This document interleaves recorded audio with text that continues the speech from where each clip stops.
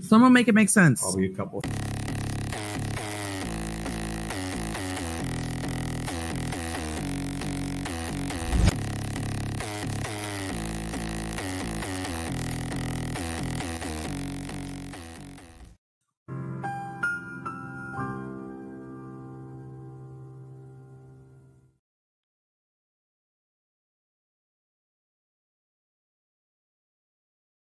Hello, scrolls of the world. Hopefully, can you guys hear me? See me? Well, not me. Can you see the squingwin? Magical forest squingwin.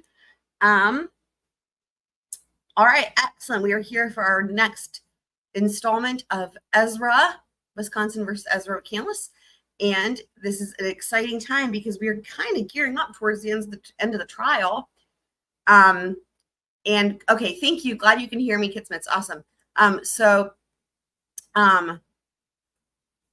Yes, we're kind of gearing up towards the end here. I've got a number of fun things planned, and I will just say that where I'm at right now in the videos is I'm editing the closing arguments, and guys, it's not at all what I expected. I have to say, it's so unhinged, it's mind-boggling. It's so unhinged. Y'all, it's so unhinged. It's so and it's not, I can't wait to watch it with you guys. It's like kind of what I would have expected, maybe, let me just say, if I had to try to imagine. I've never seen closing arguments like this ever in a trial, ever. It's what I would imagine potentially, like if I could try to think of any trial where I would have maybe expected closing arguments similar to this, I would say maybe like in YSL, if that gives you guys an idea of the unhinged element. Glad to see you, Iowa. Shout out to you. So, oh my God, it's wild. It's wild. Oh my God, I can't wait. I'm like going through editing this and I'm like, what is happening? And I'm like literally by myself editing the video, like goating for my own sake, for my own sanity. Safety goat, as it were. Okay, let's jump into the episode and we will pull up some other things as we go along. Let me find. Okay, here we go. Just for fun, in case anyone hasn't seen it yet, because it's my favorite thing. I'm not doing a crystal ball, but I want to roll this in case anyone hasn't seen it yet, because it's my favorite thing.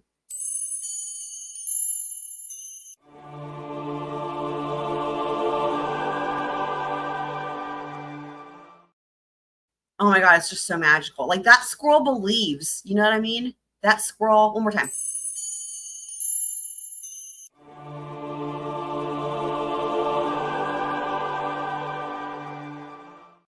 It reminds me of that moment when I don't know if you guys remember in The Sword and the Stone, which is like my favorite Disney movie.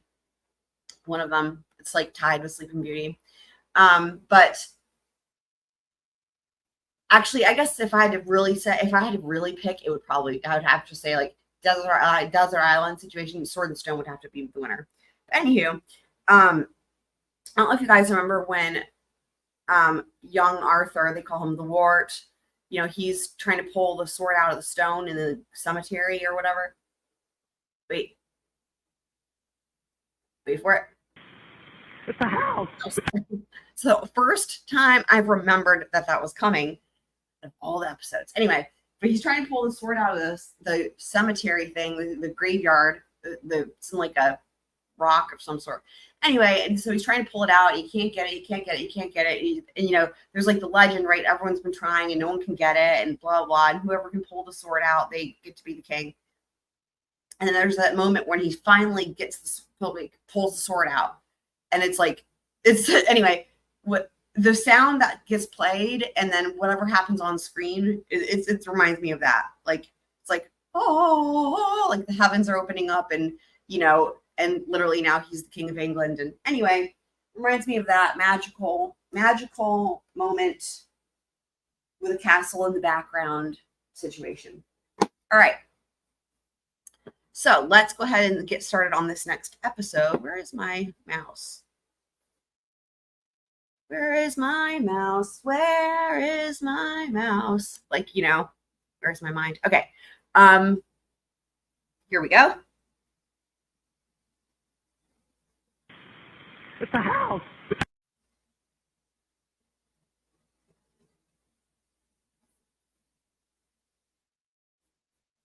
Morning, Doctor. Can you tell us your full name, please? James Warren Hopper. And how do you spell your last name? Hopper. And what is your profession? I am a clinical psychologist by training, and I'm an independent consultant. So Oh my God, I'm just seeing this now. Thank you. Yes. What song is that? Is that the safety dance?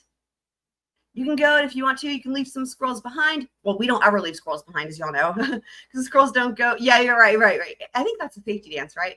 But yes, always appropriate here with the Monty Python Holy Grail. Also, you guys, just so you know, Mr. Hopper's name gets said about a bazillion times, you know, and he's like the expertest expert.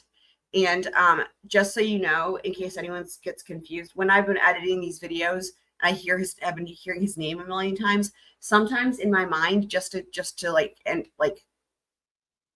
don't know, make myself laugh or entertain myself or whatever, like just for fun. In my mind, to myself, I'll think of him as Dr. Bunny or Dr. like Rabbit. Like I think it's usually Bunny actually. See, I don't ever say it out loud. It's in my head. I think it's like Bunny. Like I'll think of him as like Dr. Bunny, like hop, like the bunny hopping. I don't know. So if just in case I slip up and I call him Dr. Bunny, just know I'm talking about him. let's just go through some of this. You went to college? Yes, I did. Where did you go to college? The University of Rochester in New York. You graduated from there? Yes, I did. And after that, did you prefer? No, he's still in college right now. Did you pursue further education? Yes, I did. Where was that at? At the University of Massachusetts, Boston. And what did you do there? I got a master's and a PhD in clinical psychology there.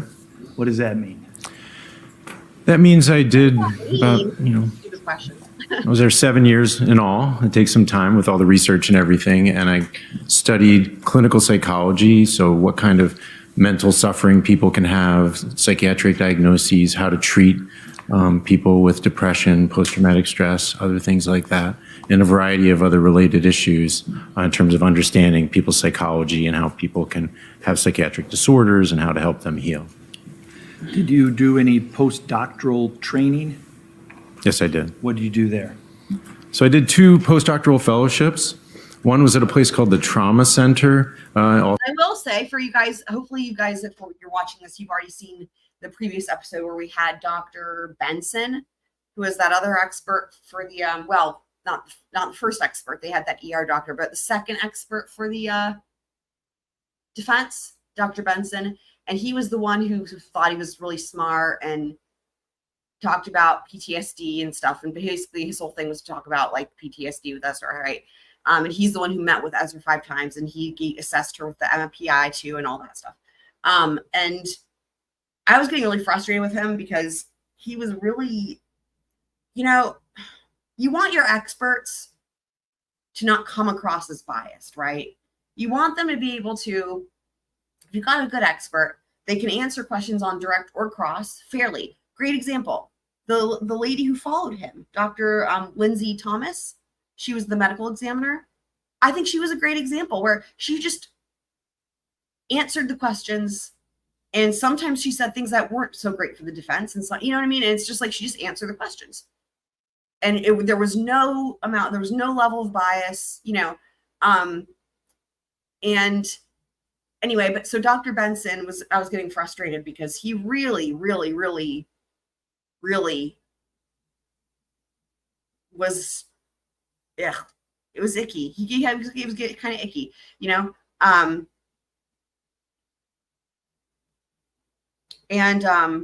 Yeah, like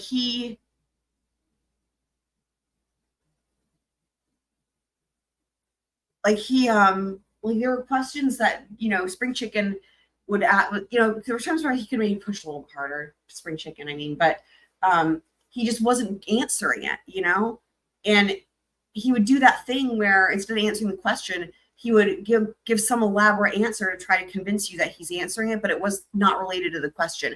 It's like he would pretend like he's answering, but he's not saying. It was word salad a lot of times, and it was like he would not concede things that were like spring chicken would lay the foundation. Like, if this is this, okay, yes, if this means this means this, and then you get to the point, and it's like, so then, logically following that, if blah blah, if X is true, then Y, or if Y is true, then X is true, or whatever, right? And then when it got to that point, he'd be like, I can't agree to that. I'm not gonna, and it's just like, dude, really? I mean, anyway, his credibility kind of went downhill, but and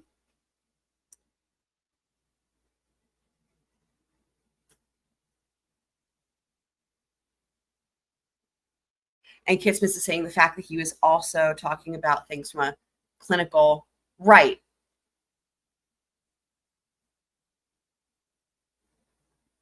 Yeah, it was weird how he kept trying to sneak doodle that in there.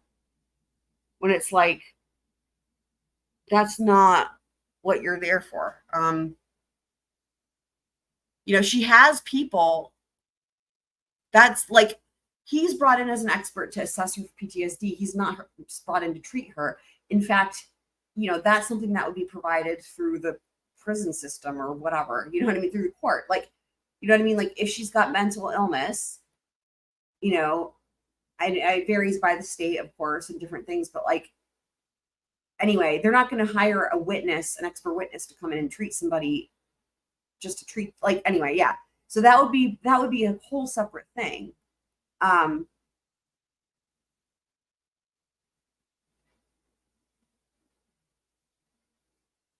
Yeah, absolutely. Right. I know. And that's why I kind of kept trying to bring up like I just kept having flashbacks to Dr. Curry and Dr. Hughes with that too. But exactly right. I mean, it's like old Greg, make an assessment, that's what he's there to do, is to make an assessment and not to treat. And at whatever rate he was charging, I don't remember what it was, but whatever his rate is as an expert witness, yeah, Ezra could not afford to hire him as a treating clinician because she couldn't have afforded it even before she was in custody, because it's whatever, it was it's some hundreds of dollars an hour, so but anyway, but with that in mind, keeping that in mind, let's think about that in contrast to, just trying to get my mouse working, come on, mouse. In contrast to Dr. Bunny, as I'm going to now call him because it's happening. So in the Boston area, and there I was a postdoctoral fellow where I was being trained to provide therapy for people with very complex trauma histories, so serious child abuse plus sexual assault, very extreme trauma histories. And that was a place where I did a postdoctoral fellowship. And then later I did a fellowship at McLean Hospital and Harvard Medical School in a place called the Behavioral Psychopharmacology Research Laboratory, which is quite a mouthful, but it's about understanding people's behavior in terms of chemicals and how drugs can affect their brain. Do you work with a college or a university? Yes, I do. Tell us about that. That's which So one, these guys? days I'm a teaching associate at Harvard Medical School. There it is. This means that I He's the consult Harvard to a expert. clinic that is affiliated with Harvard Medical School. It's an addictions clinic, and I consult as an expert on trauma. And that's something I do each week. And then I also do some teaching of residents. These are people who have already got their medical degree and are in training for psychiatry. And I'm brought in a couple times a year to teach them about some of the things I'm going to talk about here today, about how the brain responds to being attacked and how that can affect behavior and memory and things like that. And how long have you been an instructor of some sort or a teaching associate at Harvard? Since 2006. Okay. Do you also do Oh, train- yeah, Kitsmiths, there was more than one test that they had in common. There was the MMPI-2, which I just specifically remember because we heard that so much in the DEP BBE hair trial, that was issued, the MMPI-2, but that wasn't the only one. There were several others, but that's the name that stands out because, they all have those different acronyms. Right. The elitist and he's already kind of like this guy. Yeah. Dr. Bunny. He's a good bunny, this one. Trainings for anyone in particular in your field? Yeah, so I do a lot of trainings where Oh my God. Sorry. You guys, his eyebrows, dude. And in case anyone didn't notice, I added Mr. Nelson. I'm just going to try to find that moment again. I added Mr. Nelson to the thumbnail. So I think it was from the last episode. Mr. Nelson makes this really funny face and I paused it and I was laughing and I was like, oh my gosh, this is the best. And in the live stream, I said, I'm screenshotting this and I'm going to do something with it. Maybe I'll put it in a thumbnail. And sure enough, I was able to take that and put it in the thumbnail. And so it's him making the funny face from the last one. Of course, that's also, I'm sure, time stamped in the live stream. But here's another one. in memory and things like that. And how long have you been an instructor of some sort or a teaching associate at Harvard? Since 2006. Okay. Do you also do trainings for anyone in particular in your field? Yeah, so I do a Right there with the eyebrows. Oh my God. Yeah, I don't remember. I know which one you're talking about. I don't remember which one it's called because again, there's so many. If I were to see a list in front of me, I'm sure you would as well. We would recognize it, like, oh, that's the one. But I know what you're talking about. Yeah, I think he did. There were a lot of tests on there that were familiar from Debbie Heard. That was you. I was thinking it might have been you, Kitsmits, that you can't stand the smarminess.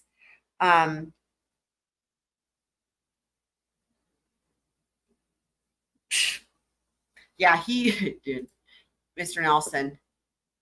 I can't wait for you guys to see the closing arguments.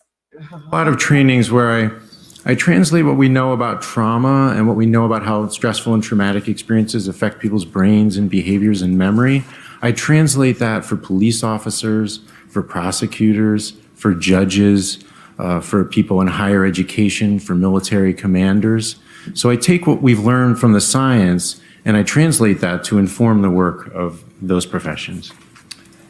You've I think even in your CV there, you've did a full day of training here in Wisconsin in the past. Is that right? That sounds familiar, yes. On page 11, it looks like you were down in Racine, Wisconsin, the bottom of that page. Yeah, back in 2018, yes. What was that about? Same stuff that you've already talked about? Yeah, so I was training victim advocates, investigators, prosecutors, nurses, in the kind of things that I usually train about, and then I'll be talking about here today. Okay. Have you also taken part in any research? Yes, I have. Can you tell us about that? Yeah, so I've done research on post-traumatic stress disorder in a few different ways. So I've studied what we call he already comes across, just in terms of his demeanor, this is just my personal opinion, he comes across to me already as really just humble and modest, right? And it's not the worst thing in the world. Some of these experts, they almost deserve to feel like they're awesome because they have done all the cool shit, right? Like they're the most expertiest experts, as I will say. Sometimes that is warranted. Other times it can be off-putting. It just kind of depends. But what I will say is I always appreciate it every time when there's an expert who clearly is like the most qualified, but they aren't acting like I'm the shit, And so I mean, what a difference, right? Remember again, Dr. Benson, the camera comes on and he's sitting up there leaned back in his chair, almost like he's in his living room. The way he sits in that chair, he does things with that chair I've never seen any other witness do with that chair. It's weird. He seems to be swiveling around in it, even though we learned from Dr. Lindsay Thomas that the chair doesn't have wheels, but he seems to swivel around in it. And he's like always maneuvering the chair. And then he's got that laptop and it's an apple and it's lit up for everyone to see that it's an apple.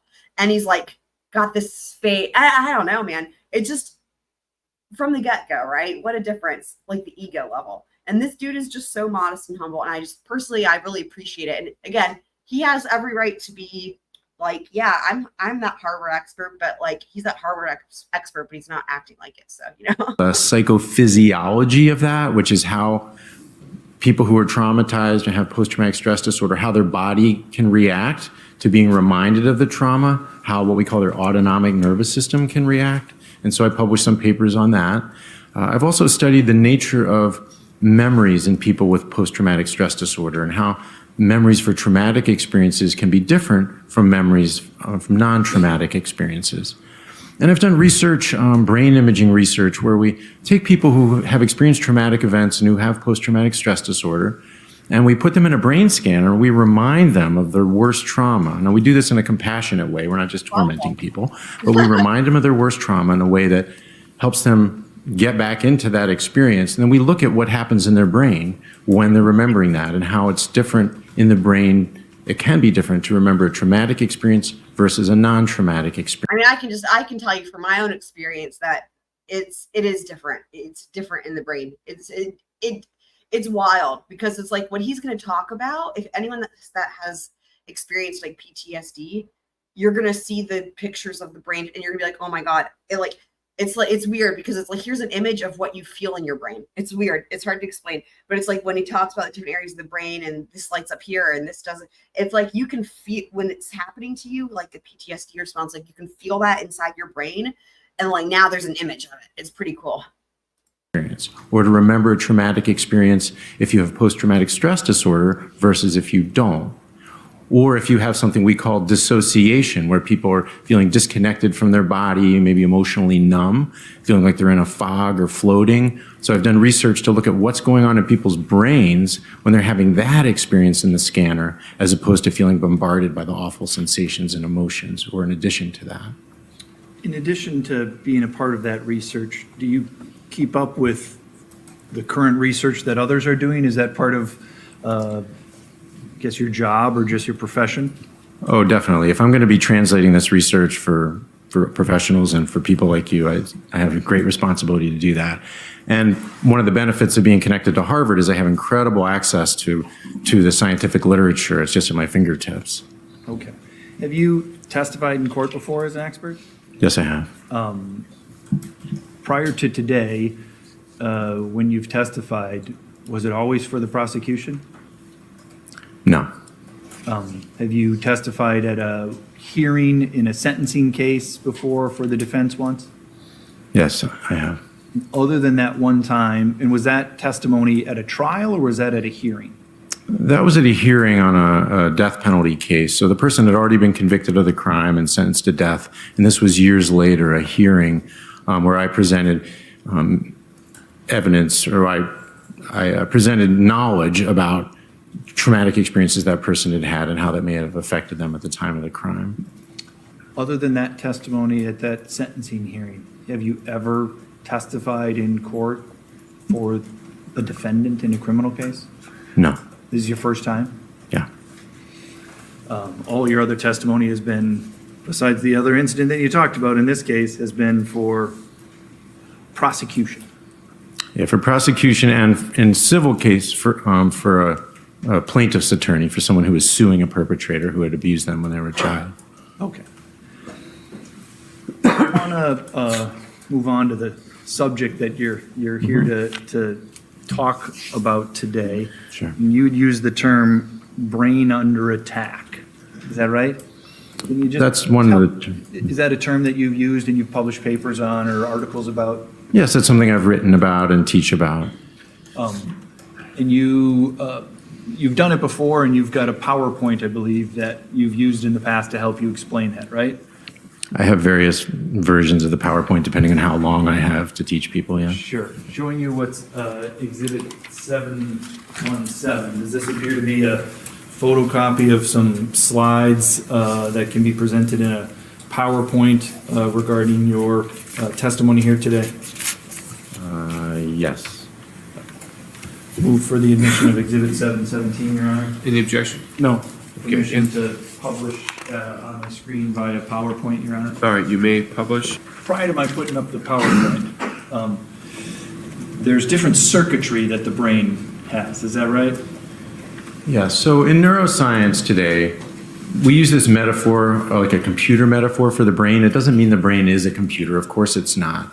But we can understand how the brain works by understanding it as having different circuitries. And by circuitry, I just mean a collection of brain areas that works together to perform certain functions. So we have circuitries that allow us to remember things. We have circuitries that allow us to engage in certain kinds of behaviors, certain thought processes. And so that's a metaphor that's been found to be very helpful in understanding how the brain works. This circuitry can be associated with certain regions or areas in the brain. Is that right? Yeah, by definition, it's a collection of areas that work together to perform certain functions, yes. Okay. On the screen there is the slide with defense circuitry. You can see it there, or maybe you can see it up there, Dr. Hopper, so whatever is most convenient for you. But sure. What's the defense circuitry? So maybe you should hit the space bar to fill in a little more of it first. So the defense circuitry is a circuitry that we all have in our brains, and that all animals have some version of this. Most of us, not all of us, have heard of the amygdala. This is a structure that's often mentioned in the media. Often the media way over ascribes to the amygdala a function it doesn't have. But the amygdala is a key structure in a circuitry called the defense circuitry. And that circuitry is always on, and it's always scanning for any sign of danger, any sign of attack. It's constantly scanning and sampling what we're hearing, what we're seeing, maybe what we're smelling.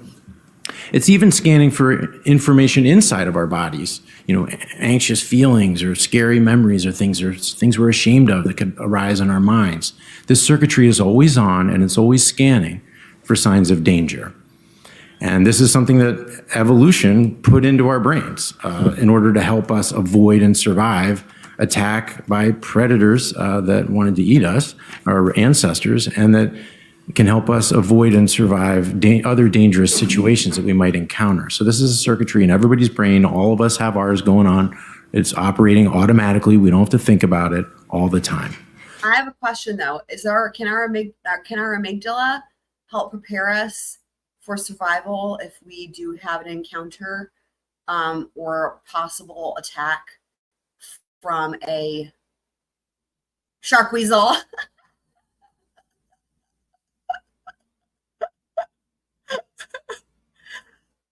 Because as soon as he said predator, I'm like, oh, like a Sharkweasel.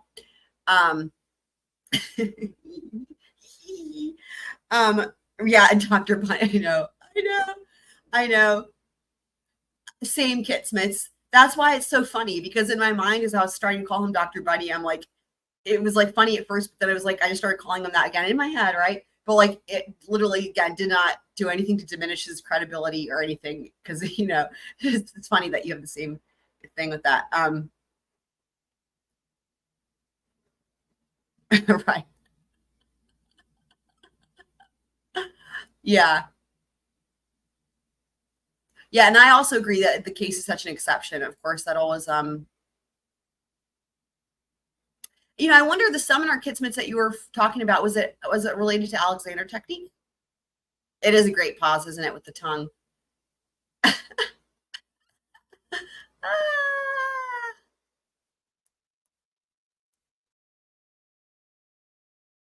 Now, when this circuitry detects danger or attack, it then goes into high gear and it comes to dominate brain functioning.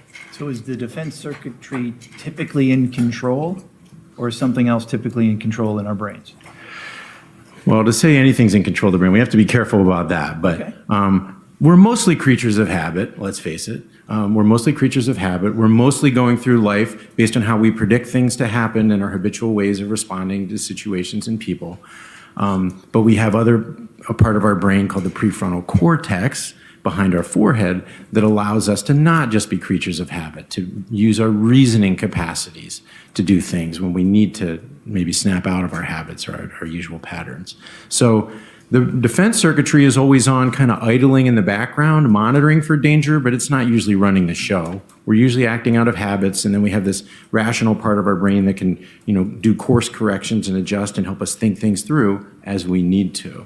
But we're mostly creatures of habit, and there's a habit circuitry that's very well studied as well. And the rational part of the brain is generally associated with the region that you said was prefrontal cortex. Is that right? Prefrontal cortex, yes. Okay. So I'm moving on to the next slide here. Tell me about that. So this is a slide that I use in my trainings, pretty much all of them. It comes early in the training as it's coming early here to basically just telegraph to people I'm teaching, what are the points I'm going to cover? What are the key things that happen when the brain is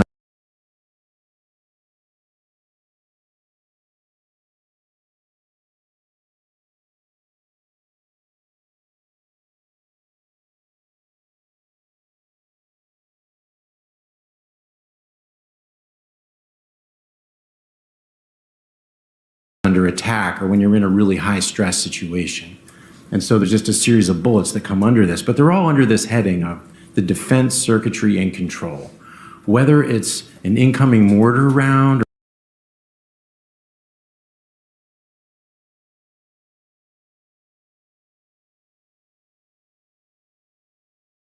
or an IED going off, or God forbid, someone starting to come in there with an automatic, semi-automatic weapon. When our brain detects these things, or a predatory animal that's coming at us, when these things are detected, this circuitry kicks in and it takes control and it dominates brain functioning. Does it impair the prefrontal cortex at all? Yes, it does. And this is something that is very well researched.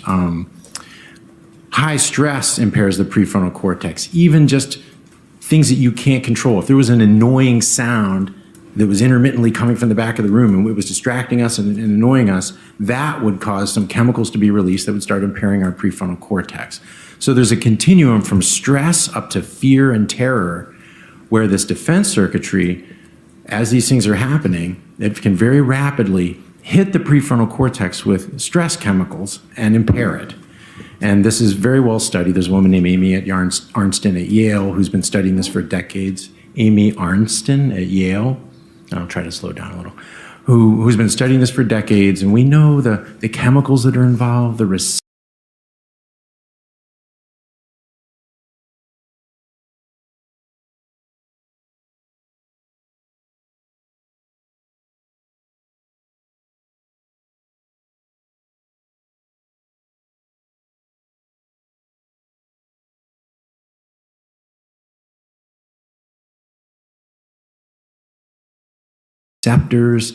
electrophysiologically, what's going on inside the cells of the prefrontal cortex.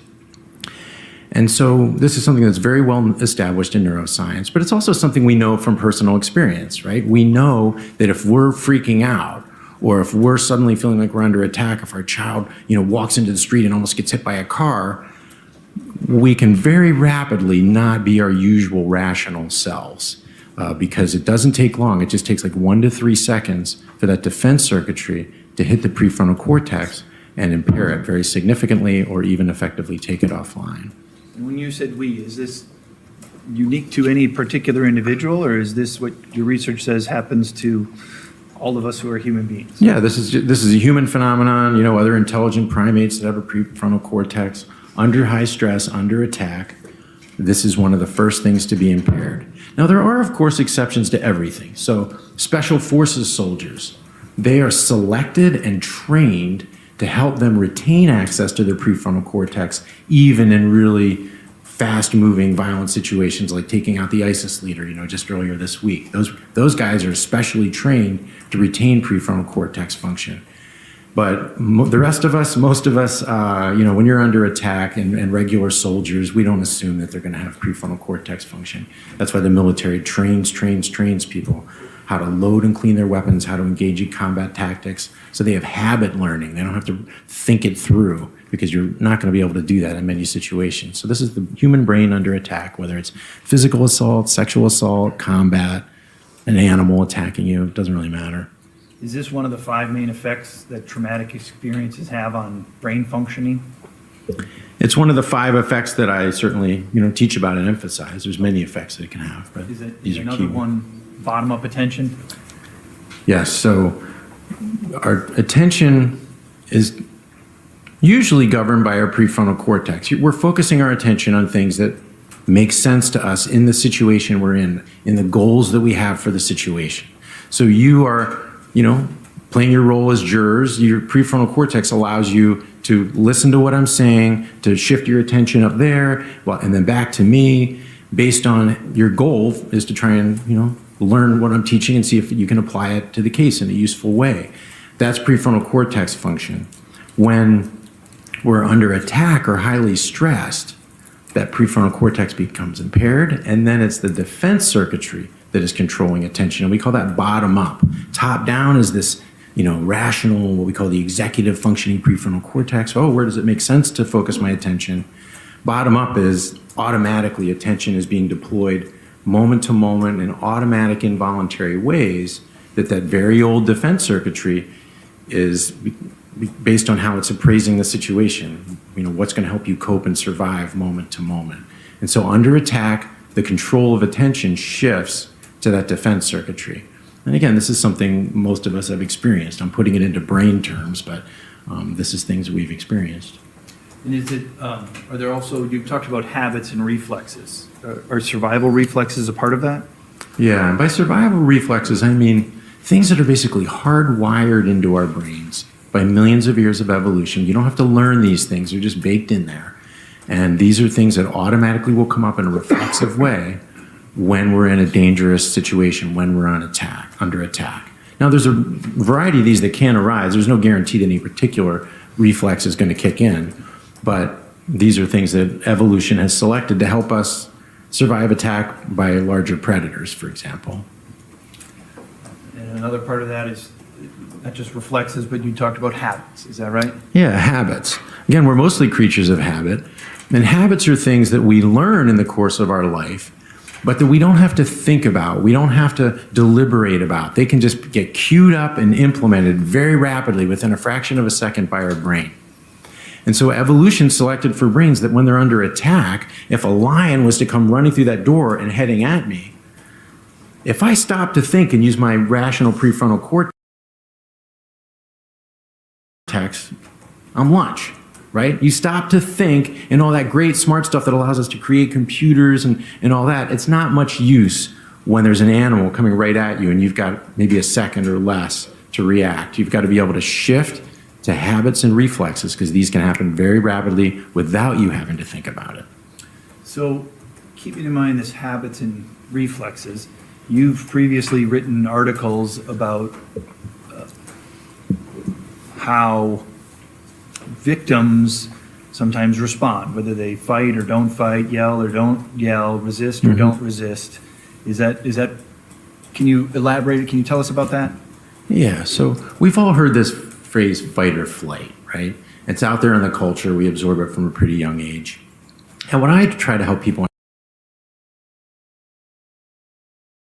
understand is that's actually not such a helpful way of understanding how we respond to being attacked.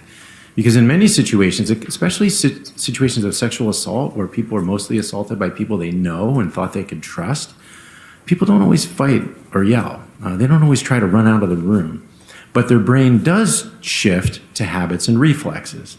So habits and reflexes is how the brain works. Now, you could habitually fight. Maybe if you wrestled with your brothers when you were growing up a lot, you have these habits of struggling. If someone's trying to hold you down on a couch or something, yeah, you might access that habit. Or you might reflexively fight in that kind of cornered animal syndrome. But in terms of how the brain works, most of the time people don't do those things when they're being sexually assaulted, for example. But their behavior can be understood in terms of reflexes and habits. And sometimes the habits, often they're passive habits that people learn from how to deal with aggressive and dominant people, that they may learn from child abuse experiences, or that girls and women often learn in our culture about how to politely resist unwanted sexual advances without escalating things and causing a scene. So people have habits that they fall back on, but they're often not involving fight or flight. So that's why I say the brain circuitries are the reflex circuitry and the habit circuitry, and the behaviors may not be fight or flight at all, but sometimes they are. I've heard the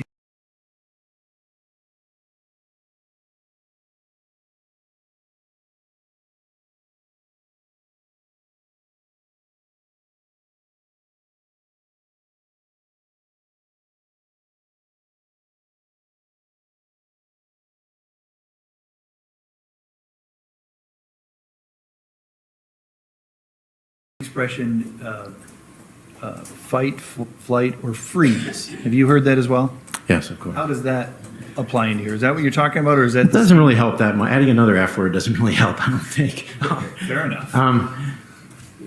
Because there's so many more responses that people can have, Okay. right? So people can passively resist out of habits of submission that they may have learned as a child.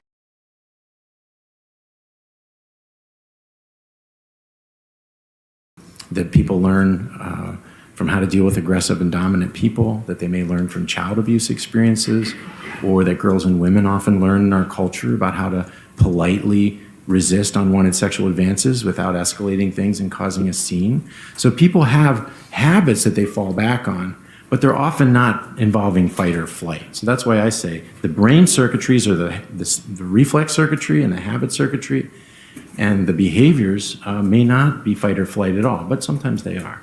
I've heard the expression fight, flight, or freeze. Have you heard that as well?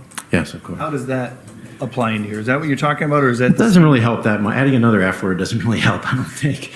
Fair enough.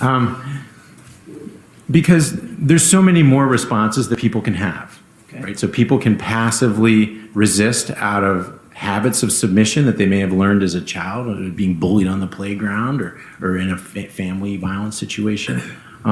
So people don't necessarily fight, freeze, or flee, but they are going to be reacting in terms of habits and reflexes. All right. So Kidsmiths, can you hear me? So here's the thing. That's why at the beginning of the live stream, I was like, hey, can you hear me? So I'm realizing now it did that thing that it did at that other live stream. So because this question right here, so the last time this was happening, people thought the video was freezing. And I realized after the fact that it was because it had booted me from the stage, the audio, like StreamYard booted me from the stage. And so what's happening, so as I'm pausing the video to talk, few people aren't hearing me talk. And so it seems like it's freezing. So I think that's been happening. So and now I'm wondering how long that's been going on, but I just checked and sure enough, it had booted me from the stage. So I'm back on the stage. I think you could hear me earlier. So, which is why it's weird, right? Like you could hear me earlier. And then at some point recently, it seems like every time I would pause it to talk, it seemed like the video was freezing. Anytime it seemed like it was freezing, I was talking basically, and saying either funny things or things that are stupid or whatever, making jokes about Sharkweasel, comments about shark. So I guess that a lot of that got missed then, which is a shame. Gosh darn it. Well, that was how every time when he was talking about Predator, I was saying Sharkweasel and pulling up the Sharkweasel. That would have made a lot more sense. That would have made a lot more sense had you been able to hear me. I'm explaining it now. So,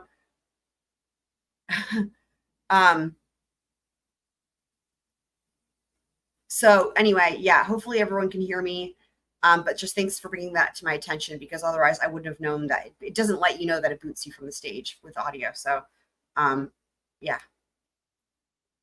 Now, freezing is a reflexive response. Freezing is a reflex that evolution has put into our brains so that if, say, a lion was to come through that door and it wasn't maybe heading all the way at me. Or a Sharkweasel. See, now I can say it and hopefully you can hear it. He says a lion. He says lion. I swap it out with a Sharkweasel. Predator. I might stop. I don't have to think, oh, it makes sense to stop here, right? It's not a prefrontal cortex thing. It's just everything will stop. And whatever I was thinking or saying to you guys, all that stuff basically gets flushed out of my brain. And now I've got an open mind to receive information about where this attack is coming from and maybe to start assessing for escape routes. And again, this happens in fractions of a second, but that's the basic freeze response. Stop everything, don't move, and start receiving information and possibly, hopefully, generating some responses to get out of there. And so this is something that happens, it's often the first reflex response that kicks in when people detect that they are being sexually assaulted or that they are under attack in some way. And it may last just a half second or it may last several seconds. It really depends. But that's a reflex response. Can a person under attack go from responding in a habitual way to responding in a reflexive way, or back and forth? Is it one or the other, or is there a a particular order that this needs to go in? Over the course of an assault or a combat situation, people can go through many different reflex and habit behaviors. Freezing is often the first one. And again, it may last just a fraction or a second, or it may last longer. That is often followed by some habit behaviors. And, again, often passive habits, often not fight or flight behaviors, but sort of passive, polite resistance that's ineffective.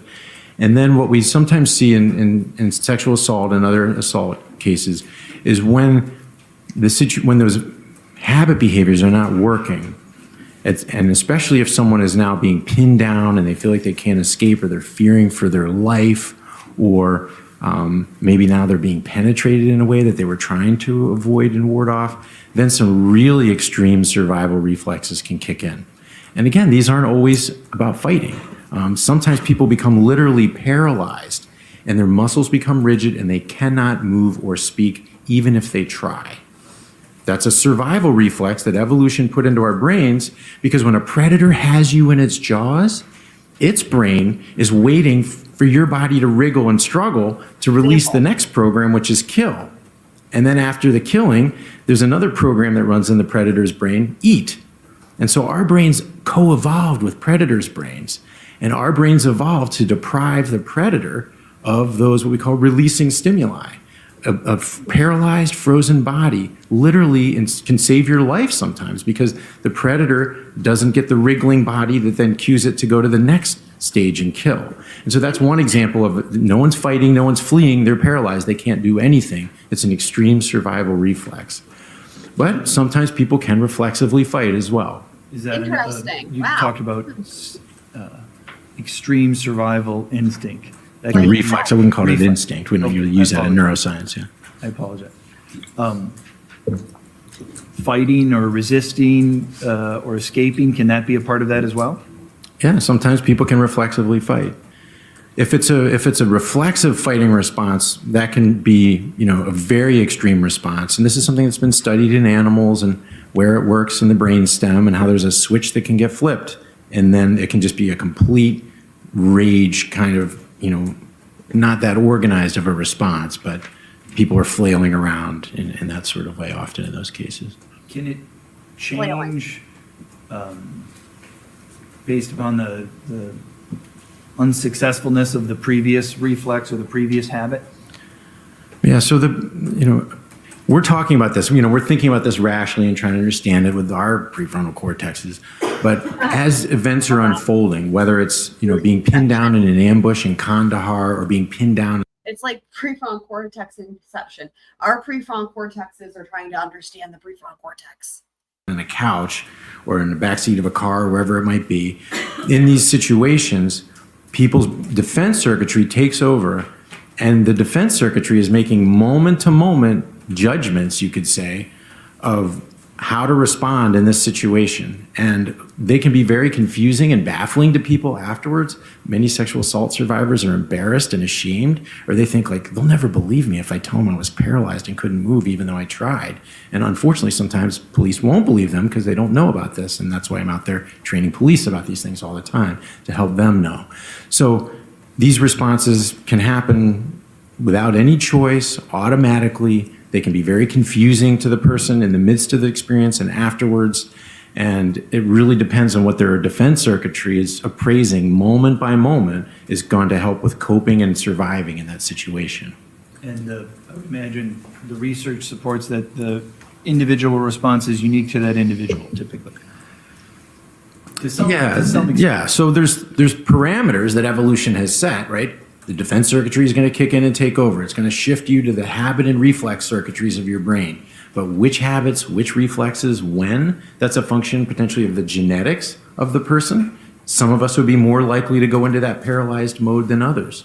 Some of us are more likely to freeze for a longer period of time than others. So it could be genetics. It could be aspects of the actual situation you're in. It could be your history of childhood abuse or not, and how someone responded to those situations. So there's a whole variety of factors, some just set by evolution, and then some shaped by your individual life, and then some shaped by the situation you're in as it's unfolding moment by moment. And a person in this situation, when the defense circuitry takes control, is that, no, you just need to think harder. You can become rational. I mean, is it possible to short of what you talked about, the perhaps special forces training, to like engage the prefrontal cortex in that situation? It's very difficult because it's our prefrontal cortex. You know, some of the other functions of the prefrontal cortex would be what you would allow you to do that. So just a couple of them. These are called executive functions of the prefrontal cortex. One of them is to focus your attention based on where it makes sense to, as I was talking about, in a rational way. Another one is to be able to draw on memories and plans and reason things out. When your prefrontal cortex is impaired, you can't do that. You can't think, oh, if I do this, then that will happen. You don't have that ability to deliberate rationally about what to do. And then also, the prefrontal cortex is what allows us, in part, to monitor our behaviors. And is this working? Are the signals I'm getting from the environment telling me this is working or not? And then if the signals are it's not working, then the prefrontal cortex can allow you to shift to an entirely new strategy, to shift out of that habitual or impulsive response to another one. But if your prefrontal cortex is impaired, you don't have any of those functions. And so people will sometimes persist in utterly ineffective passive behaviors in the context of being sexually assaulted, all the way up to the person who's raping them. They're just saying, you're married, you don't need to be doing this. You're married, you don't need to be doing this. Like these polite phrases, passive behaviors. People will persist in these because they literally don't have the prefrontal cortex capacity to say, this isn't working, I gotta try something else.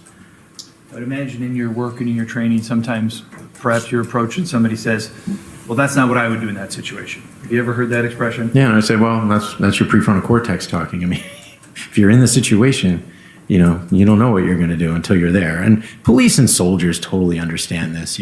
They get training to go into combat, and they can get really great training. But still, in that first battle where their buddy gets his head blown off right in front of them, they might not be able to rely on that training. They might not function as they think they would or as they did in the previous couple battles. And it can be a very humbling experience. We all have our breaking points, even the best trained soldiers. So yes, I don't know how to phrase it. I'm meaning to say this through this entire trial, and so I'm just going to say it now because it's going to come up a lot in closing arguments and stuff. And I think it comes up at some point, even in this testimony. So I don't know if you guys have seen what's the movie? What's the movie? Is it Reservoir Dogs? Is it Boondock Saints? It might be Boondock Saints. Okay, I'm going to quote the thing. There was a firefight. And it's like Willem Dafoe, I think, is the actor. And it's like this iconic scene, and he's like acting it out.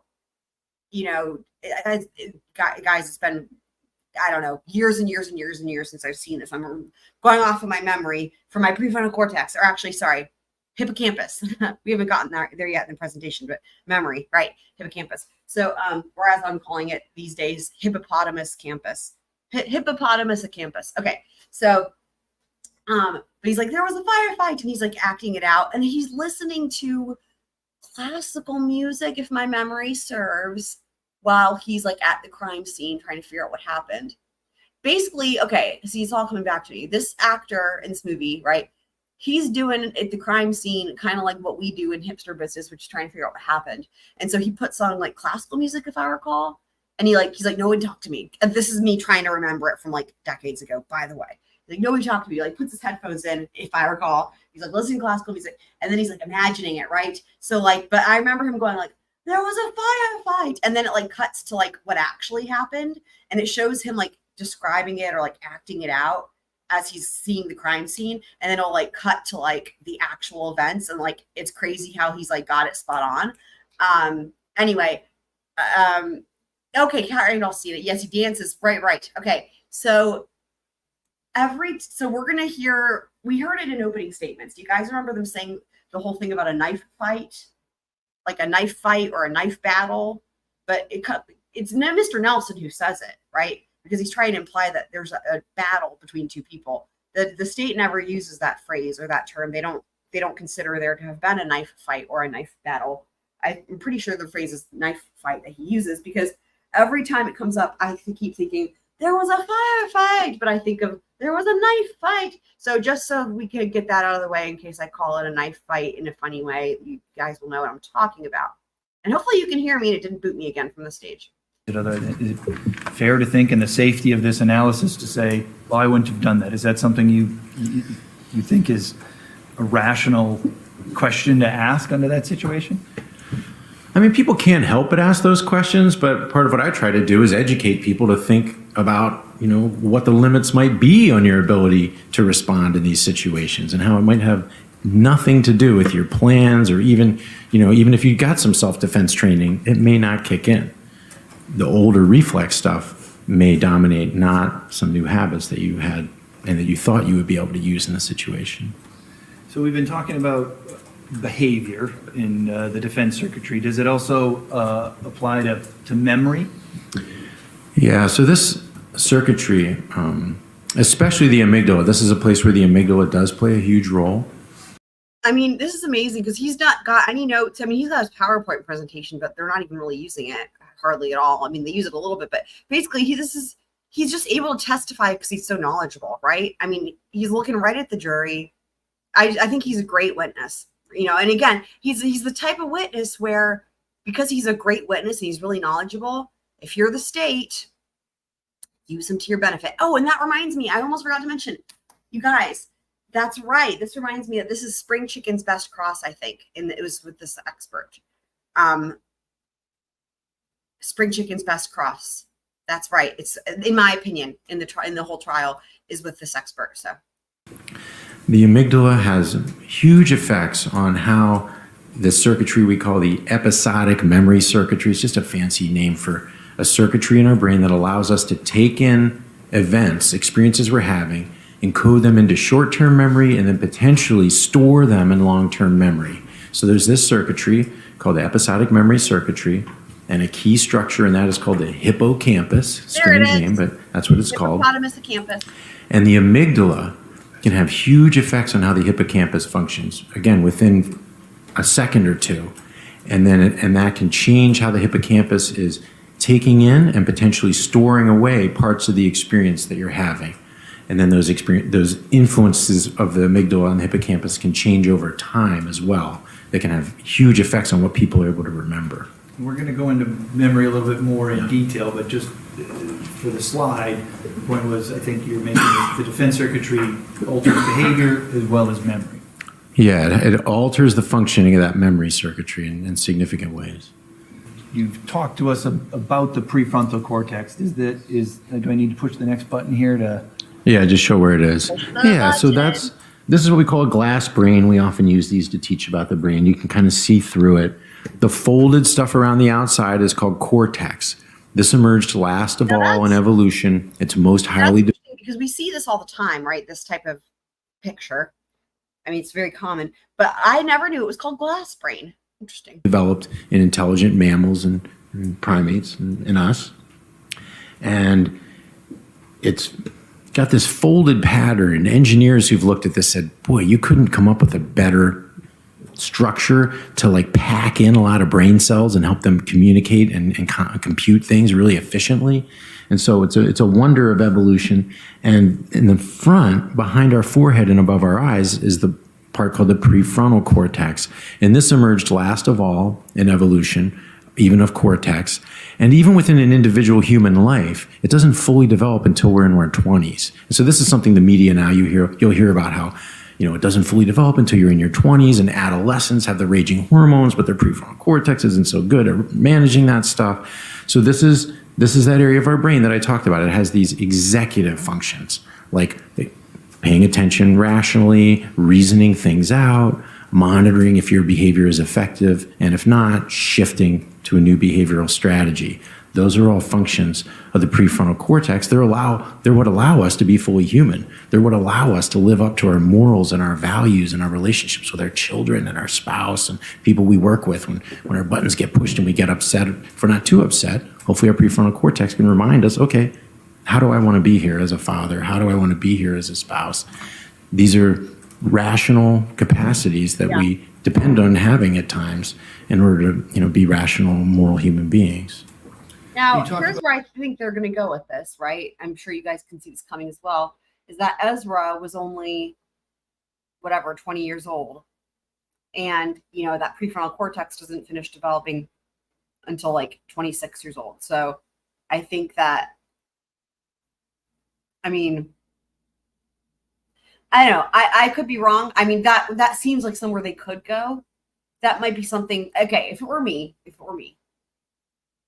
you know, not that I agree with a lot of the defense strategy, but if you're already in this deep, it might be something that you would use if she gets convicted. You would use it maybe in sentencing as like a mitigation of, like, you know, the fact that she was young, and if you're, you know, you're 20 years old, your prefrontal cortex hasn't developed, so you don't make the best decisions.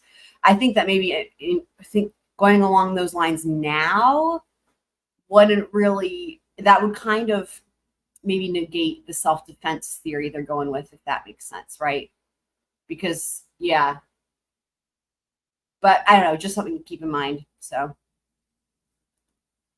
But the defense circuitry, is there also then the episodic memory circuitry? Yeah, so that's what I mentioned before. So this is a circuitry that's very well studied. A key structure in that, I'm showing where it is in green there. It's called the hippocampus. And it's a circuitry that plays a really fundamental role in taking experiences in. So, you know, we're all sitting here. We have experiences in this courtroom. We can look around. We can see different people. We're hearing different things. This hippocampus especially is playing a role in taking some parts of that experience and encoding them into short-term memory, kind of like a RAM in our brains, and then prioritizing some of what we're taking into short-term memory to be stored into long-term memory, because it might be useful later. So this is a very well-studied circuitry. There's a whole journal called Hippocampus, which is just, you know, thousands of studies over the years just on the hippocampus, and a lot of those are its involvement in memory. So yeah, and The red dot. Yeah, the red dot. on there? So the red dot is that structure, the amygdala, which you've probably heard of much more than the hippocampus. And that sits close to the hippocampus in this area of the brain called the medial temporal lobe. And it has huge impacts on the hippocampus. When stress kicks in or when an attack is detected, it has very big impacts on how that hippocampus functions to take things in and potentially store them away or not. And so that's something that we can talk more about. When attack is detected, is that a key moment? Yes, because that's when that defense circuitry kicks in, and it's releasing chemicals. It's doing things, releasing chemicals through the adrenal gland in the body that are feeding back on the brain. I mean, I don't want to get into all those details. I don't think it would be helpful. But the amygdala, very rapidly, and then over time, through chemical and electrophysiological processes, alters the functioning of that hippocampus in ways that can have huge effects on how someone remembers, whether it's a sexual assault or witnessing a murder or being involved in a murder or being in a combat situation. How they encode and store that memory is very affected by the amygdala. And you previously mentioned bottom up, Yeah. right? And how is that related to memory here? So, again, we can think of it in terms of top down versus bottom up. Top down is this prefrontal cortex. What does it make sense to focus on here? What am I trying to learn? How might this be useful? The role I'm playing here in this trial. That's top down. Bottom up would be if an IED exploded in the corner of that room and suddenly we were all fearing for our lives. Now what would be determining how our attention was deployed? It wouldn't be our prefrontal cortex so much anymore, because that's going offline pretty much within a couple of seconds. And so the defense circuitry takes over, and then different people may be focusing on different parts of the experience. So that's bottom-up attention. It's that defense circuitry controlling where attention goes moment to moment in order to cope with and survive that situation. I think on the slide here, it says defense circuitry focuses on what seems most important. Can you tell us about that? Yeah, so, you know, one of the ways this has been studied is what we call weapon focus. And this is something police officers know about. Anybody who's worked a bunch of mugging cases, if someone's held up at gunpoint, give me your money, or with a knife, often a victim of a mugging like that, involuntarily, their attention will get stuck on that knife or that gun. And then it'll be really hard for them to later remember, you know, facial features of the perpetrator, maybe what it said on their sweatshirt, you know, what kind of hairstyle they had, because involuntarily that bottom-up attention driven by the defense circuitry was being captured by that knife or that gun, or maybe the look in a guy's eyes that could telegraph whether he was actually going to, shoot or stab them. And so that's an example. Or like I said, if the bomb went off in here, all of our attention would be captured by different aspects of that experience. Maybe the sounds of people screaming, maybe wounds that we had in our own body, maybe, the doorway over here as we headed for the door.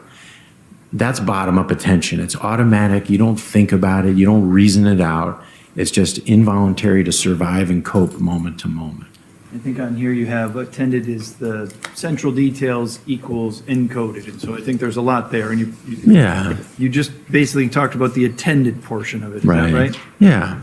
So tell me about central details. You talk about a gun in somebody's face. It seems obvious to me, maybe to others, that would be the central detail. Is that always the central detail? Tell us about central details. Right.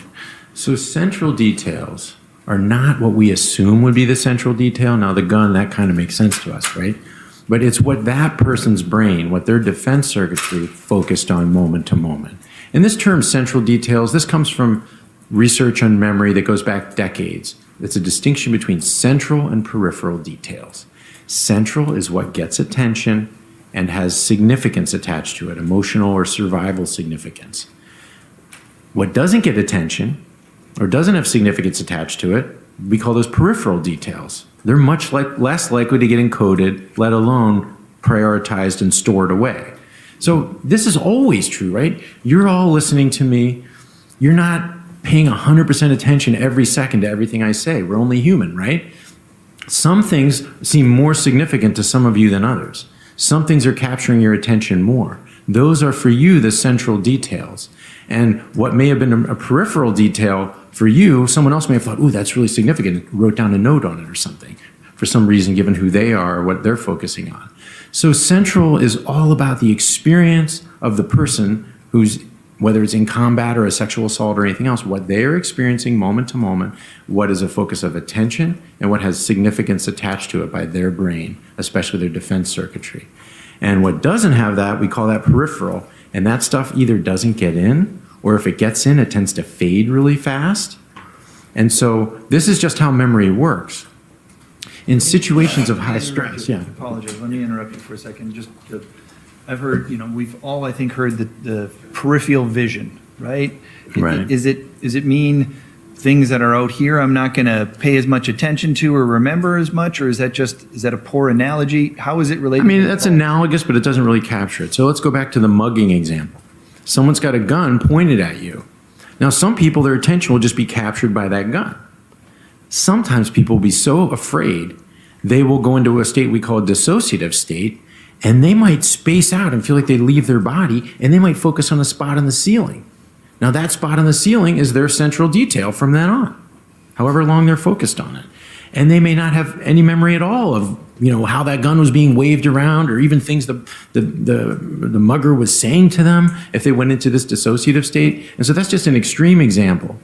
But what's central and peripheral is purely a function of that person's brain moment to moment, grabbing onto some parts but not other parts of the experience.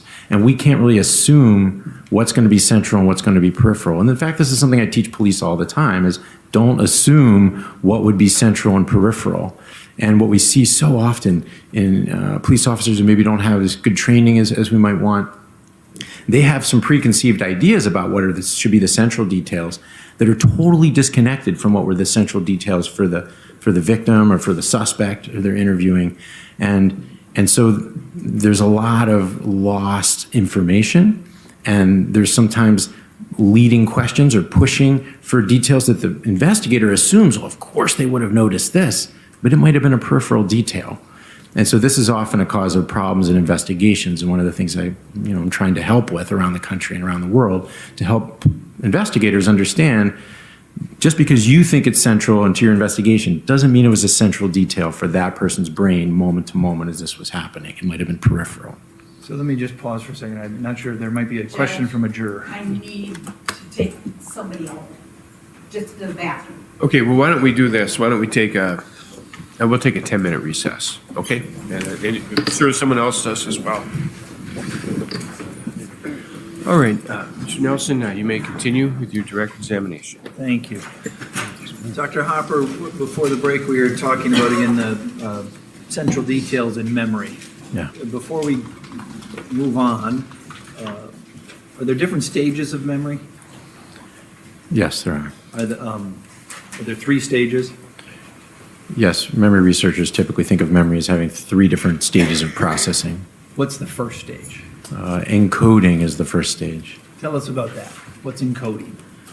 So encoding is taking the things that you're experiencing as they're happening, like right now, and your brain literally putting them in, holding on to them in a certain way, and taking them in.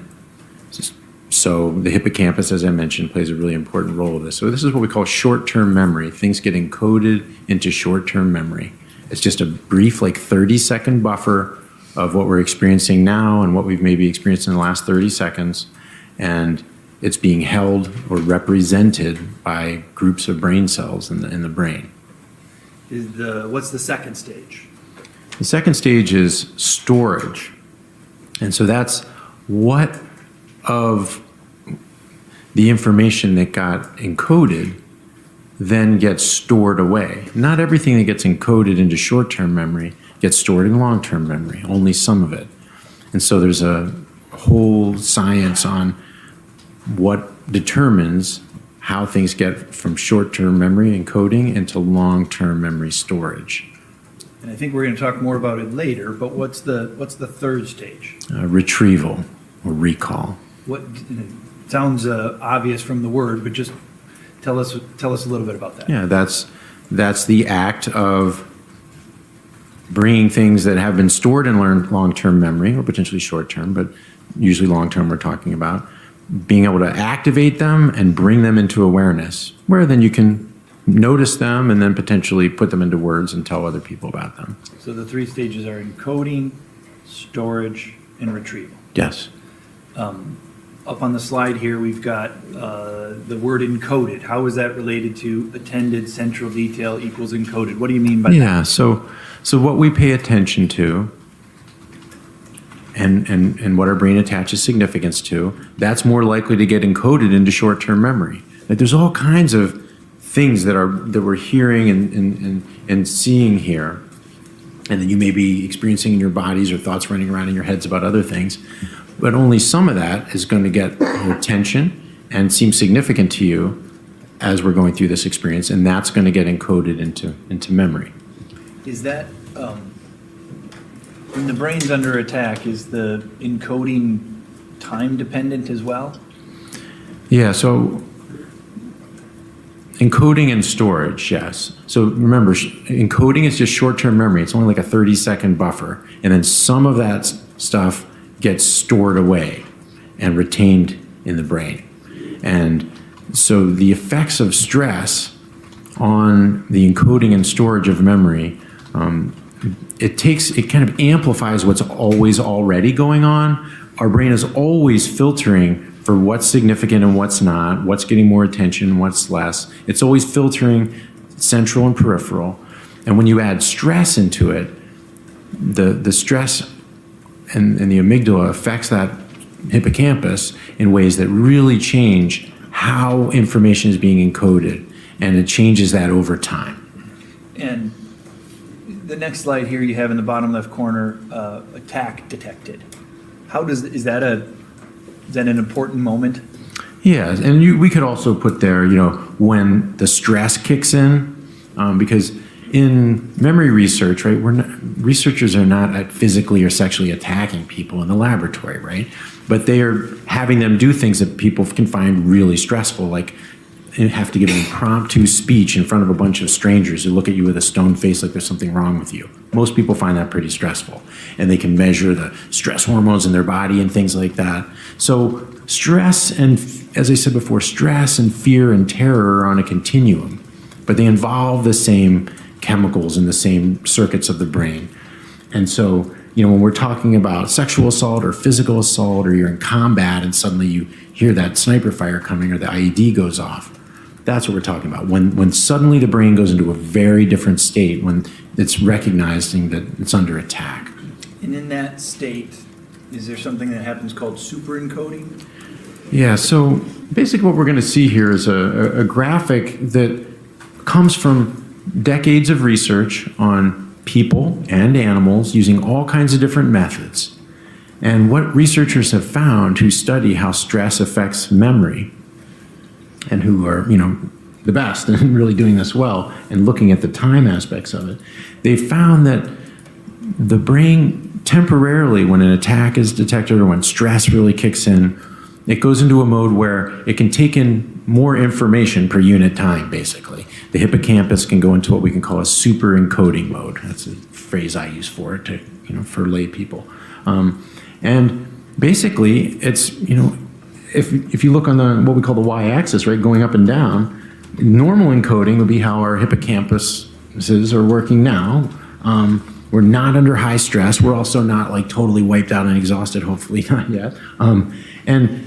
But when stress kicks in or when an attack is detected, there's this temporary hit of stress chemicals and processes going on in the hippocampus that put it into a mode where it can take in more information. Now it's still taking in based on what's getting attention and significance. It's not necessarily taking in things that are getting no attention or significance to them. So there's still that central versus peripheral thing going on, but more information can get taken in, and it can get not just taken in, but really like burned into the brain. And so that's something that has been found over and over again in all kinds of studies of people and animals, that if you stress someone and then you have them learn a list of words or watch a movie or something like that, right after the stress hits, they're going to remember that better than if they weren't stressed right before that, because it changes how this memory circuitry is working, so it can take in more information and burn it in better. How is that super-encoding related to central details versus peripheral details? So again, it's gonna really, the term in the research, we call it over-consolidation. Shout out to Black Widow. I'm gonna replay that part real quick because that's important. There's something important here about the way the memory encodes. Hold on. Not just taken in, but really like burned into the brain.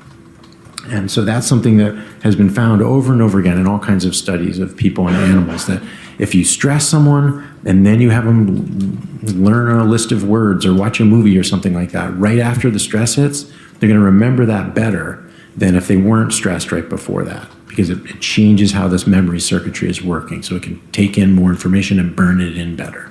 All right. Did you guys catch that? I think that's huge. So here's the thing. I totally am well aware that everyone has different trauma responses, and there's things, okay? But what's interesting about what he just said is about the memory, how the memory works.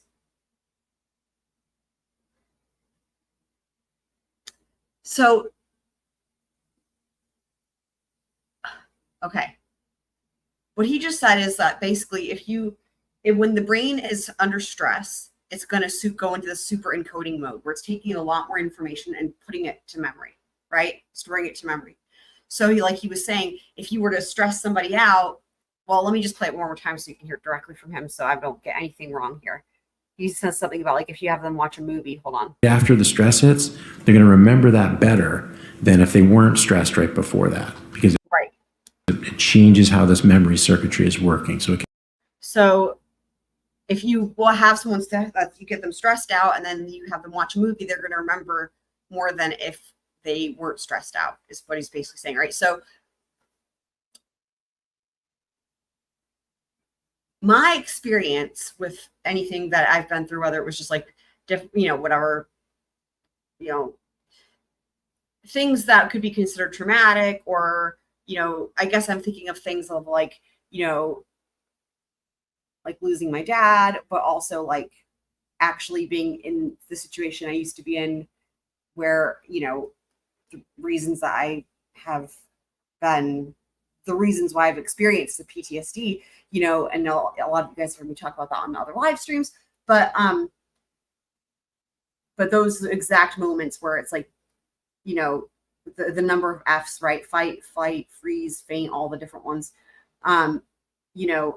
Those moments like where you're the moment like he was talking about, like the lions coming at you, like that feeling, that moment, that feeling, right? And for me, that was something that I had on a daily basis. Like that fight or flight for me for like 5 years was a part of my daily life multiple times a day in that situation. And what I can say is that for me, again, like I was saying, how it's so interesting because when you hear him describe how the brain works, it's like these are things that I would feel in my brain, and now he's explaining it. But the super-encoding thing, I totally get. Like I can describe in more detail, in great, vivid, specific detail, whether it was some of the hardest moments of my life, like again, like losing my dad, for example, but also even all of those times that I went into fight or flight for 5 years on a daily basis, like that, like where I still have like recurring nightmares. Like I can describe, I can tell you exactly what I was wearing on which day. Literally, I can remember every single detail so vividly. And even though there are things that don't even matter, right? So I always think about this with like people who have PTSD or have been through traumatic situations, where to just say they like, I think the research has borne this out. We've heard this in other trials, for example, or in other things. I know I have, of how, like, you know, this idea that the brain goes into super-encoding mode, right? So if you've got someone who's been through a traumatic experience, but they're having like PTSD, but they're like, I don't remember anything. That's one of those things where like the brain hasn't been able to access. That's like a brain trying to protect itself thing, right? In other words, it's like the memories are there, but the brain, and we hear about this a lot too, right? Where it's like sometimes there's people where they've had like childhood trauma that they've suppressed, stuff like that, right? The memories are there. And the brain has just locked it away somewhere. And in fact, with PTSD, EMDR is a type of therapy that can be really helpful for the brain.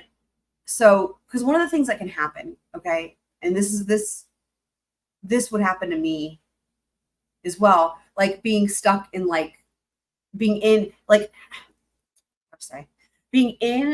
those experiences where you're constantly in fight or flight. But again, there's all the number of F's. I'm just using that. It's easier, but for me, it was really freeze. But you know, that type of situation where it's like that life or death type of the feeling, you know, for that to happen on like a daily basis for so long, you're basically always in that state. Like I was never not, like basically that becomes to the norm. And so that wreaks havoc on the body. And so what happens is your body becomes kind of stuck or paralyzed in that state, to where what would happen is I would literally be like, let's say I was standing in a room somewhere. This is back when I was still in that situation, okay? But like, I think it maybe even happened when I got out for at least a little bit. But like, I would be like standing in a room. I could be like standing in a room, and then all of a sudden I literally would freeze, and I could be standing there and I would lose time, and I wouldn't even know how long I was standing there. And like, my brain was just trying to process stuff. And like, literally, it's like being physically disabled, like frozen. And so anyway, EMDR is like this type of therapy where it's trying to help the brain process these things so that the body can come down and come away from that state, that state, if that makes sense. And it uses a way of, it's just, again, a specific type of therapy where it can access the different memories and process them in a different way. That can be really helpful. Anyway, I'm just going off on tangents, but so Kit Smith is catching up. I see the Boondock Saints. Yes. So yeah, it was a great movie. I haven't seen that in such a long time. But yeah, so, but my point, I guess, is that I've always felt like whenever we hear people if they say like, oh, I don't remember anything from the event, right? It's like, what he's saying validates my skepticism that I've always had about that. I mean, maybe there's sure, there's things people can't just remember. But we're talking about in a really high stress situation, right? He's saying your brain goes into super encoding mode, right? So I've always been skeptical of when someone is coming out of a situation where it's like their brain would have been really stressed out and it would have been traumatizing and whatever. And they say you don't remember stuff. And I've been skeptical. Anyway, what he's saying really is like, okay, yeah, there's a reason I felt that way. And it's like, well, it seems like, and I'm sure he'll talk more about it, but it seems like the memories are there, right? And then it's just a matter of trying to access them because the brain could be trying to kind of protect itself. So, okay, I'm going to play the video before I just keep talking. Take in more information and burn it in better. How is that super encoding related to central details versus peripheral details? So again, it's gonna really, the term in the research, we call it over consolidation. Things get consolidated into long-term memory storage. And during this phase, the central details, they get an extra boost, literally an extra boost from norepinephrine and cortisol. And people have worked out a lot of the details of this. So there's actual chemicals that are affecting the hippocampus in ways that are even more strongly storing those central details than they normally would. Is there a differential between those central details versus the peripheral details in this super encoding mode? Yeah, the peripheral details are still getting much less chemical processes and things to preserve them.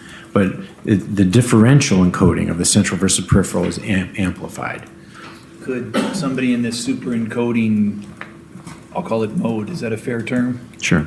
In the super encoding mode, have a particular image burned but might be missing other parts? Yeah, definitely. I mean, they're more likely to take in more pieces that they're paying attention to during this phase, but still that basic dynamic of some things are getting more attention and significance than others, that's still operating. How long does this super encoding Here's how I mode interpret last? this. So Here's how I interpret this. So what he's saying is when someone is in a high stress situation, again, use the example of a lion's coming at you, or in this case, for our purposes, a Sharkweasel's coming at you, right? A predator is coming at you, and you're in fight or flight, right? He also gave the example of like a mugger, right? So the way I would interpret what he's saying is that if you're in that situation, your brain's going to focus on a certain detail. And that can vary for the person, right? Like he said, for some people, it could be focusing on the gun, or it could be focusing on the ceiling or whatever. It's going to find, and that's the part that's unpredictable because the details can vary person to person. However, part two to that, right, is that whatever the thing is that the brain is focusing on in that high stress situation, that thing is going to be committed to memory in a super huge major way. That's where the super encoding kicks in. So in other words, if you're in that situation, predators coming at you, Sharkweasel's coming at you, right? Let's take the Sharkweasel, for example. Great, perfect. Right, that's coming at you. All right, you're in that fight or flight mode, right? Or freeze, what have you, all the F's. And let's say you're focusing on the glasses. That's the central detail that your brain latches onto. So if that's the case, you might completely not even notice that the Sharkweasel also has a mug with a mocha in it, right? A teal colored mug that has a mocha. You might not notice the mug because you're focusing on the hipster glasses. So if you're asked about the event later, it's not a memory thing because you didn't forget that there was a mug. It's that you didn't see the mug, right?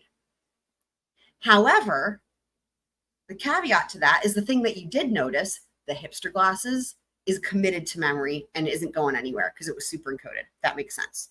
So what the key thing I think here is that whatever somebody does notice in that high stress situation, whatever is their central detail that their brain, it's not their choice, but it's whatever their brain chooses to fixate on or what have you, that thing is going to be the thing that's super encoded. So it's not like you're forgetting things here and remembering things there. It's really more like you're just not noticing some things and they weren't ever in the memory in the first place. And the other things you're noticing and you're never going to forget them. If that makes sense. I think that's kind of a good way to think about it. And that's going to really come up, you guys, in closing arguments. This doctor is a huge witness for both sides in when it comes to the closing arguments and how and Ezra's story, right? And how, I mean, so it's going to come up a lot. So that's why I wanted to make sure I kind of reiterated. So. Can't tell you exactly 3 minutes or 5 minutes or whatever. There's a lot of research where people are pretty significantly stressed in a laboratory, but it's not the level of stress from being assaulted or shot at in combat or something like that. And so often a 20-minute time period is used there. But we see in some other studies and just practical experience that it appears this phase can sometimes last as few as like 3 to 5 minutes. And there's researchers who are looking at how that can be a function of people's genetics, how it can be a function of what phase of a menstrual cycle and hormonally a woman is in. And so there's a variety of things that can feed into this, and including potentially just how stressed you are. That there's some evidence that can squeeze this, and you move out of this super encoding phase faster if you're super stressed. But there's no like exact number because there's a bunch of variables that feed into it. Does a super encoding mode last as long as the stress does, or is there some physiological limit to the super encoding mode? There's a limit. I mean, some stressors are really short, of course, but many, combat and physical assaults and sexual assaults last longer than 5 or 10 or 15 minutes. And so, yeah, it can really depend. Now, one of the things that happens when it goes into the super encoding mode, in order to do that, there's a lot of research showing that these brain cells in the hippocampus, they have literally like a receptor and a channel that allows to flow into that brain cell calcium. Calcium is part of what helps it go into the super encoding mode. But calcium is toxic to brain cells. So it's an unsustainable state. And there's many things in the biology. I need to hear that again. That's really, I did not know that. Let me play that part again. That's wild. In order to do that, there's a lot of research showing that these brain cells in the hippocampus, they have literally like a receptor and a channel that allows to flow into that brain cell calcium. Calcium is part of what helps it go into the super encoding mode, but calcium is toxic to brain cells. Wow. So it's an unsustainable state. Wow. And there's many things in the biology that work this way. It goes to an extreme that can have some functions, but if you hang out in the extreme too long, it's going to... Okay, that's why he's calling it the super encoding mode, and that's why, okay, that makes so much sense. So what he's saying is that the way the super encoding mode works in the brain is that in order to really activate that hippocampus or whatever and take in these super encode these memories, it has to flood in this calcium, right? But because calcium is toxic to brain cells, it's not sustainable. It can only do it for a certain period of time. Interesting. Hurt you. And so that's the understanding from the top researchers who do this work, who I've talked to, I had no idea that and the publications, that to go into that super encoding mode, one of the key things is it has to take in calcium to these cells. Wow. But then at some point it has to get that calcium out, or it's Wow. going to damage those cells and they're not going to be able to Holy encode or store anything. So what happens Wow. after the super encoding mode? Well, that's when it goes into what we can call the minimal encoding mode.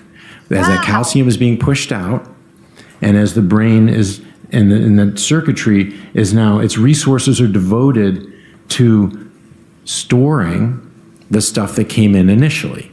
And it got tagged as really significant at the beginning. How many, I feel like it's crazy. I'm surprised that I didn't know that because of all the experience that I have. And I'm not the only one, I'm sure, with trauma and PTSD and learning about it or having been through it and all this stuff and all the trials and all the everything. The calcium thing, I did not know. Are you guys with me? Like, did you guys also not know that? I feel like that's a really interesting facet to this, that, changes, it makes it seem less art, like abstract, right? Like now that makes kind of more sense. Like there's okay, like the brain's using this resource, and the resource is also toxic to it. It's wild. Because it doesn't have the capacity. Once the calcium is pushed out, it can't do as much, and it's prioritizing that early stuff. And again, this is something that's been, seen repeatedly in all kinds of different studies of humans and animals. This basic curve up into the super-encoding and then down into the minimal encoding.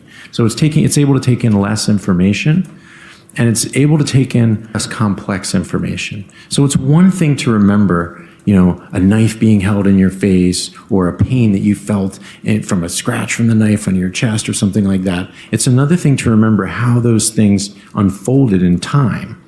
That literally requires more computational power from your brain to encode, well, that piece and that piece and that piece, those central details, how were they arrayed in time? And when it goes into this minimal encoding mode, that's much more difficult to do.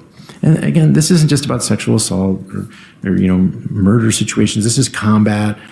Soldiers know this, their commanders know this. Often people have very vivid memories for just as the attack got underway. And then 5 minutes, 10 minutes into that firefight or that battle, things get really jumbled. And when they go back to tell their commander, they may disagree about what happened before or after what. And the commander doesn't say, well, I don't believe anything you're saying about this. You're not credible. They know this is how memory works. They may not know all the science behind it, but they know that often it's that initial stuff that really gets burned in, and then things can get pretty jumbled after that. So why would our brains evolve in that way? So the way I always teach about this is that, we evolved as both predators and prey. And, now most of us are pretty safe and don't have to worry about predators. But from an evolutionary perspective, and even in some places, if you were to drop us into certain forests or jungles, we'd be pretty vulnerable to larger predators. And the name of the game, when you're smaller and weaker than the predators that can kill and eat you, is to be able to predict where predators are going to be and avoid getting attacked in the first place.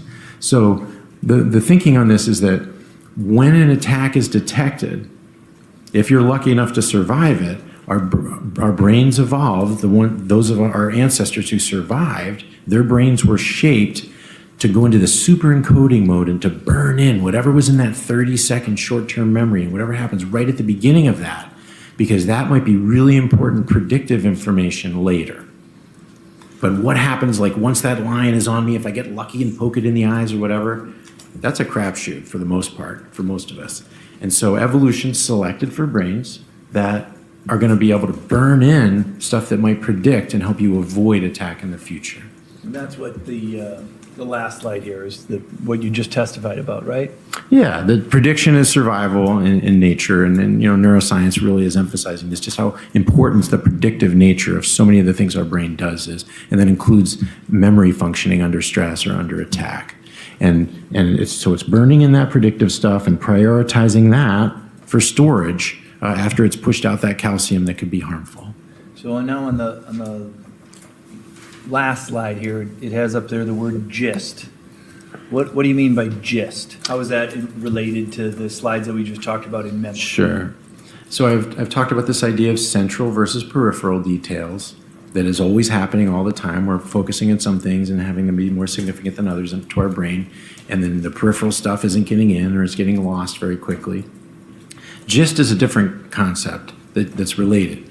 Gist is it's just a basic high-level abstract description. So on the 10th day or whatever this is of this trial, this guy Hopper came in and talked about memory, and I didn't absorb all of it, but some of it made sense, something like that. That would be like a gist level description or memory of what happened here, say in a week from now or 2 weeks or a month from now.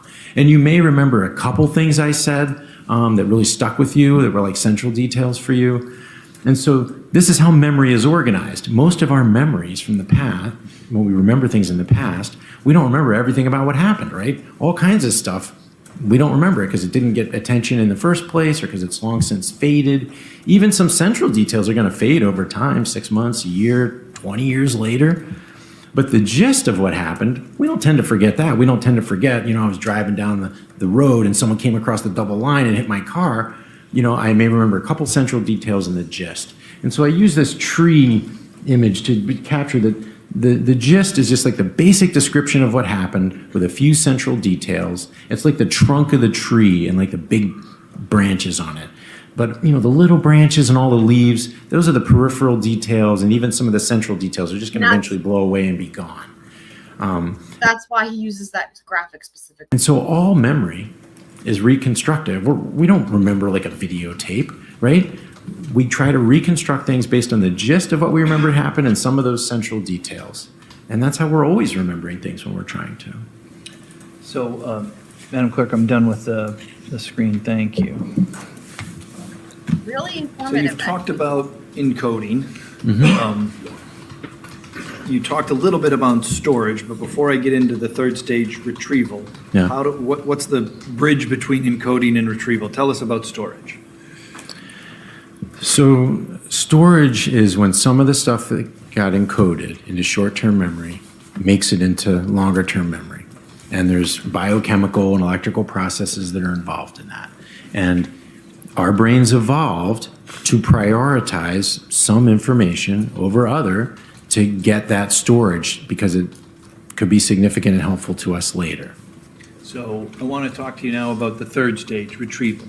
So if something Kat Randall is sharing with us the gist of what he remembers of Dr. Bunny's testimony, that people in high stress remember a tree branch. gets encoded and what got encoded gets stored, Yeah. how is retrieval different? Yeah, it's really important not to confuse these things because just because information got very well stored in someone's brain doesn't necessarily mean they're going to retrieve it in any particular situation. Things can be burned into your brain, but you may not retrieve or recall them as a function of the situation you're in or what we call context and cues. What impact, if any, does stress have on that retrieval process? Yeah, so this is something that's been studied for years now. Basically, stress impairs retrieval. So people can have things that are in their memory and stored. And this is exactly what I was saying about the things when I was talking about my own experiences with PTSD and stress and memory. That he just said exactly what I have always thought to be the case from my own experience, which is that the problem is the retrieval, not the encoding, because the memory would be super encoded. Also, because we have had a lollyism happening, that the memory is super encoded, but it's the retrieval. And, again, I think that's like the human brain trying to protect itself from these difficult, but we'll see what he says specifically, but yeah. In long-term memory, but they may not be able to retrieve them because they're stressed. And, we won't get into all the details, but there's definitely some good neurobiological research on that as well. It's just a very well-known phenomenon, and the neurobiology is being worked out. You've probably heard the expression, somebody's memory improved over time. Right. What would you have to say about that? Yeah, so what's stored in memory, that never improves over time, right? Peripheral details are fading, even some central details are being lost. But people's ability to retrieve information, that can improve. This makes perfect sense, right? This makes perfect sense. Just like how, again, like people will go to therapy and find that they had these suppressed memories, right, from whenever, and they had forgot, again, they didn't forget. I'm trying to make sure I'm using the right terminology here. People colloquially would say, "Oh, I'd forgotten about that," right? I just made that same mistake, because that's like a common way to say it. But it's a misnomer because it wasn't forgotten. It was remembered and it was suppressed. And there's a difference. Over time. And so no one's saying, no scientist is saying that, what's stored in memory gets better, but our capacity to retrieve what's still in there, that can improve over time. And one of the things that can help it improve is if we become less stressed over time. So often in investigative interviews, soon after a crime, a person can be really stressed by what they went through, or maybe the stress of talking to a police officer. They fear is, not going to understand or believe them. That can be pretty stressful. And that can make it hard for people to retrieve and tell the police officer about things that are actually in their brain. So that's one way it can happen. So in many ways, stress is a barrier. You can see how his work would be so crucial, and not would be, but is. Like, think about the studies and the work that he does is very specific, but think about how that could help just beyond this trial, right? But just like, even just like law enforcement, right? Like what he was saying, for example, victims of a crime or witnesses of a crime, or people that were potentially involved in a crime, or not even crime, just witnesses of anything. Like, essentially, for people to understand how the memory works could help them to ask the right questions at the right time to get better information. And actually, that's kind of what he's about to go into, if I recall. To being able to go and retrieve what you've already stored. Yeah, and this is something that, people who study, effective interviewing methods, and even in the national security community, the CIA, the DIA, for the last 10 years, they've been doing a lot of work on how having an adversarial attitude and approach with a suspect or a high value detainee, a terrorist, it's not going to help you get the information you want. You don't want them being stressed out. And it's not like they do it on TV. So you talked about before context and cues. How does retrieval depend upon context and cues? Can you tell us more about that? Yeah, so context and cues, this is, again, terminology from memory research, decades of people using these concepts. If you want to remember something, it's easier to remember it in the context in which it happened, right? So sometimes we'll be thinking about something in one room of our house, and then we'll go into the other room, and we'll be like, wait, what was I trying to remember to do? And sometimes you might go back into that other room, and oh yeah, it comes back to you. So there's ways in which, when we're having experiences, right? You're having experiences now of me in this courtroom. If next week someone was to ask you about things I said, again, you're not going to remember all of them. But if you were to be brought back in, sat down in the same seat, putting you back in the context in which you heard what I was saying, that's going to make it easier for you to remember some things, because it puts your brain and your body in a state that's similar to the one you were in when you had the experience in the first place. And that's the name of the game with retrieval. You want to help people get their brain and their body in a state that resembles the one where they took in the information, because that's going to make it easier to get it back out again. And so the context can be where you are, in the room in your house, or in the courtroom, or in the situation you're in, talking to a police officer, for example, in an investigative interview. That's a context. It can be quite a difficult and scary one. The context can also be the state of your own brain and body. Stress is a context. If you're stressed out, that's a context too. So before you were talking about these external contextual cues that are based on the environment, for lack of a better term. Yeah. But there's also these internal context clues that are going on for that particular person. Yes, and that another term. Right. Built-in pause for Mr. Nelson's face. This was another really good one. Really good face here. Look at that. Look at that face. Oh, I love it. I think it does a replay also, hopefully. It's a good one. For that is state-dependent memory. The early studies were state-dependent memory. If you study for a test drinking coffee, then you should drink coffee before you take the test, because your brain is going to be in a similar state when you're trying to retrieve the information as it was in when you encoded it. Very fascinating. And for me, just in terms of the coffee, I drink coffee all day, every day. So I'm all set on that front. But, and so that's an internal context of the state of your brain and body.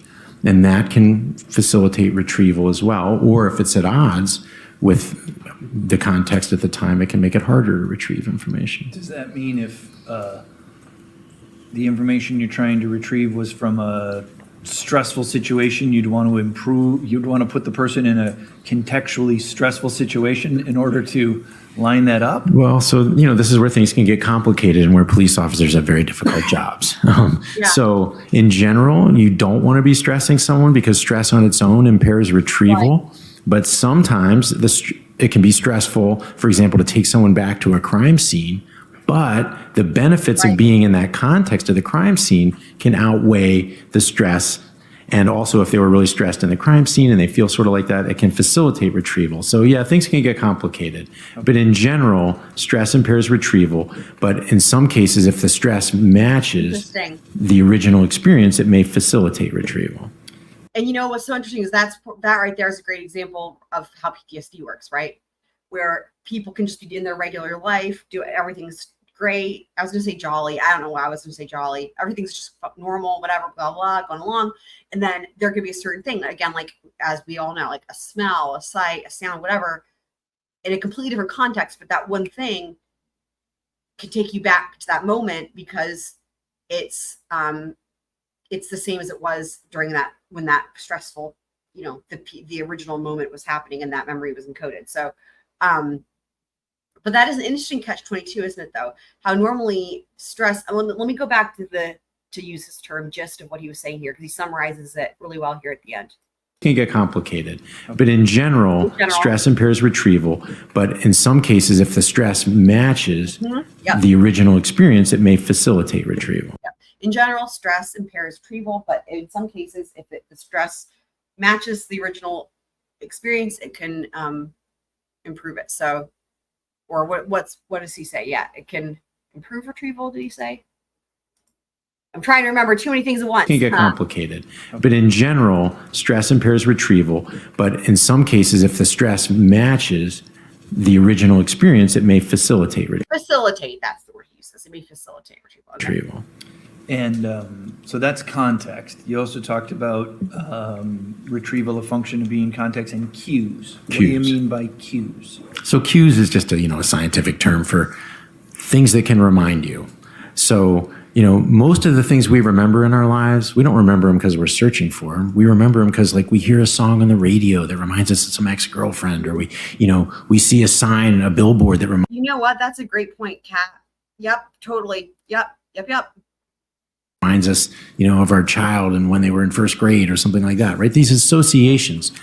There's things that just match memories that we have in our brain in some way, and it activates them. And these are called cues. And, a lot of them are things that you wouldn't even expect or maybe even notice consciously. There's just all kinds of things that are just popping up memories in our head all the time. And these are called retrieval cues.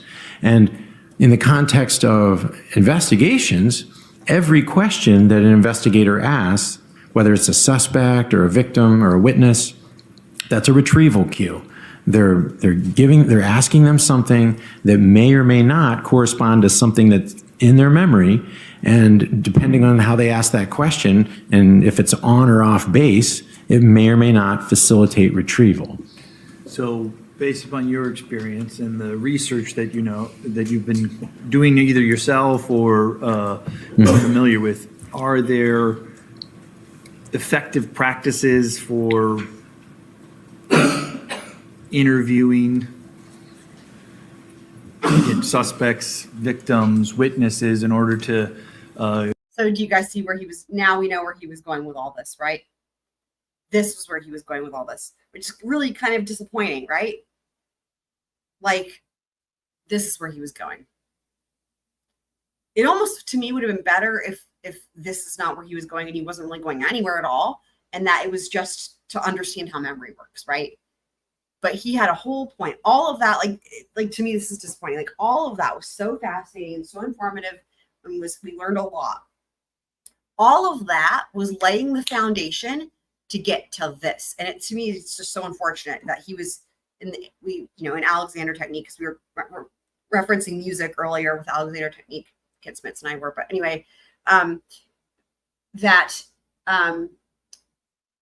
we would call it end gaining, where it's you're just trying to get to the end result, basically. Like all of that was so great and so important, but it was just to get to this one thing, this one area of this one topic here, and this is where it was going, was to get to how Ezra was questioned by law enforcement and how they essentially, how did they fuck up to where they didn't do their best job or ask the right questions to get the best out of her memory.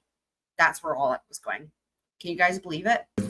Make sure that all of the retrieval context and cues are there, the best practices. Yeah, there's definitely work on that.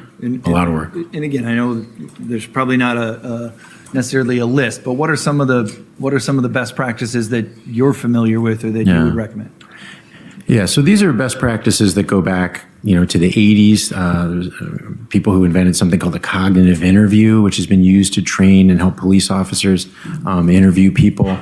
And then there's child forensic interviewing, how to ask children questions, children who are reporting sexual abuse, so there's a suspicion. And then techniques that have been developed to work with, again, in the national security community, with terrorists and those people. And they all have common practices that the research and practice converge on. And so one of them is you don't want to be adversarial with the person you're talking to, because that can stress them out and make them less cooperative and less likely and less able to retrieve the information you want. So you want to try and help them feel comfortable and safe and have a good, what they call rapport with you. So that's one of the best practices. Another one is you really want to set things up so that that the person you're interviewing is doing almost all the talking. You don't want it to be question, answer, question, answer, question, answer. You want them to be doing all the talking and Yeah, me too. just freely, whatever comes into their memory, just telling you about it. Dr. And so Butler. that's a best practice. Why is it that you want to have it that interviewer is doing less talking and the interviewee, the suspect, witness, victim, is doing all of the talking? Why is that? Because the information is in their brain, not yours as the investigator. And investigators, they wouldn't be interviewing you if they didn't know. Now, sometimes they do have crime scene evidence and things like that, but for the most part, they want to know what's in your head. And so, Sorry, if that's just, I can't not do it. In your head, zombie, zombie, zombie, hey, hey, hey. Oh, sorry. I'm trying to not laugh. It's making it harder to sing it. But like literally, I was like, when I was editing this video, I was like, oh my God, that. And I forgot that I had that thought until now. And then now I'm remembering, like, I'm like, that was set up perfectly for that. they start asking questions, Yes, then those questions are often going to be based on misperceptions or misbeliefs they have about what happened and what you might remember. And there's a lot of research on this. And so people, just in general, people are vulnerable to not understanding or not knowing what's in the brain of the victim or the suspect, and they will tend to ask questions that actually aren't effective.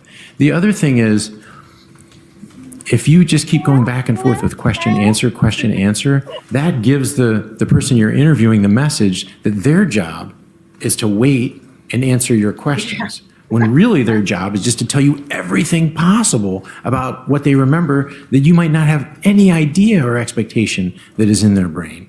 You want to know what's so great? He's describing Jason Mengel's interview, point blank. And I just now realized that. So whenever people were like saying, you know,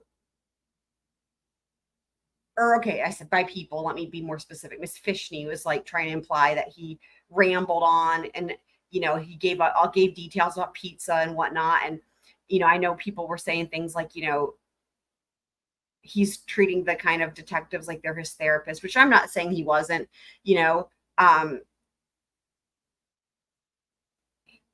They were letting him talk in exactly the manner that this expert is describing, which is letting him, because what would happen with Jason, like, how did we learn so much from that interview? The way that we learned so much from that interview is also the reason why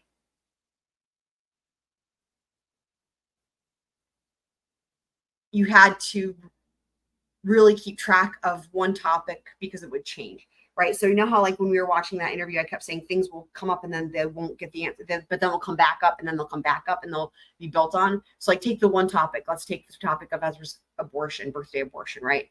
It's like that comes up like 12 different times probably in that interview.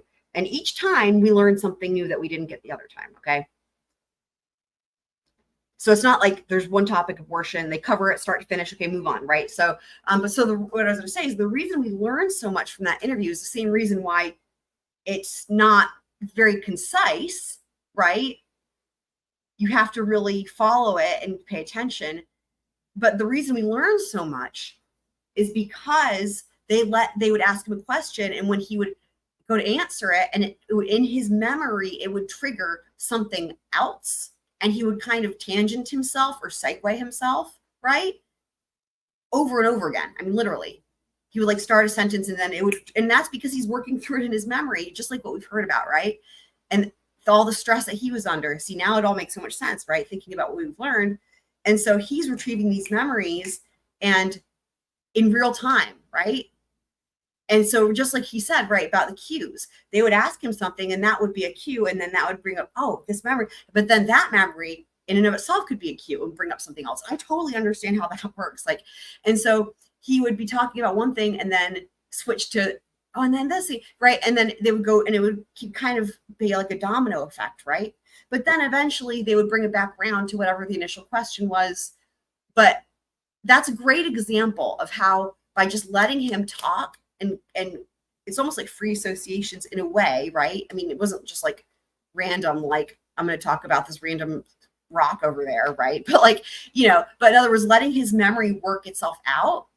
That's how they learned so much and how we learned so much. And you guys are going to see, it's so unfortunate that interview didn't come in, but a lot of what was in that interview is going to be laying the foundation for the closing arguments for the state. So yeah, I just wanted to point that out.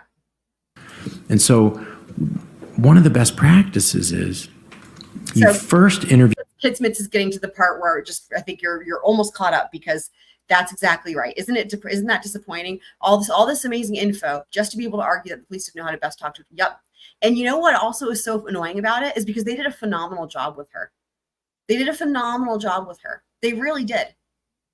I mean, and they're going to go through it. And it's like, all this expert's going to be able to do is be like, well, yeah, had they been Harvard trained specialty people in blah, blah, blah, they might have done this one little thing. But it's like, I mean, my God, I mean, in other words, it's like, if you really nitpick it, but it's applying an expectation that no one would think is reasonable, right? No one can expect all law enforcement officers to be trained like this Harvard expert, there's no best practice that they broke. They did a great job with her. In fact, I thought it was, I pointed out on the last episode how even the first responders and the law enforcement that showed up at Dawn Sippel's house, she wanted them to stay with her in the ambulance. So, and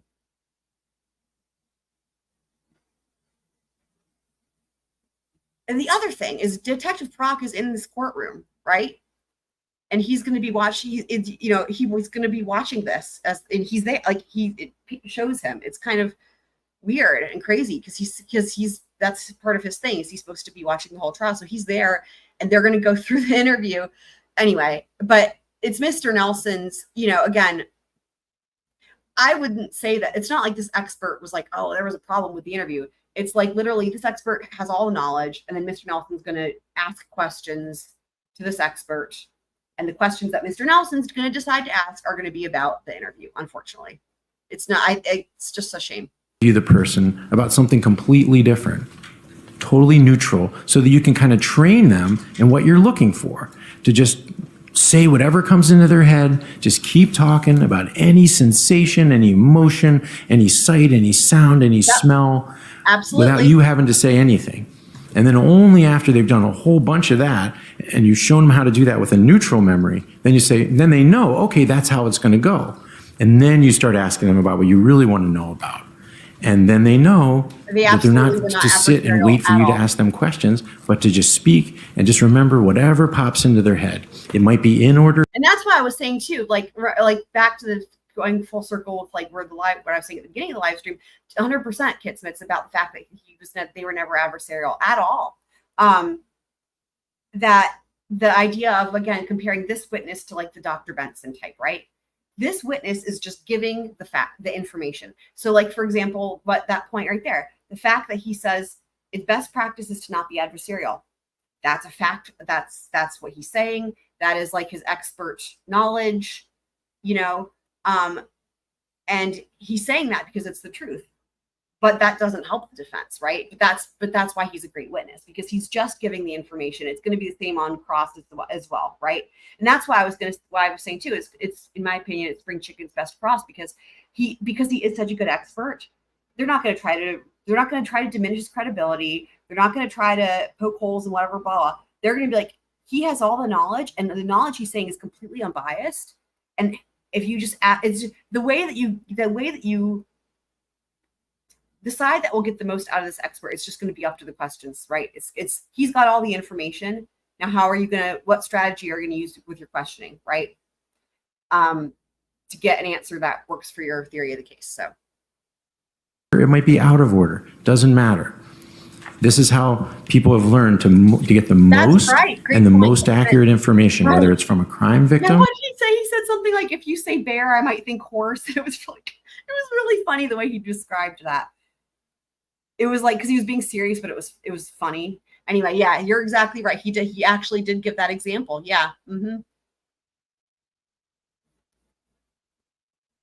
Or from a terrorist detainee. Thank you. Judge, I just have a procedural question. I want to get out a flip chart and just write down some other matters here. I think it's probably 5 to 10 more minutes, and then I'd move on to the next section. I know it's 2 minutes to noon. Do you want to stop now? Do you want me to finish this a little bit? Yeah, maybe we should, I'm told that lunch should be here at 12. It's close enough to that probably makes sense. A good natural spot to break. So, ladies and gentlemen, we're going to give you a recess, and it'll probably be, sometime shortly after 1 p.m. that we'll convene, okay? So, Right. we'll excuse the jury. All rise. All right. So while they're going to have lunch, do you guys know that song about the Peter Cottontail with the bunny trail?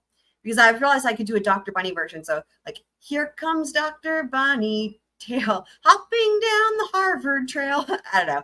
But this is a good point. I wanted to take a little detour, if you will, and do this real quick, because this entire episode, for the most part, is his testimony, but there's some housekeeping stuff. But basically, he's the only witness on this episode. So what we're going to do is we're going to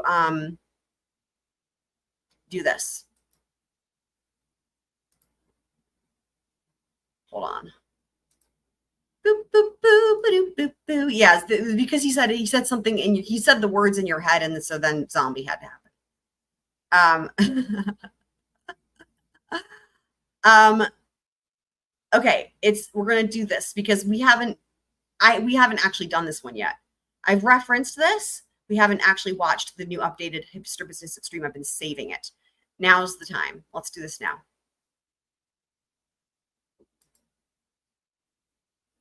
Oh, I forgot I put that updated on there. Cool.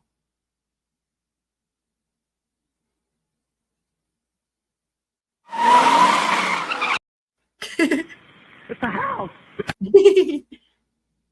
All right.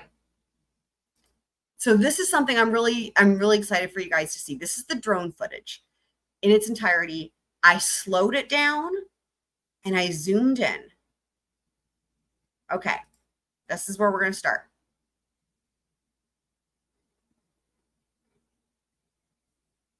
So this is March 23rd, 2018. So remember, this is the first flight, because remember, there's two. This is the flight where it was, the sun was going, what do they call it? Dusk or whatever. And obviously, as you can tell, it's getting dark. So he has a short flight. Okay, there's the tire tracks. All right. And so in this case, the car is still going to be there. And remember, the officer who's operating this drone has not been down to the scene. He's standing out there on the big road flying the drone. There's the car.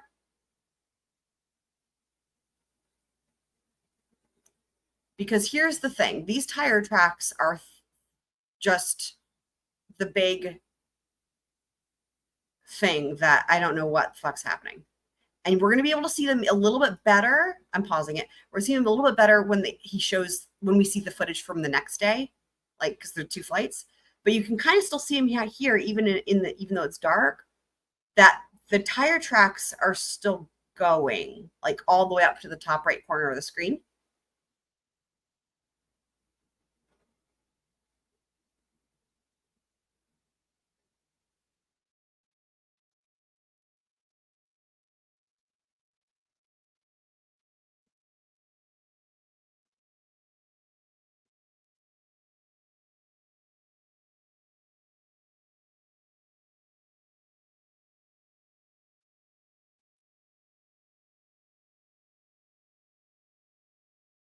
Black Widow, I don't know what you're talking about with pumped up kicks.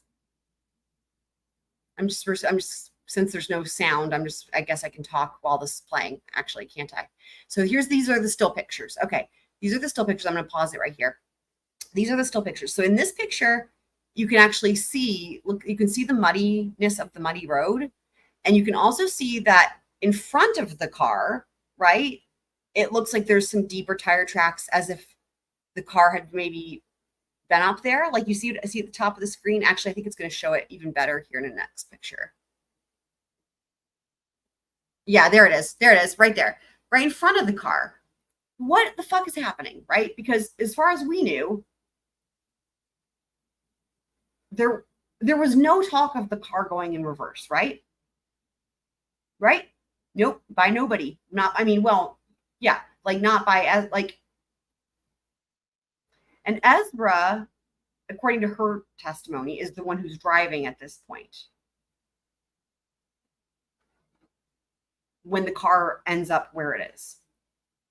Like, according to her, she's the one driving. I actually don't think that is true, but we'll get there. But the thing that I said from day one of this trial, with opening statements when they started showing pictures, one of the very first thoughts that I had before we saw the body, before anything, what was the first thing I said? The first thing I said was, the way that car is parked tells a story. The angle that it's parked at, the fact that it's off the muddy road, the fact that it's so close to hitting that green thing, you know, the one door being open. But even if the door wasn't open, just the angle of the car. And that's before even adding into the tire tracks. But now, when we see these tire tracks, we're going to see even more. It's going to throw a big, huge monkey wrench into this entire thing. You guys will see.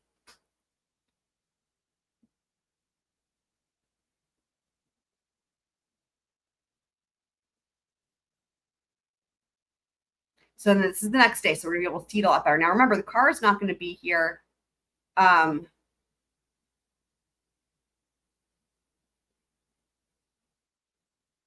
Yeah, Black Widow, I don't really know what Americana, I'm not up on that stuff. I don't know. So I'm not catching the reference. Pumped Up, I think Pumped Up Kicks is a song, but I don't know anything else other than, I don't know what you're referencing there. I'm just not up on things. I'm not in the know. Okay, so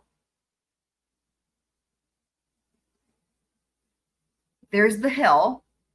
Remember, that's the hill that we hear about. All right, here's where shit gets real interesting.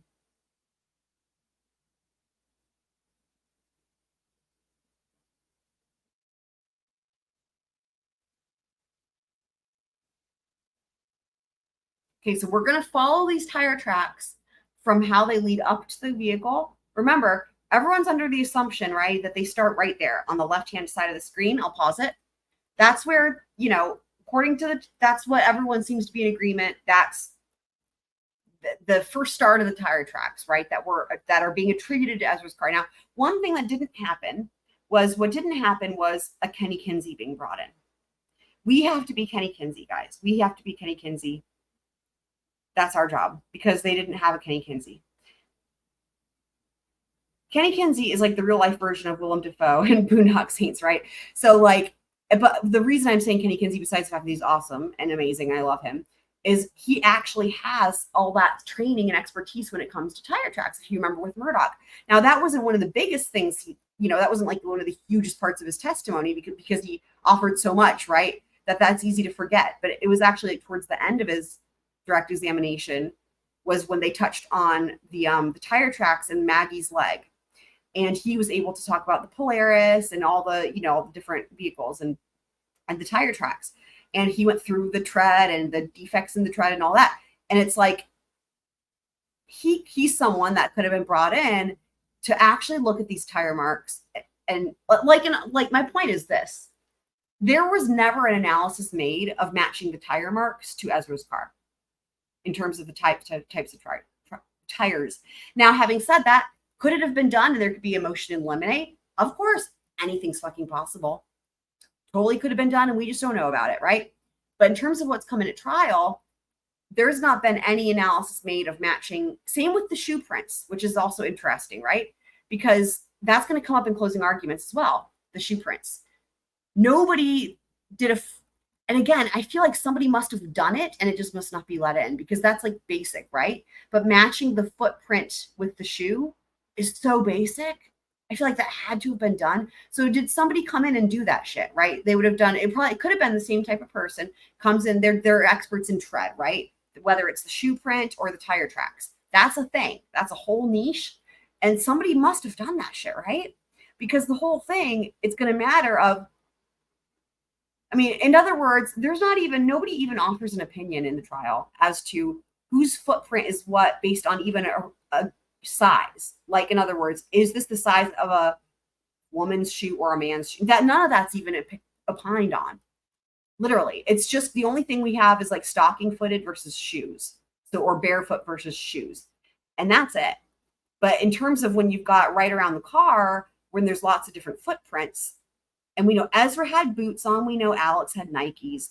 There's no opinion made as to whose footprints are where at all.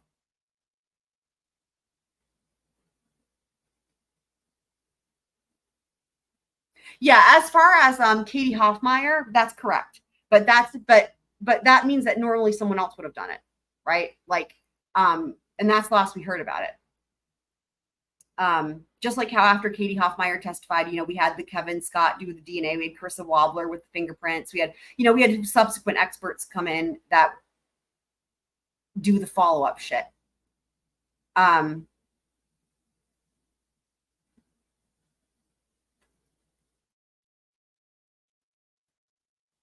Yeah, that's the thing is I can't recall. See, I feel like those are two different things though, right? And now I'm like, fuck, do I have to go back and look? Because it's one thing to say, okay, if you're saying that you're not qualified, because that's a thing, right? To be like, I'm not qualified, I don't have the training, I have to bring someone else in. If that's the case, you would have to bring that other person in, and that other person would be the one to determine whether or not it's a good enough print to make any determinations, right? Like if you're not qualified, you can't make that opinion. So it has to be one or the other, right? Either I'm not qualified, I can't say anything, or I'm so qualified, but the prints weren't good enough, right? That's definitely true, but I'm just thinking that, again, if she wasn't qualified, she couldn't make that opinion. I will say that we hear this in the testimony, and actually, I think there's a clip of this in this video. Remember, they covered up the prints. They've got cardboard boxes and shit, remember? And they covered it up because they thought it was going to rain overnight. And it's unclear if it did, but it looked like it was going to rain. So they covered up the tire tracks in the prints, they said. But anyway, my whole point was this, that with the tire tracks, there was never any, again, in the trial, there was never any like definitive matchup of tire tracks to car. All that's being done is there's an assumption, basically, that everyone's working with in the trial, that those tire tracks that we're looking at right there on the left-hand side are from Ezra's car. And the only reason I could imagine that that's the case, because again, they didn't do any tire matchup, is just simply because the trajectory lining up with where her vehicle is parked. So if the only way you can attribute these tire tracks to her car is the trajectory from behind the car, the same logic can apply in front of the car. What do I mean? Any tire tracks that match the trajectory going in front of the car, if you guys see what I'm saying here? If that's the only way they're able to attribute these tracks to her, then the same would apply. So let's take a look.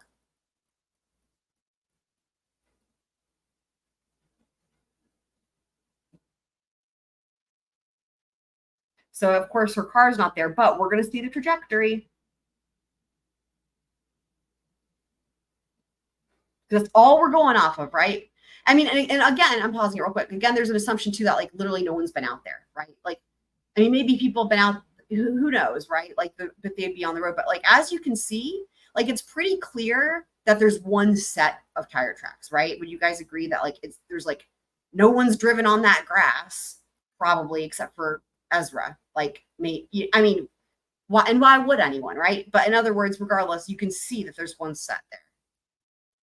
And I guess, again, that's why maybe they've just figured it was kind of reasonable to make that presumption, if you will, that the set of tire tracks is Ezra. And we're going to see a clip here in a second about where law enforcement was and where they parked. But you guys will get to see it, but they did not come down the road in vehicles. There was no vehicle, just Ezra.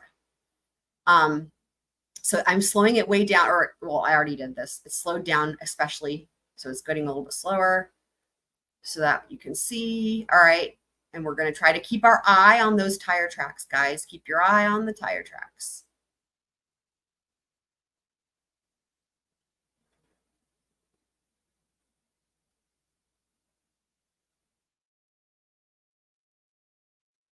And there's all that turned up. I mean, now this is where I get goosebumps. What the fuck? What the actual, look at that. So there we have the set of tire tracks that are still going straight, but then we have the upturned mud going perpendicular. But all of this is far in front of where the car was found. What the actual fuck? What the actual fuck? But watch how far these, like, look at that. That right there matches the whole thing of the tires getting, but look, and then look at the tracks. Oh my God, the goosebumps that I have are goosebumps on top of goosebumps. Look at, if you take a look closely, guys, there's another set of the muddy ones going across. Okay, if you take a look where the muddy road is in the middle of the screen and then go down towards the bottom left corner diagonally, there's another set going that direction, overlapping. It's like in all directions. It's as if you had a car going forward and back in every direction. Like, what the fuck? Yeah, I'll back it up. This to me is like the most insane fucking thing that I don't even know. I'm backing it up. All right, let's watch again.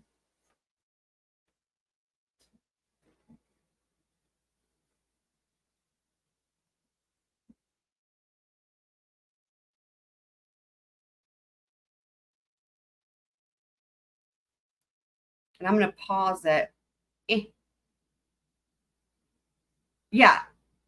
I mean, and the fucking farmer Sipple doesn't, I mean, he hadn't been out here. I mean, that would have come up. I mean, they look, I mean, and again, the thing too is like, look at it on top of the snow too, right? Those tracks are on top of the snow. And you can see where the snow's been melting. That muddy bit is on top of the snow. So, and we know it didn't snow, but like it snowed before this event. Like, look at that. The mud overlaps the snow. Ugh. Ezra, what were you fucking doing? What the fuck? Okay, but now let's take a look at, so remember, we're keeping our eye on those tire tracks. Now I'm seeing two sets though. I've got a diagonal set that I actually hadn't noticed before, a diagonal set going down to the bottom left corner, but I've got another set going straight down the same trajectory that the car was, right? So we've got the ones that are going back towards, further in the grass. That's the same trajectory as where the car was parked. Then, but we got another set going diagonally. Oh my God. All right, but look at this, guys. And again, same thing. Those tracks are over the snow, right? If the snow had happened first, you wouldn't see tracks. The tracks are there because they drove over the snow.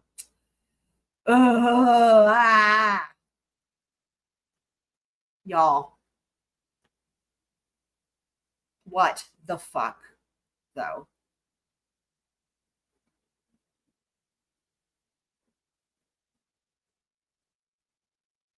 Why? Why, Ezra? Why?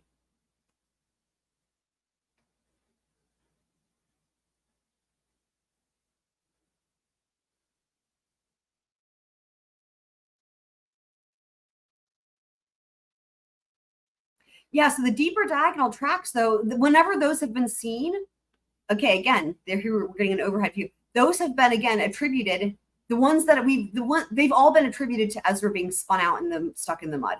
Like, that's what's been accepted. Like, even the ones before where the green thing is, right? Like, anytime there's been those big chunking parts missing, it's the same logic that applies. Where any tracks that have been seen before where the car was found are been attributed to her. Same with any torn up chunks of mud, they've been attributed to her tires spinning out. So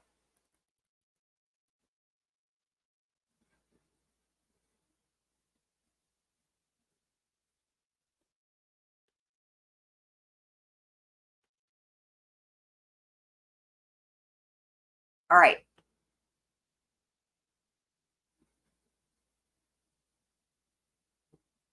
Do you guys see a clear set there?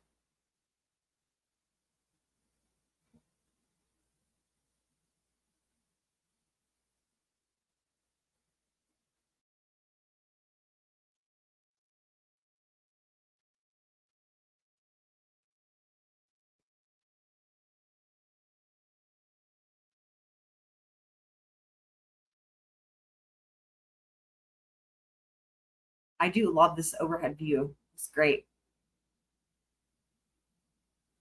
So here's the thing. So this is a great example of, see how there's all those lines?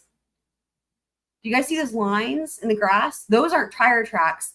Those are like, because this is farmland, right? So my guess is that's like where, you plant the shit and then there's rows of shit. I don't know what the terminology is, but do you see what I'm saying? But that goes the opposite direction.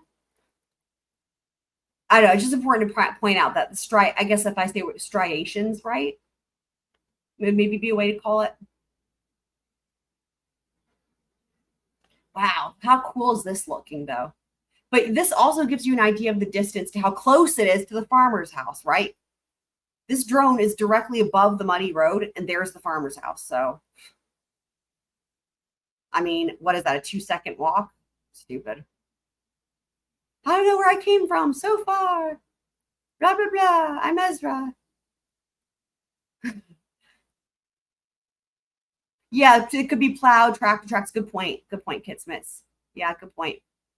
Coolio. Whee! Whee! Whee!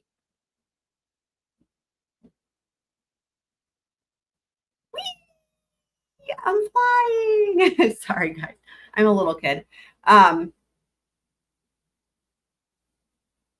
think these are the still photographs now again.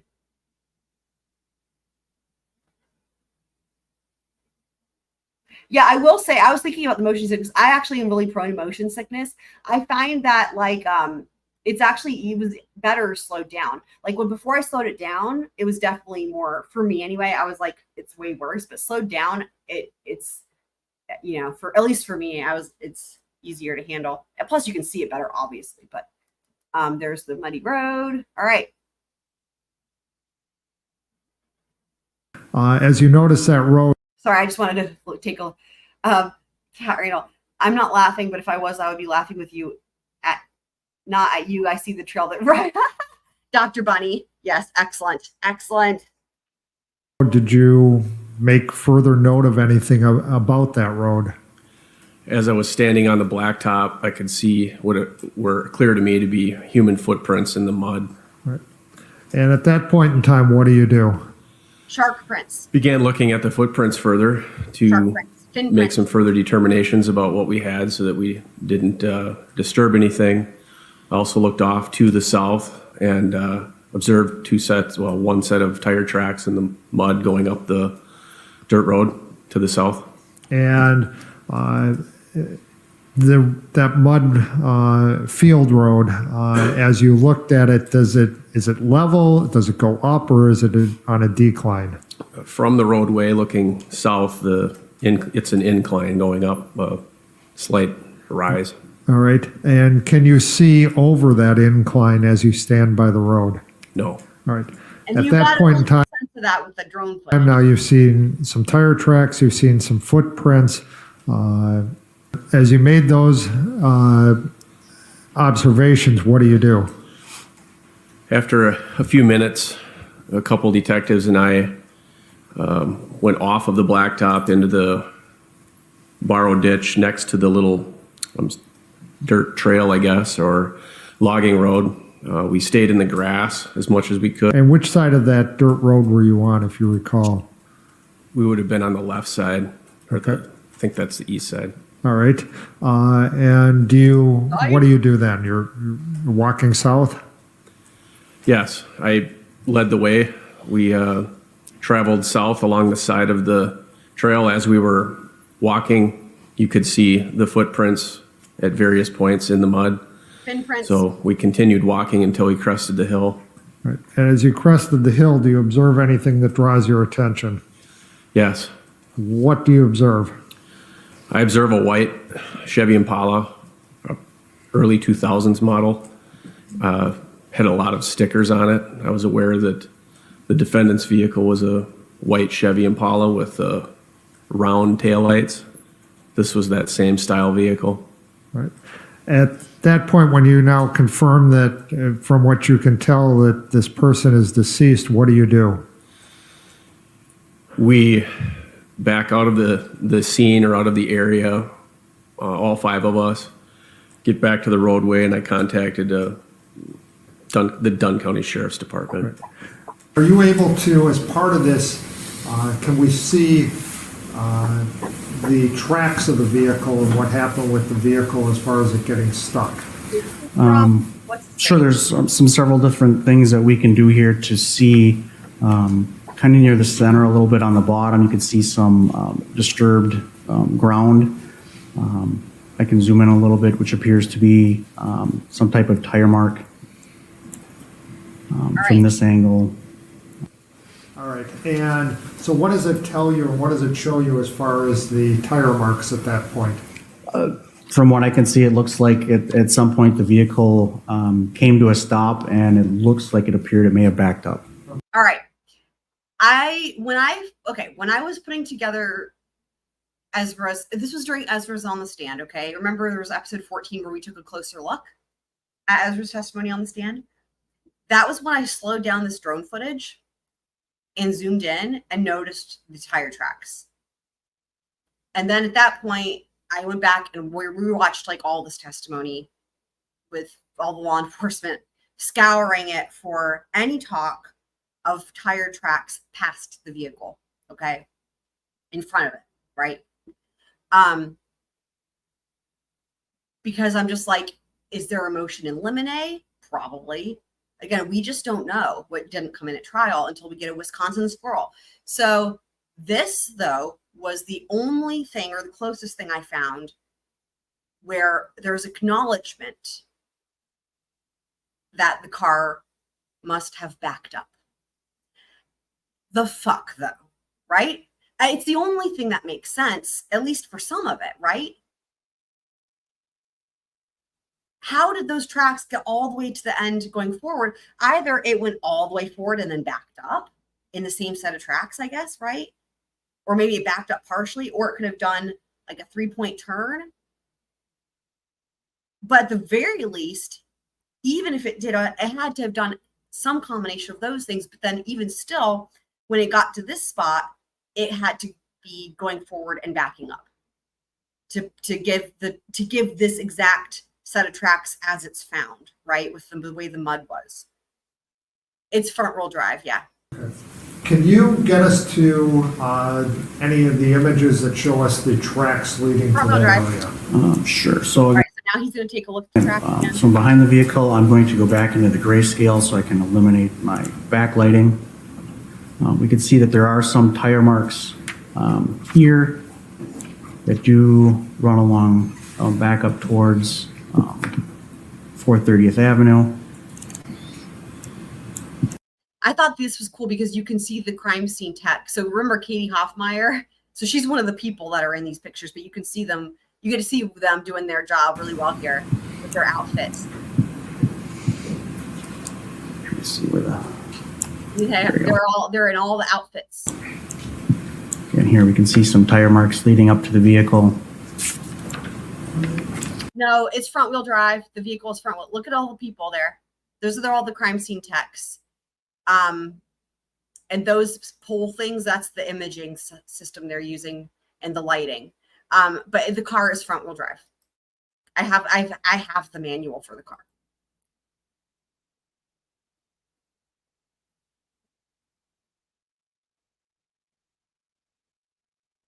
Okay, these are still photos again. So this is a one that again came from a camera, and you can really see here. I think you can actually see there's like some tracks kind of from wherever that green army tanky thing from whenever, God knows how long it's been there, but whenever it got there, I guess. But it's clear where those are and how much wider and less fresh looking. Like, you know, those aren't going to be confused because it's clear that there's like the Ezra trajectory. You know what I mean? Does that make sense?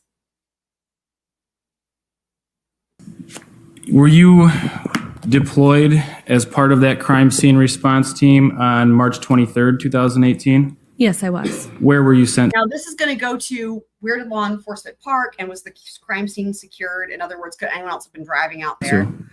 I responded to a scene in the town of Springbrook. And the general location, does it sound like 430th Avenue, about 0.2 of a mile west of County Road E? Yes. Do you recall what time approximately you arrived there? I arrived at approximately 9:30 p.m. If you could provide the jury with a general description of what the scene looked like as you first arrived. When the team arrived, we parked on 430th Avenue and walked down a long farm road, a dirt farm road. I think you said you arrived at about 9:30 p.m. on the 23rd. Do you recall what time approximately you completed processing that scene? At approximately 6 a.m. the following morning. They were there all night, overnight. And this is just another picture. As I go through, I also found more pictures. So you can see here again in the Lollyport, window down, window up, because we had talked about this at one point with that rear window, the rear door, if that window had been up or down, but you can really tell here. So. All right, this is Ezra's wallet. Now, this was so interesting, and this came up in her cross exam. There's the letter, by the way, on the center console. But A, I think it's interesting that she had money at all. But B, look at how she had the money pulled out and strewn out like that with the wallet on the seat. I mean, come on. Like, to me, that looks like someone who's not all that smart was trying to make it look like maybe potentially there was a robbery gone wrong. I mean, remember the whole thing about how nothing goes to plan? It's like, you know, this crime scene is so wild. It's like, was she just trying to figure out all the different angles, right? Is it a robbery gone wrong, or was there a sexual assault? Like, you know, it's just crazy. And the other thing I will say is, as far as I was talking about, I think it was on, again, episode 14, the idea of how she got, like, her plan potentially was her initial plan to maybe kill Alex at his house. And then hope that she was going to try to make it seem like it was self-inflicted. And there's a lot of evidence, well, circumstantial evidence that would kind of support that. But remember, she got interrupted. And I was talking about that, how, like, you know, it never goes to plan, right? But she got interrupted first by Jason, then by law enforcement. And I even made a joke about it. And I was like, can you imagine, like, law enforcement shows up and is like crashing your murder party? Like, you're going to do a murder and now here's law enforcement, you know what I mean? And they're like telling you have to leave. And now what do you do, right? You have to improvise. And I was like making jokes about it. But then I remembered there was another part of her testimony. and I didn't realize, like I didn't include it. So I made a clip of it. Hold on, let me find it real quick. Because it's, again, it supports this idea that even from her own words, she's going along on direct examination. She's going along, they've been talking about the events of that day in terms of leading up to the murder, right? And they're getting at the point where they're talking about the muddy road and leaving the house and all that. And Ezra offers unprompted about, well, let me just find it. Where is it? Here it is. This is interesting because this goes to this idea of like Jason and then the police crashed her murder party type thing. Hold on, let me play this real quick. Talking and you were talking. Yes. What was happening to you and your feelings? I started feeling anxious after our conversation being abruptly interrupted. And now we were driving and talking about me and Jason and things like that. I started to feel anxious, just uneasy. Let me play that one more time. As he was talking and you were talking, Yes. What was happening to you and your feelings? I started feeling anxious after our conversation being abruptly interrupted. That abruptly interrupted. And now we were driving and talking about me and Jason and things like. Interesting is she says, where is it? She says like frustrated and then anxious. Hold on. There's a number of things that were interesting about this. As he was talking and you were talking, Yes. What was happening to you and your feelings? I started feeling anxious after our conversation being abruptly interrupted. And now we were driving and talking about me and Jason and things like that. I started to feel anxious, just uneasy. Right. So she says she feels anxious, and then she's saying she's at first attributing it to the fact that their conversation got interrupted, which would be referring to at the house, right? But then she kind of stops herself and changes it to the conversation that they're supposedly having at the time. Because the point that they're at in her testimony is when she's in the car on the way to the muddy road, okay? Driving with Alex on the way to the muddy road. So that's when she's asked this question about how she's feeling. And she's saying, I'm feeling anxious. And she attributes it initially to the conversation having been interrupted back at the house, right? But then she switches it to, well, now we're talking about my relationship with Jason. And that's why I'm feeling anxious. Anyway, I don't know. Just thought it was interesting. Okay, so now back to the hipster business here. So, all right. So yeah, so we're looking at this. So this whole thing, like if she had to pivot all these different directions, right? She was first planning on doing it at the house, stage suicide, maybe, right? I don't know. But then now what do we do? Okay, now we're doing the muddy road, but then like, now what, right? Because we know there's all this time, what is it, like an hour and a half, right? I mean, that's her trying to figure out what the fuck to do. Because remember, initially, I think it was clear that she was hoping to be able to drive the heck out of there and get his body out of the car. So let's keep watching this. Oh, the letter. Yes, indeed. Okay, so there was a question, I think it was actually from you, Kitsmits, about the cigarette butts and the nature of the DNA. As to whether it was saliva or touch DNA. You're probably like, oh my God, I asked that question a long time ago. Yes, you did. I never forget. I when you guys ask this stuff and I don't know the answer and I say, I'll find out and we'll get back to it. I'm not joking, because literally whenever there's a specific question and I don't have the answer, I try to go find it. If I know it existed in the testimony, right? Obviously. So anyway, but here's the answer on that. You don't know whether that DNA was from touch DNA or from some other source. Agreed? Correct. It didn't look like reddish-brown staining that would be consistent with blood, so it wasn't an item that I tested for blood. But I agree that I don't know what the source of the DNA is on those items. But it was Alexander Woodward's DNA, correct? Correct. And it would certainly be consistent with somebody who has a cigarette and smokes that cigarette and puts their fingers and hands on that cigarette, correct? Correct. Could also, obviously, if they put that cigarette in their mouth, come from fluids from their mouth. That's correct. Could be either of those, correct? Yeah, it could be from any source of DNA. That's correct. All right. Another thing I will say, where I'm at right now in the closing argument, so far, I don't think anybody's even brought up the cigarette butts. It's almost like they forgot about the cigarette butts, which to me, when we discovered what is, early on in the trial, and those were like discovered that there were cigarette butts there, I was like, holy fuck, what? Remember how shocked we were? And then it was like Alex's DNA. And that kind of started this whole hipster business thing of like, okay, wait, what? Right? And then like the window being down and he was driving. The cigarette butts are actually a huge part of this. Like the fact that no one's bringing them up is odd. Like, but I think, again, it seems like they forgot. It doesn't seem intentional because they don't, okay. That I recall, I don't think it's like they just even discuss it, like in the jury instructions or like the housekeeping where they're going in to discuss what they can bring up and whatnot. Like it's just not mentioned literally at all. Like I think that day with Kevin Scott that we just saw is the last time anyone even mentions the cigarette butts early on in the trial. But the thing is like that really puts Alex in the driver's seat. And that alone, if you can put Alex in the driver's seat at that point in time where that vehicle is stopped, Ezra's story's done. It's done. Her entire story hinges on the fact that she was in that driver's seat at the time. That's what she testified to. Anyway, let's just make sure we don't forget about the cigarette butts, because just like with Murdoch, right? I didn't disagree with the state's theory. I just don't think that, and again, they didn't have to answer every question at the crime scene. They didn't try to. But I do think the motive was more than what they said about the, I think that was part of it, but I think there was more to it, right?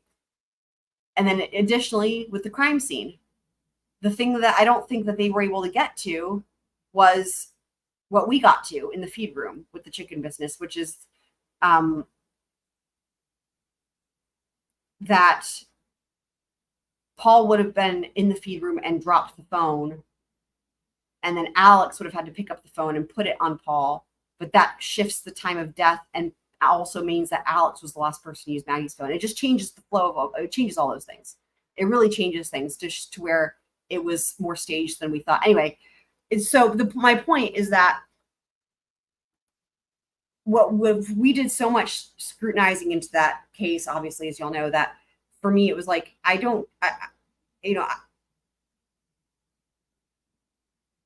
agree for the vast majority of what the prosecution had in terms of their theories and all that. But again, I think that we kind of found that and then some, right? When we delved into it. Same thing here. That's my point, is like, so that even if it doesn't come up in closing arguments, even if there's things that are not part of, either side's theory of the case, it doesn't mean that we can't still consider it, because, we're making our own, we're working on it with our brains as well, right? We're not just going to take the answer. We're trying to think it through. All right, Alex, go. So let's just not forget. Item number B7 was a cigarette box that had 2 cigarettes inside, which was collected from the front right pocket of the black and gray coat. State exhibit number 99 is a wad of dark brown hair that was located on the back of the black and gray coat at marker 4A.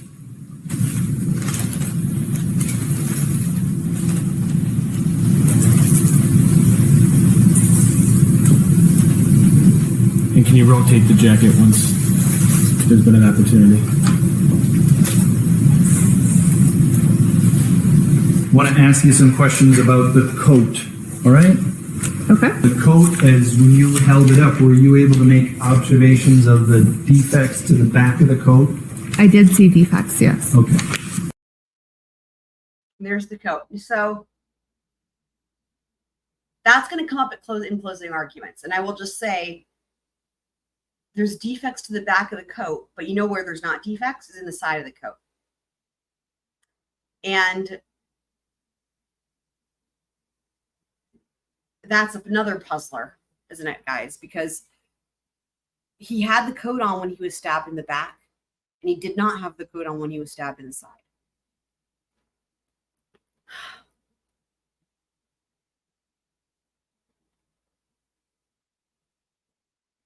And then for anyone who missed it, there's this literally Never mentioned. I don't understand this at all. Must be emotion eliminate, but even still, the fact that someone doesn't even accidentally be like, oh, the other scarf, like, what is happening? This was under his body? What is happening? So there's another, like, it's just no one talks about it. I noticed this in the pictures. That's why I put a whole thing on here. It has to be Alex, because it's not Ezra's scarf. That's Alex's scarf on that seat. There's another scarf. It's never mentioned. They don't even say the words. It's weird. There's no talk of a black scarf or another scarf, a second scarf, anything else. It's only Ezra's scarf that's ever mentioned. Yet here it is, point blank center in the picture. I just don't even understand. I know. So going through it, it was like the same day. Y'all imagine me, like the same day I discovered the scarf and I discovered the fucking tire tracks in the front of the car. And I'm like, why? Why? Like like my brain is going to blow up. Like I can't take it. And adding to it, guess what? There's the scarf there. Now, when they go through all these items that were found inside the vehicle, and they don't mention everything, but they mention a lot of them, there's the scarf. It's never talked about. It's the weirdest fucking thing. It's like the elephant in the room.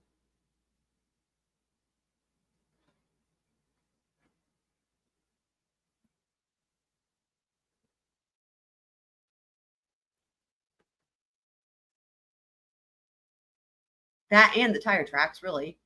And this is the best I could do, trying to get a picture of Alex to see if we could try to tell if he's wearing a scarf or not. It's kind of hard. And I think we did talk about this part before. It's hard to tell if he's got a scarf on or if it's his collar. Because I was just trying to figure out, was he wearing it, you know? Either way, we know that's not Ezra's scarf. So, but the question is trying to figure out if he was wearing it or not. I mean, I would imagine he was, right? I mean, you put your scarf and your coat on, right? And if you take off your coat, you take off your scarf. I mean, the fact that the coat is off and then there's a scarf anyway, it would just kind of make sense. All right, so his injuries. So again, this is where I took all the injuries from the testimony and I labeled them. Now, we did cover this in a different episode, so I'm not going to go through it all again. But this was interesting to break down. And exhibit number 31. This is the back of the sweater that Mr. Woodworth was wearing. And again, it has blood that you can see, the red-brown discoloration. And you can see a defect at the back of the right shoulder that the pointer's pointing at right now, as well as a defect here on the right side of the back of the sweater. Okay, so the thing is that the defects to the back, the coat has the same defects to the back. So he was wearing the coat when he got stabbed in the back, but the stabs to the side, the coat does not have stabs to the side, and the sweater does. So the coat came off, and then stabs to the side happened. And then another defect on the left, it's more lateral, but the way I have it laid out, it looks like it's on the back. All right. Moving on to exhibit number 38. What are we seeing here? This is now showing the left side of the back of the sweater, and you can now see two defects on that region of the sweater as well. All right. And that would correspond to what area on Alex's body when the sweater is being worn? The left lateral torso. And also, doctor, in addition to the pants, did you check the sweater to see if there was any obvious mud on the sweater as well? Yes, I did. And was there any obvious mud on the sweater? No, there was not. All right. This we need to keep in mind. Again, going into closing arguments, some of this is good to just review.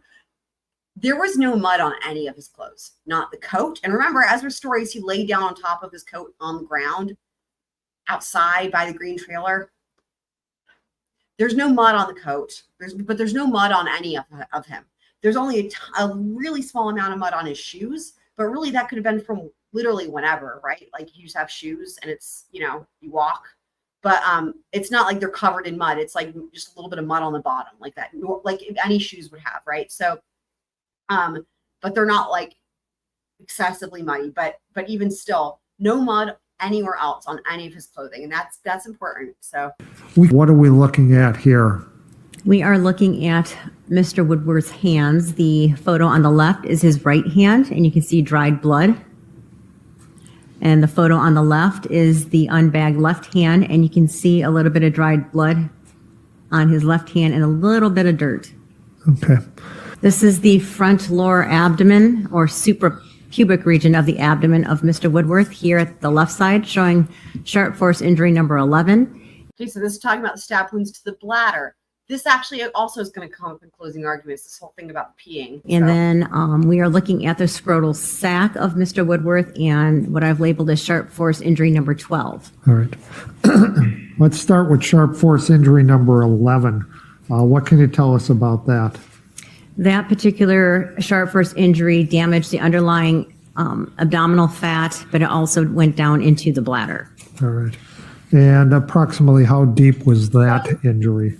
That was 3 inches deep. I think Ezra's whole story about Alex being like, oh, can you come help me? I need to pee. Can you help me? That's, again, what, like I said, her defense team, what is their job? Their job is to look at the evidence and find alternative ways to explain it. The whole thing about Alex being wet, that's how we got here with the peeing, right? Because they didn't know, the law enforcement didn't know why he was wet initially.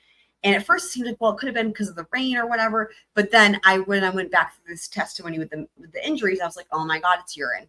That's also why Ezra said that she peed herself a bunch of times, right? Because I guess it was like in case she had pee on her, right? Potentially. She would try to explain it as being her pee. So anyway, so she kept saying she peed herself, but Alex being wet, the bladder, right? So, but the defense, remember, their job is to try to, their whole thing is we need a different way for this to have happened, right? Like the whole peeing thing, instead of it being punctured and then the bladder empties because of the wound, right? They change it to he's standing because he's still alive. He's still able to attack her, right? That's their whole point. They have to keep him alive and in attack mode as long as possible, right? As opposed to dying or dead. And so instead of him dying and the bladder being punctured and all that, it's like he's up, he gets out of the car, he's able to talk and walk, he asks her for help to pee, which puts him in like again in a position where he's clearly still alive and moving around and able to do things. And and also the other point is to make it seem like he was luring her, because that's the whole point, is like her testimony is he asked her he needs help to pee, she wants to help him, so she goes over to help him pee, and then it starts happening again. And so again, their version of how are they going to explain the pee? The pee is because he asks her to pee, and he asks her to pee because he wants to start stabbing her again. I mean, but which doesn't even make any sense, because why would he get out of the car? Anyway, it's like, if he's the perpetrator, well, she gets the knife, but the whole thing about,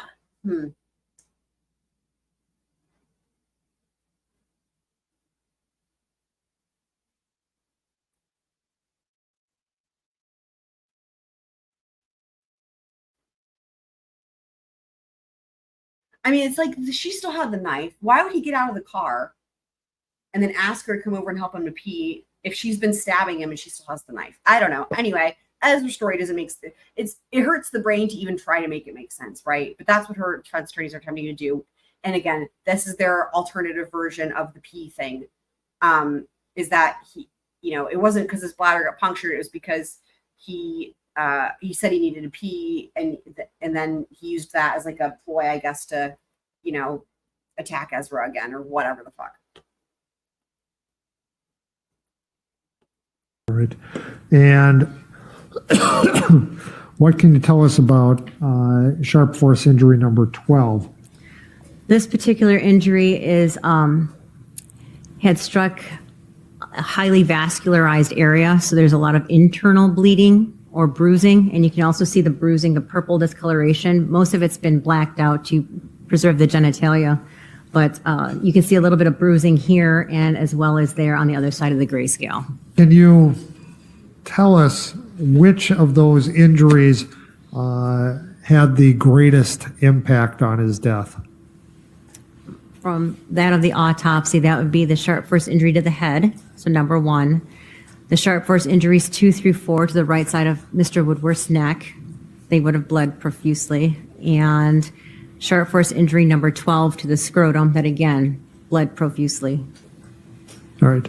And even though 12 is a pretty small injury, correct? Yes, in size. But there was significant bleeding from it? Yes, there was. Were you able to obtain an approximate height for Alexander Woodworth as of the time of your autopsy? Yes, I was. And what was his height as of the time of your autopsy? 5'8". All right. And did you also obtain an approximate weight of Alex at the time of your autopsy? Yes, I did. And what was that approximate weight? 137 pounds. And actually, I don't think when you go through the rest of this, I think we've covered all this. Let me just look and see if there's anything else. Yeah, we've covered all this. Oh, actually, I did have some new pictures. I did find some new pictures. Hold on, let me look through these because I 33 here. What can you tell us about the analysis of that swab? So B27, I also obtained a positive result for the possible presence of blood, and I obtained a male DNA profile. I need to back it up to where they start with the blood in the car because I discovered when I was going through it again that there was blood in the car in places that we didn't notice before. So hold on. Let's move to B27. Where was B27 reportedly from? B27 is a swab of a reddish-brown stain, reportedly from the upper portion of the driver's seat at marker 33. All right. Exhibit 132 here, counsel. So we're seeing marker 33 here. What can you tell us about the analysis of that swab? So B27, I also obtained a positive result for the possible presence of blood, and I obtained a male DNA profile, and I concluded that Alexander Woodworth is the source of that DNA. So item B25, I also performed the presumptive test for the possible presence of blood, and that test was positive. Wow, the first one. I Wow. obtained a male All right. Hold on. 7. source of that DNA. Alexander Woodworth, reddish-brown stain, male DNA. Word. Okay. Let's move to B27. Where was B27 reportedly from? B27 is a swab of a reddish-brown stain, reportedly from the upper portion of the driver's seat at marker 33. All right. Exhibit 132 here, counsel. So we're seeing marker 33 here. What can you tell us about the analysis of that swab? So B27, I also obtained a positive result for the possible presence of blood, and I obtained a male DNA profile, and I concluded that Alexander Woodworth is the source of that DNA. So item B25, I also performed the presumptive test for the possible presence of blood, and that test was positive. Wow. I obtained a male DNA profile, and Alexander Woodworth is the source of that DNA. Wow. And what can you tell us about the swabbing from that particular marker number? So the swab, I performed our presumptive test for the possible presence of blood, and that test was positive. I attempted to obtain a DNA profile from this item B22, and I obtained a male DNA profile, and I concluded that Alexander Woodworth is the source of that DNA.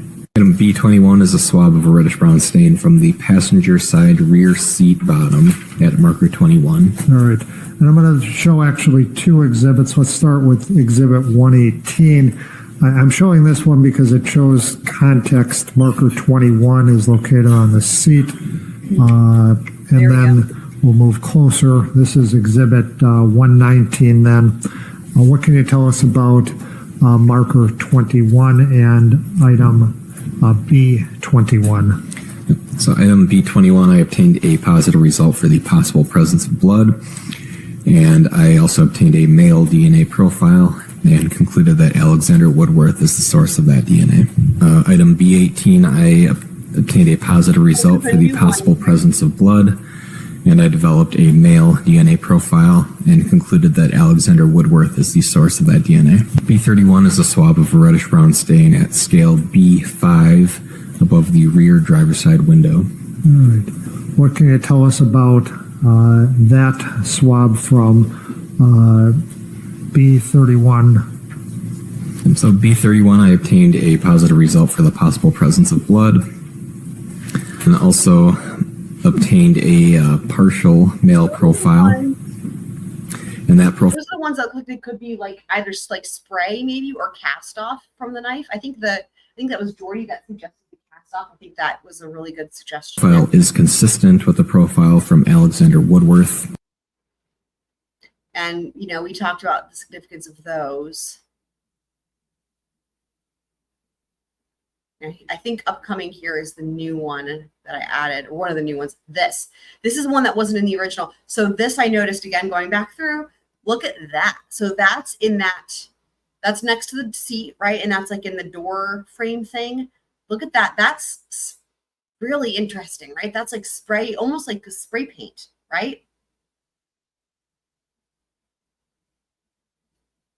So the door would have had to have been open.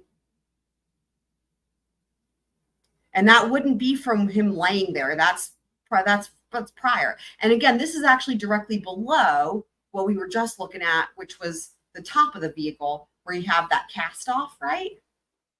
You've got the cast off there up at the top. This is directly below that.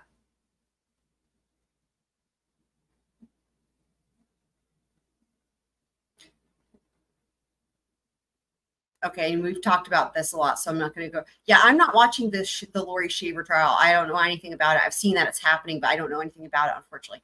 Okay, so now we're going to go back to, they've just had lunch, and Dr. Bunny is back on the stand. Cool. Dr. Hopper, prior to the lunch break, you were talking about what I think was good interviewing methods for traumatized people. Does that sound about right? For traumatized people, or for really anybody that you're wanting to get information from them. It could be a suspect who wasn't traumatized at the time, or, yeah. Okay, is it more important or heightened or anything when you're dealing with somebody who may potentially have been traumatized?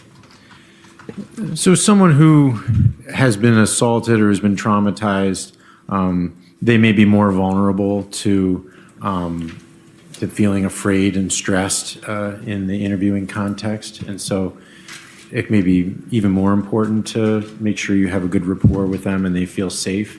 But again, these are general principles that are good across the board. Okay. And these are general principles good across the board when you're trying to gather information? Yeah, when you're trying to gather information from someone else's memory, from their brain. Because some interviews may have different goals in gathering information, right? Correct. And so you're talking about in the context, if you want to get something out of somebody else's head, for lack of a better term, this is the way to go about doing it, right? Yes. Oh, now that's imagine fun. that while there's what you've called good or best practices, perhaps, on the other side of the continuum, there's then some things to avoid. Would that be fair to say? Right. Here we go And again, to these aren't just practice called part. best practices. There's lots of scientific research supporting that some practices lead to more complete and more accurate information, and others are more likely to lead to less information. And even that, so that's the best case scenario. The best case scenario of what the defense is hoping to do with this witness, who's a brilliant witness, right? The best case scenario of what the defense is hoping to do is to show that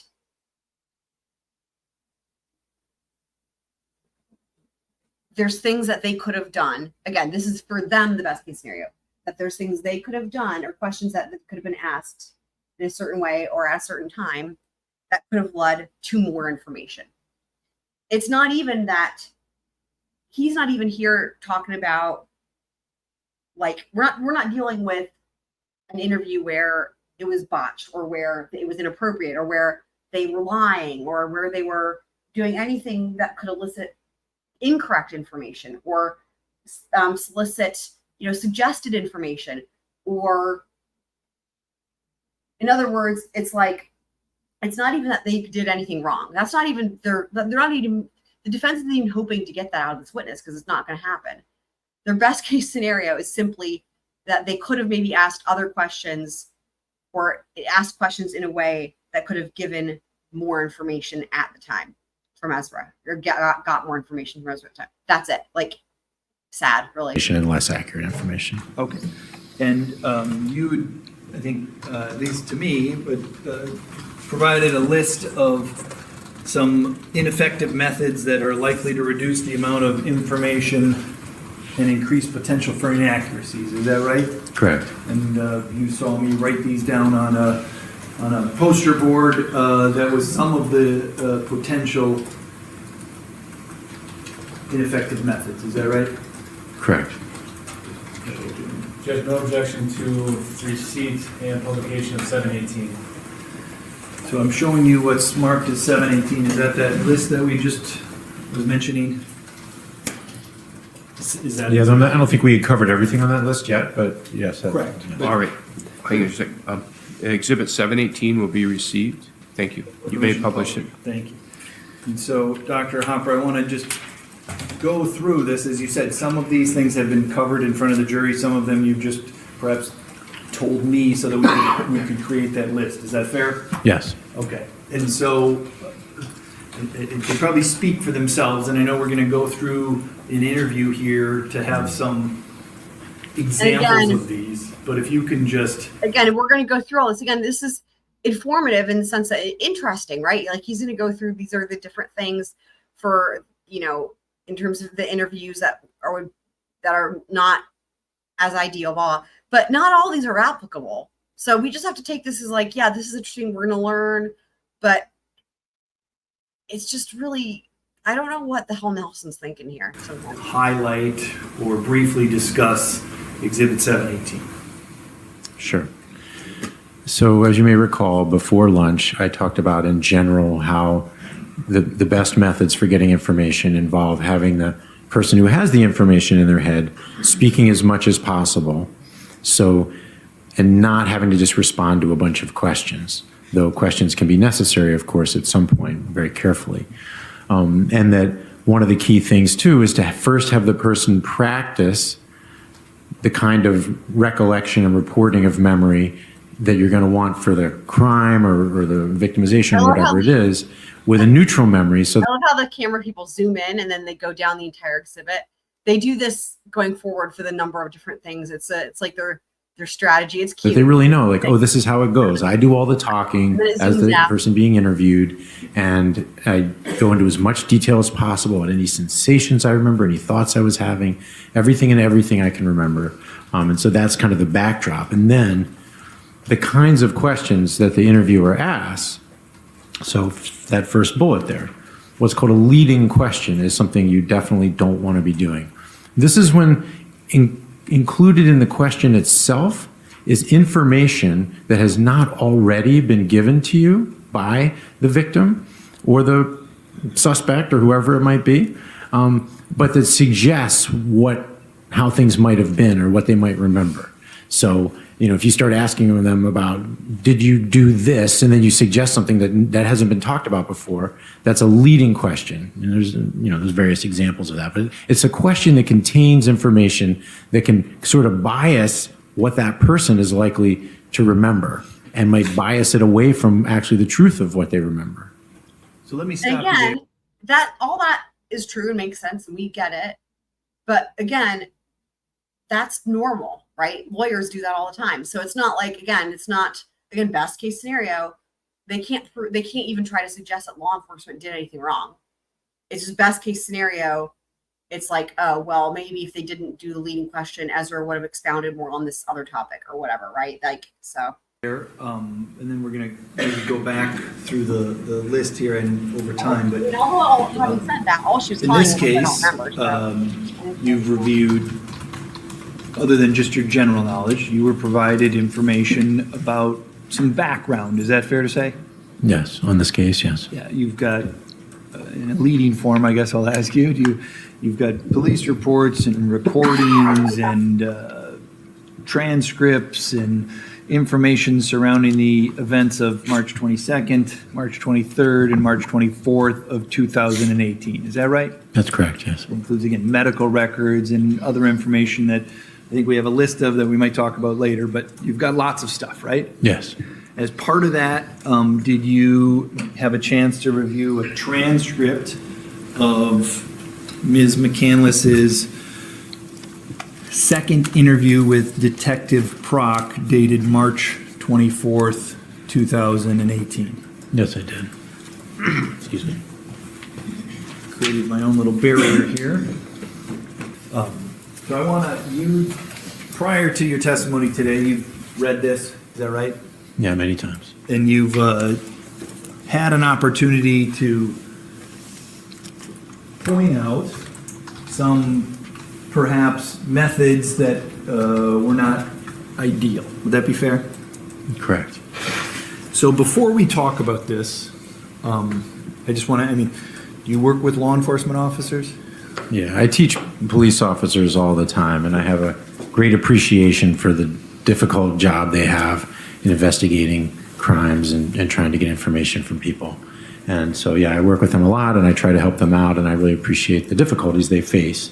But at the same time, one of the reasons I teach them, and my colleagues do, and interviewing methods, and the things that I teach, is to help them be more effective at conducting interviews with, especially with crime victims, which is what I focused on. Okay. So as we go through this, do you mean this as we're going to go through this transcript and perhaps be critical of some of the things that were asked of Ms. McCandless by Detective Prock? Would that be fair? Yeah. And remember, he's sitting there. Is it meant in the sense of blame or fault, or is it just meant in the context of here's how this may have impacted things? Yeah, it's just, I'm here to basically shed light from what I know about how memory works and how effective interviewing works, not to cast judgment on anyone. Okay. And that's true here, that's true when I'm training police officers. I always make it very clear, like, I'm not here to judge anyone, I'm just here to help out. Okay. And so I want to just go through some particular parts of that transcript on page 16. The thing is about that is I believe he seemed really genuine about that, and I think he actually looked directly at Detective Prock. If you take, like, he looked out at the gallery. I don't know if y'all noticed it, but I think that's important to say because, again, Detective Prock did a really great job, and you have to imagine with him helping law enforcement. Honestly, they did some of the best I've seen in terms of treating her like not a criminal, right? Like in terms of like sometimes there's like interrogations, like, yeah, they did a really good job, as in like they got someone to admit to something or whatever. Blah. That's not the case here. It's like they were so kind to her and sensitive. They did everything right. In my opinion, in terms of like being the least like law enforcement, and giving her every benefit of the doubt, and patient, gentle, all that.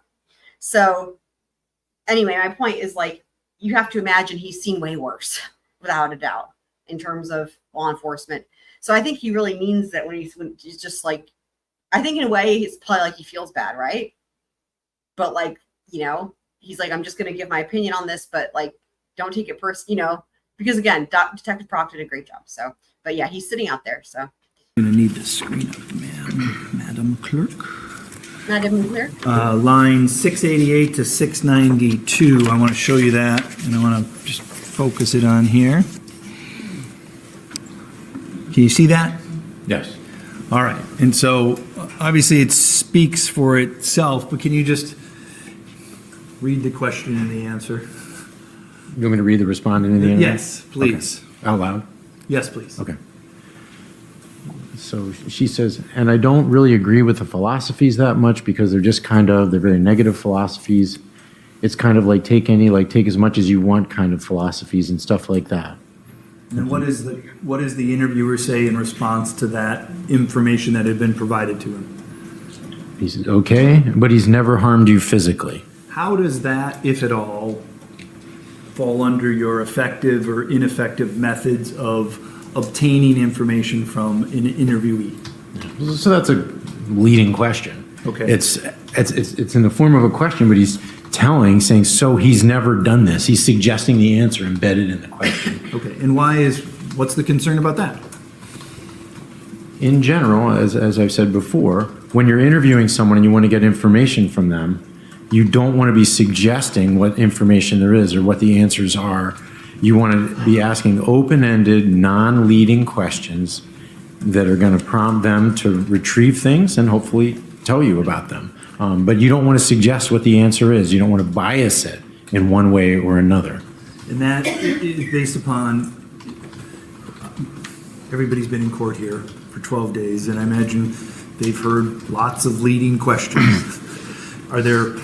You're not talking about courtroom leading questions? No, I mean, that's what attorneys do all the time, right? I mean, you know the answer you want and you lead people down that path. But no, this is completely different. In investigative interviewing, you don't want to be doing that. Why not? Because, again, as the interviewer, you don't know everything that's in that person's head. And if you are suggesting things, you may be pushing them away from really valuable information. They may not know the answer to a question or have that information, but they're trying to answer it, and they may then mix some things up because you're supplying them with the information. And there's lots of research on this, on leading questions, especially around what are called peripheral details. So back in the 80s and 90s, a lot of research by Elizabeth Loftus and others, that if you show people films of car accidents, and then later you ask them questions about it, you say, well, when it went through the stop sign, when that car went through the stop sign, and there was no stop sign, there was a yield sign, or there was no sign. But if you suggest and ask that leading question, when it went through the stop sign, did X happen? Then later, when they try to remember that experience, when a week later you bring them back in the lab, sometimes people remember a stop sign when there was no stop sign.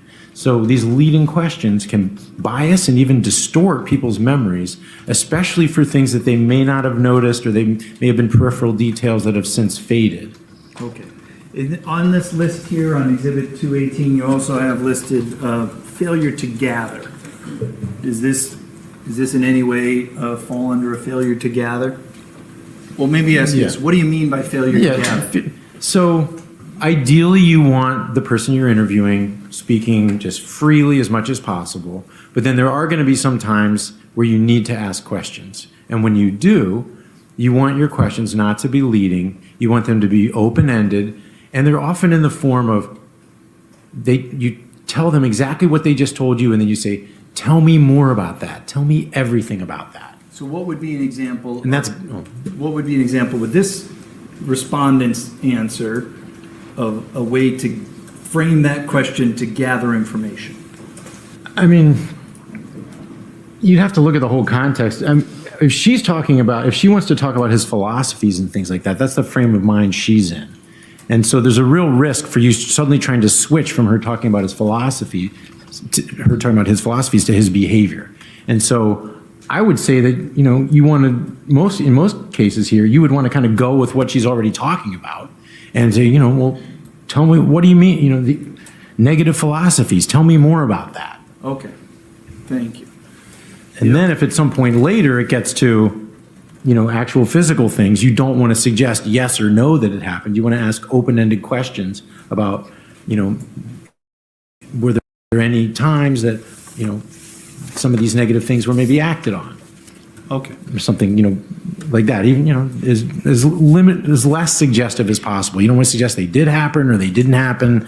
You want to just kind of leave it as an open question.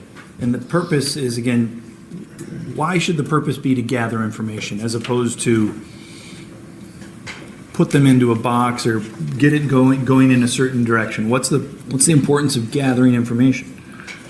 Well, the more information you have, the more you're going to have to be able to compare to the other evidence you've collected and potentially to find things that may be evidence of inconsistencies that are deceitful or something like that. And the research shows that it doesn't just get you more information to avoid leading questions and to not fail to gather more information with these follow-ups of tell me everything about that, tell me more about that. It doesn't just get you more information, actually it leads to higher confession rates.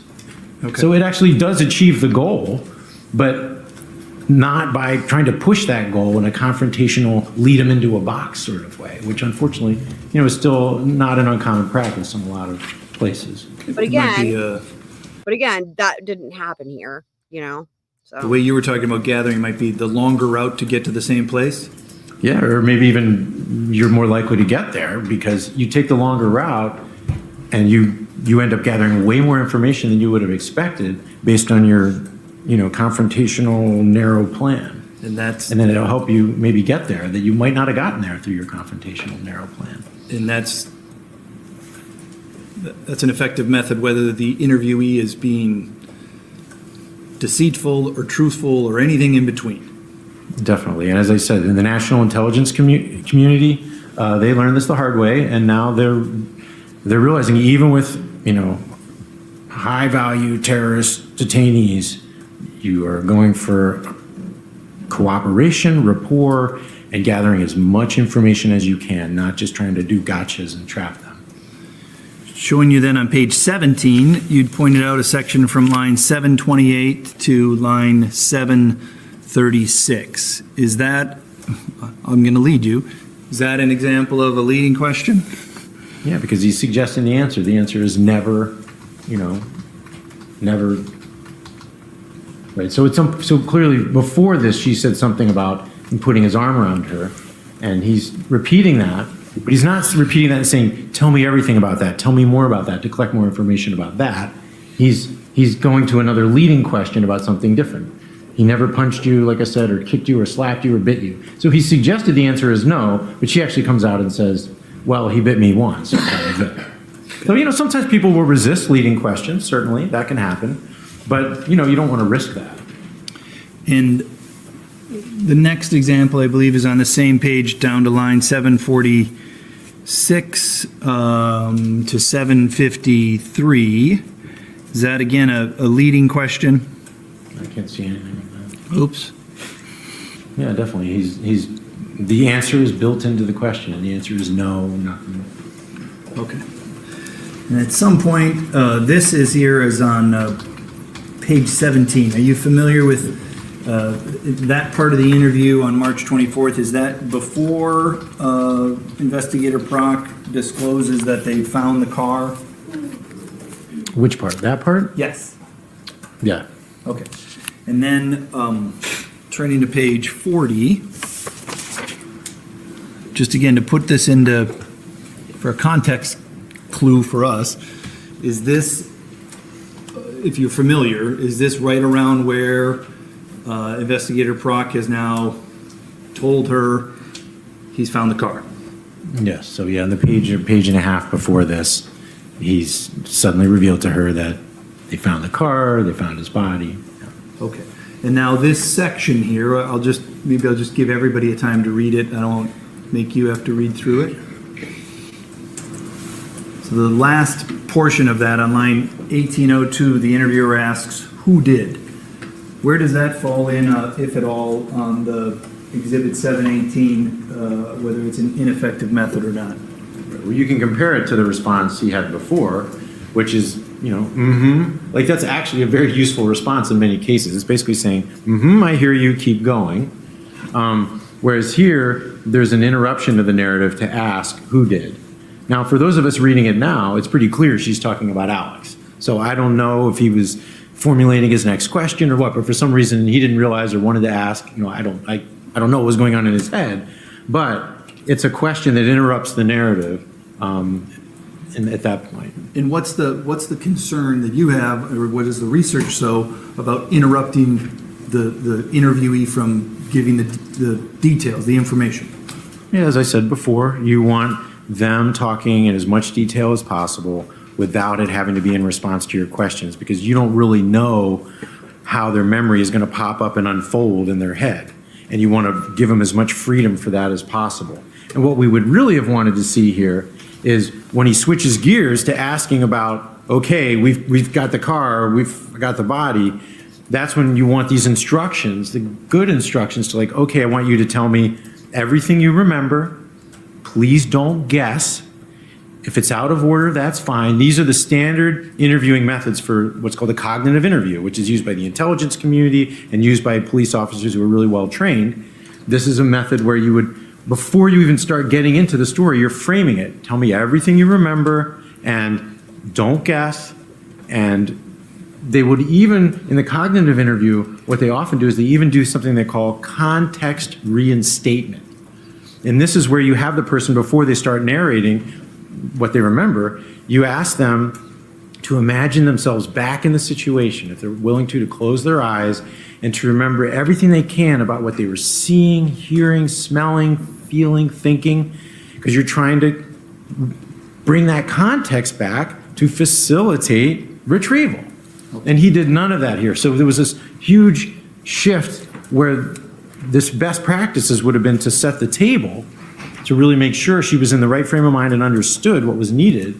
Instead, he's going straight into questions and interrupting. What does the research show about how interruption, how does it affect the interviewee's impression about their role in the interview? Yeah, so and they've interviewed people afterwards to ask them what it was like to have that kind of interview versus the other kind. And yeah, and they say that, their understanding was that I was to wait for questions to be asked and then answer that very specific question and then wait for another question to be asked. So that's what people will tell you. And also the research just shows that when police and other investigators interrupt, they get less information and they get less accurate information. And those studies came out, first of those back in I think 89 or 91, cognitive interview. Moving to the next page of the interview, page 41. And I think we're going to use the whole page, but we're just going to chunk it out here. Starting at the top, the first lines, 1823 to 1836. Is that an example of an interruption? Yes. How so? Well, so she's saying I was scared. It was the scariest thing I've ever experienced in my life because I've never felt that in my whole life. Again, if things were set up right, she would know not to stop, but just to keep talking. But things weren't set up right, so she's stopping maybe, or he's interrupting. I can't remember if, we'd have to listen to it to see if it was really an interruption or her just waiting because that's what she's learned is expected. But, this would be a point if you are going to ask a question, you would say, well, okay, scariest thing you've ever felt. Tell me more about that. Tell me everything about that to collect more information. And then the next section after that, 1836, we go down to 1848. Is that again another interruption? Well, here he just kind of repeats what she says. But, again, if we were listening to it, it might be an interruption or not. But certainly she's not on a free flow and he's repeating it. And so now she's the one saying to him. And then at the end of the page, then from 1849 to the end of the page, give everybody a chance to read that, I guess. I see on there on 1849 as well as 1854, the question, so then what happened is asked. Right. Do you have any concerns about that question in particular, or that type of question? So asking people for time sequence information is something you have to be very, very careful about. Because as I talked about before, especially if that memory circuitry has gone into the minimal encoding mode, it might not have encoded and stored time sequence information. And so, we train investigators to be very cautious about this. In the same way you don't want to push for peripheral details that might not be there, because you could create inaccuracies, you want to be real careful about asking or pushing for time sequence information that might not be stored in their brain. So that's something we see happening here. And another thing that we see happening here is when someone says, and so then what happened?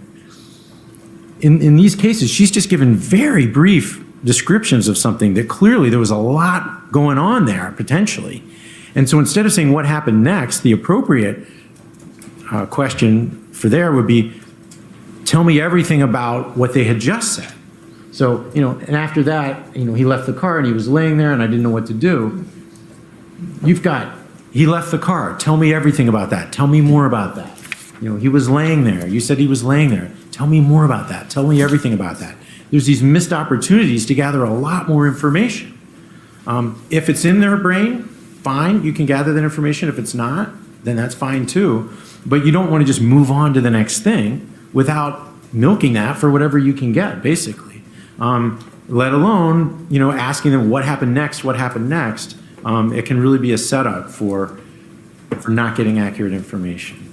And for the person who's being interviewed, again, whether they're a subject or a victim, for them feeling like, a suspect, that you don't really understand, because sometimes people will tell you, like, I don't know what order things happen, and I see this over and over again. Police will still ask them what happened next, and they're feeling, well, what's going on here? Are they not understanding me? Are they not listening? So then sometimes they'll just jump to the end, for example. And in this situation, so this is page 41 where I just did, but before that, I'm putting page 40 back on, and on page 40, in line 1779, the question is, walk me through this. What happened? Is that right? Yep. And then the next page, page 41 that we just talked about, already at the end, she's finished the story at line 1863. Right. So what in an effective interview, you would expect like a half hour, an hour, 90 minutes to unpack that sort of thing. And here we see just in a couple minutes, boom, boom, boom, they're all the way at the end. And that's, a function in part of how that interview was being conducted, how the groundwork was not prepared for her to know what kind of open narrative to give, and then how the questions that were being asked, including what happened next, when it wasn't even clear what she had just described. And then on 42, at the bottom of the page here on line 1901, that's to the next page that we just talked about. Is that another example of a interruption? Yes. And on line 1908, where the interviewer asks, walk me through again what happened here. Or you have any concerns about doing that in that position? Well, this happens sometimes when people don't have the right training and aren't using the right methods, that they find themselves in this situation. You just have to keep going back over the same thing because they haven't really laid the groundwork for getting it out. And sometimes it's unavoidable. So here he's having to start back at the beginning again. But as we can see, it's going the same way. It's a little bit of information and a question, a little bit of information and a question. She's not been trained basically with open-ended reports. And that was what you had talked about before lunch about the cognitive interviewing techniques of training somebody to do this prior to getting into the guts of that interview. Yeah, and again, this is not to fault or criticize Detective Prock. As someone who works as an expert witness on these cases, I review these, I hear these kind of transcripts, I hear audio, I see video. This is not uncommon, but it is unfortunately ineffective at getting as much as possible and as accurate as possible information. And that ineffectiveness, does that impede the investigation? Definitely. Could it also impede the interviewee's ability to say everything that they may be able to say? Definitely, yeah, and that's what the research shows. And it's not good for anybody. It's not good for the prosecution. It's not good for the defense. It's not good for the jury. You don't have as much information to work with.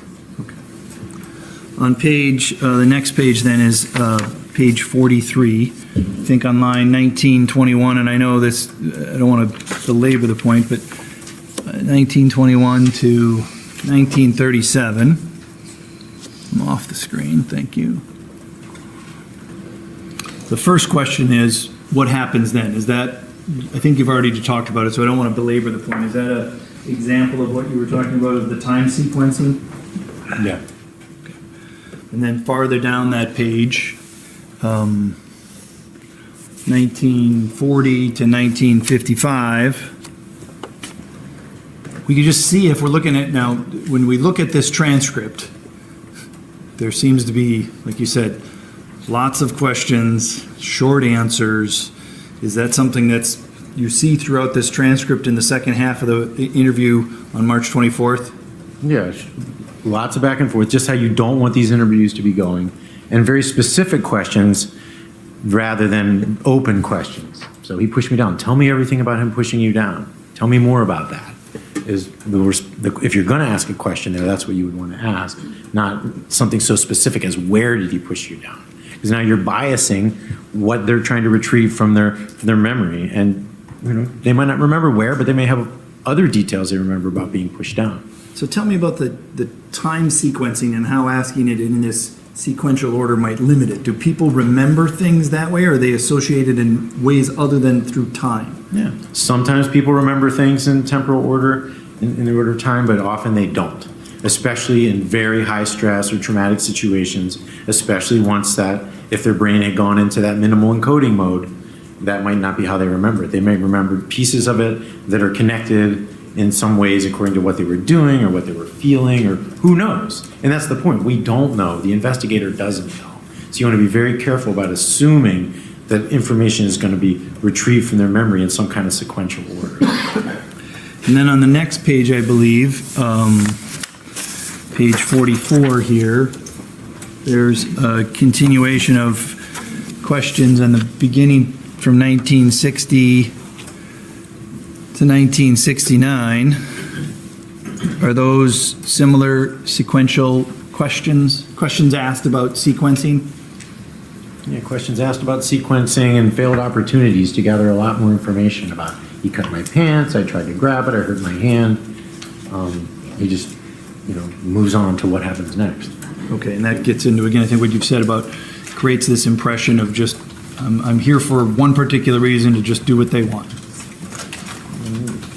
That's a little extreme, but yeah, it's something along those lines. No, and if I To answer questions, to answer questions rather than just to speak freely about everything I can remember. And then this next section here, from 1970 to 1987, this is a section where she's asked about the knife and sequencing. Is that right? Right, so she starts off in this exchange by saying how she started to wrestle with him and fight him off and kick and do whatever I could, but I got the knife and then I just started. So she said several things there. And any of those things could have lasted 10 seconds, 30 seconds, 60 seconds, we don't know. And what the interviewer does is ask a very specific question about how did you get the knife from him? When there's all kinds of other information potentially in there that could potentially be helpful to the investigator and to the prosecution, but it wasn't collected. Or it could potentially be helpful to her defense. Yeah, who knows? Yeah, either way. And how does it end? What does she say at the end? Yeah, she says, and then I don't know. What does that tell you about time sequencing in this here?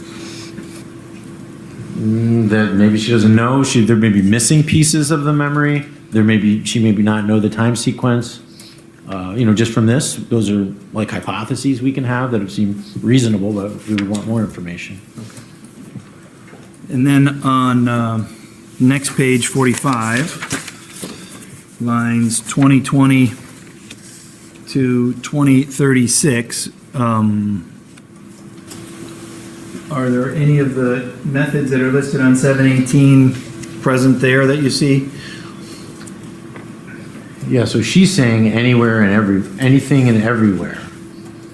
And then that's followed with, he repeats that phrase, but then he starts asking specific questions and even leading questions, right? So was he on top of you? Do you know if you stabbed him in the back or any place? So now he's suggesting where she may have stabbed him. So that's a leading question that's suggesting things. And again, that's something you really want to avoid. Okay. Moving ahead to page, I'm sure everyone appreciates if I skip some pages here. Page 47, line 2121 to 2139. Is that all on the screen? There we go. Do you ever have concerns about suggesting guessing? Yeah, so as I mentioned before, the research, the scientific research shows that the instructions you should give to people you're interviewing, whether they're victims or suspects or whatever, or terrorists, is remember everything you can, please don't guess. Like that's the last thing you want people to be doing is guessing. And so you tell them that right up front. Well, that never happened in this interview, and not only that, now he's explicitly asking her to guess. When you say explicitly asking you, I mean the word guess isn't on there. Do you mean by the word think, or do you? Well, down there at the bottom. So you think you stabbed him in the back? Even on line 2121, is he asking, where do you think you stabbed him? Yeah, where do you think? Yeah, right. A couple places. Where do you think? Not where do you remember, but where do you think? That's inviting speculation. Okay. And is this, I know we've gone through it, but just if you can put it into a time sequence for you here now in this safe space where you can talk about time sequence. Okay. Is this before or after she's ever said anything about, I don't know, regarding time sequence? I can't remember. Okay. I just assumed that you were going to show that. Sure. No, and that's, I didn't think I'd have to worry about that. But I think it's before. on page 40, so this is page 47, you see that on the bottom? Yeah. So assuming this goes in chronological order, on page 44 is what we had talked about before. And that's where we had showed the matter about grabbing the knife. And she had made the statement on 1987, I don't know. And then I just don't remember. Is there a concern in continuing to ask for these time sequence details after a interviewee has already said, I don't know? Yeah, definitely. Why? Again, just one of the most basic principles is you don't want them guessing. Okay. And especially if they've already told you they don't know. And I think there's another place in here where she actually comes out and explicitly says, I don't remember the order. And yet he still continues to ask her a time sequence question. Putting up on page 48, the next page after this, line 2146 to line 2161, is that one of the places you were referring to where she says, I don't know? Yeah, and what you would want the interviewer to say here is, okay, just to be clear, I really don't want you to guess. Not encouraging to guess, it's been encouraging the person not to guess, is what effective interviewing techniques calls for here. And then skipping ahead to page 51, excuse me. What, if anything, does she say about time sequence in relation to those questions? Right, well, this is where she comes out and very clearly says, after he says, do you remember when you stabbed him in the throat? No, I don't. I just remember it happening, but I don't remember the time or when. Would you... And then he asks her, do you remember which order the stabbing took place? And she says, no. It was just a bunch. And then it looks like he may have interrupted her, but I'm not sure. Okay. And so that's page 40 or 51. After she says, I don't know about time sequence, on page 54, at the bottom on 2456, what does the interviewer do about time sequence? Is he asking more questions about time sequence? Yeah, he's asking for guessing about time sequence, even after she's told him that. And then he tells her to walk him through the order, even though she's already told him that she doesn't know the order. Okay. And so, is what you've read in Exhibit 290 about Ms. McCandless's statements not knowing the time sequence, or saying things like, I don't know, is that consistent with your training and experience regarding how people who have had these are under stress or have problems with encoding or storage or retrieval would respond? Yeah, I mean, this is commonly seen in victims of many different crimes. It's commonly seen in soldiers who are trying to give an after-action review to their commander after a battle. That is a certain point that in that battle, in that ambush, whatever it was, they can't remember the time sequence, so they disagree about the time sequence. It doesn't mean there's anything wrong with them. It just means that's how the brain can be affected by high stress and traumatic situations. So we've been focusing on this, what I think you called context and cues for interviews. Is that right? Context and cues for what? For interviews or for retrieval? Yeah, for facilitating the retrieval of memory, yes. How, if we shift the focus from the interviewer to the interviewee, what are some considerations that you want to set up for the interviewee is for their, as you say, context or state of mind to most effectively gather information? Well, as I said before, you want, whether it's a crime victim or a suspect or a terrorist, you want to try and have a cooperative interaction with them that's giving them as much choice and freedom within that situation as possible. And you want them to feel as comfortable as possible in the situation. You want to minimize stress because stress impairs retrieval. And you want to make sure that you have helped them understand what you want them to actually do, which is to narrate out loud in as much detail as possible, not waiting for questions, anything you remember hearing, seeing, smelling, whatever it might be. And those are the effective methods. And then you don't want to interrupt. You don't want to encourage them to guess. You don't want to ask leading questions. Those are all the kind of things you want to do. Now, I think you mentioned safe place, a feeling of safety. Was that something you just mentioned? Yeah, as much as possible in the situation. I mean, it can be hard to feel safe sitting across from a police officer when you're under investigation, or being a terrorist suspect. But yeah, you want to make it, help them feel as comfortable as possible. Okay. And so in that sense, safety means more than just a person's physical safety. They're no longer under the immediate traumatic event in that safety. You mean something beyond that? Yeah, I mean, if you're under investigation, your liberty for the rest of your life is potentially at stake, or for many years or decades if you're sentenced to prison for something or whatever it might be. Okay. And often especially you see this a lot in sexual assault, it can be very stressful when you're talking about, the most horrible thing that ever happened to you to a stranger. And if you feel like they don't understand you or they might not believe you, that can be very stressful because you're just in such a vulnerable position. How, I think you'd mentioned before these burned images and you've mentioned fragments. Mm-hmm. How does that play in to this retrieval process? So as I've said, that we can make this distinction between central details and peripheral details, and the central were the ones that for that person, moment by moment, as the experience was unfolding, those are the things that got attention and had significance attached to them, and they're more likely to get in and stick in memory. But the things that didn't get attention, that didn't have significance attached to them at the time, they're either not getting in or they're quickly fading or being lost from memory. And so you end up, if you think of a puzzle, with a lot of missing pieces. And so memories of highly stressful and traumatic experiences tend to be pretty fragmented. And there's this paradox where there's a lot of missing pieces, but some of the pieces you do have, you may never forget them for the rest of your life. They may be the thing of nightmares for the rest of your life. And so it can be very paradoxical. There's certain things that are burned in that you can't forget even if you want to, but plenty of other things that you can't remember even if you try. Have you heard the phrase or term intrusive memory before? Yes. Is that somewhat what you were talking about there? Yeah, in terms of some things like just keep coming back and tormenting people as flashbacks, what we call intrusive memories, or the re-experiencing symptoms of post-traumatic stress disorder, for example. How can that impede or affect retrieval and or disclosure? It can be pretty stressful if you've been through a horrific, violent experience in whatever role you were in.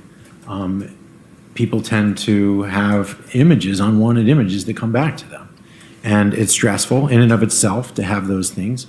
And then, understandably, people want to push that stuff away. They want to avoid it because it's distressing, it's overwhelming. They may feel shame and humiliation about these memories and things they remember doing or experiencing. And so, yeah, that can make it very hard. So on the one hand, things are coming in when you don't want them to, and on the other hand, you're trying to push them away. I mean, that's what a lot of trauma is. So I think, just to get close to finishing up here, you've talked about different barriers to remembering and reporting. Would that be something we've been talking about, right?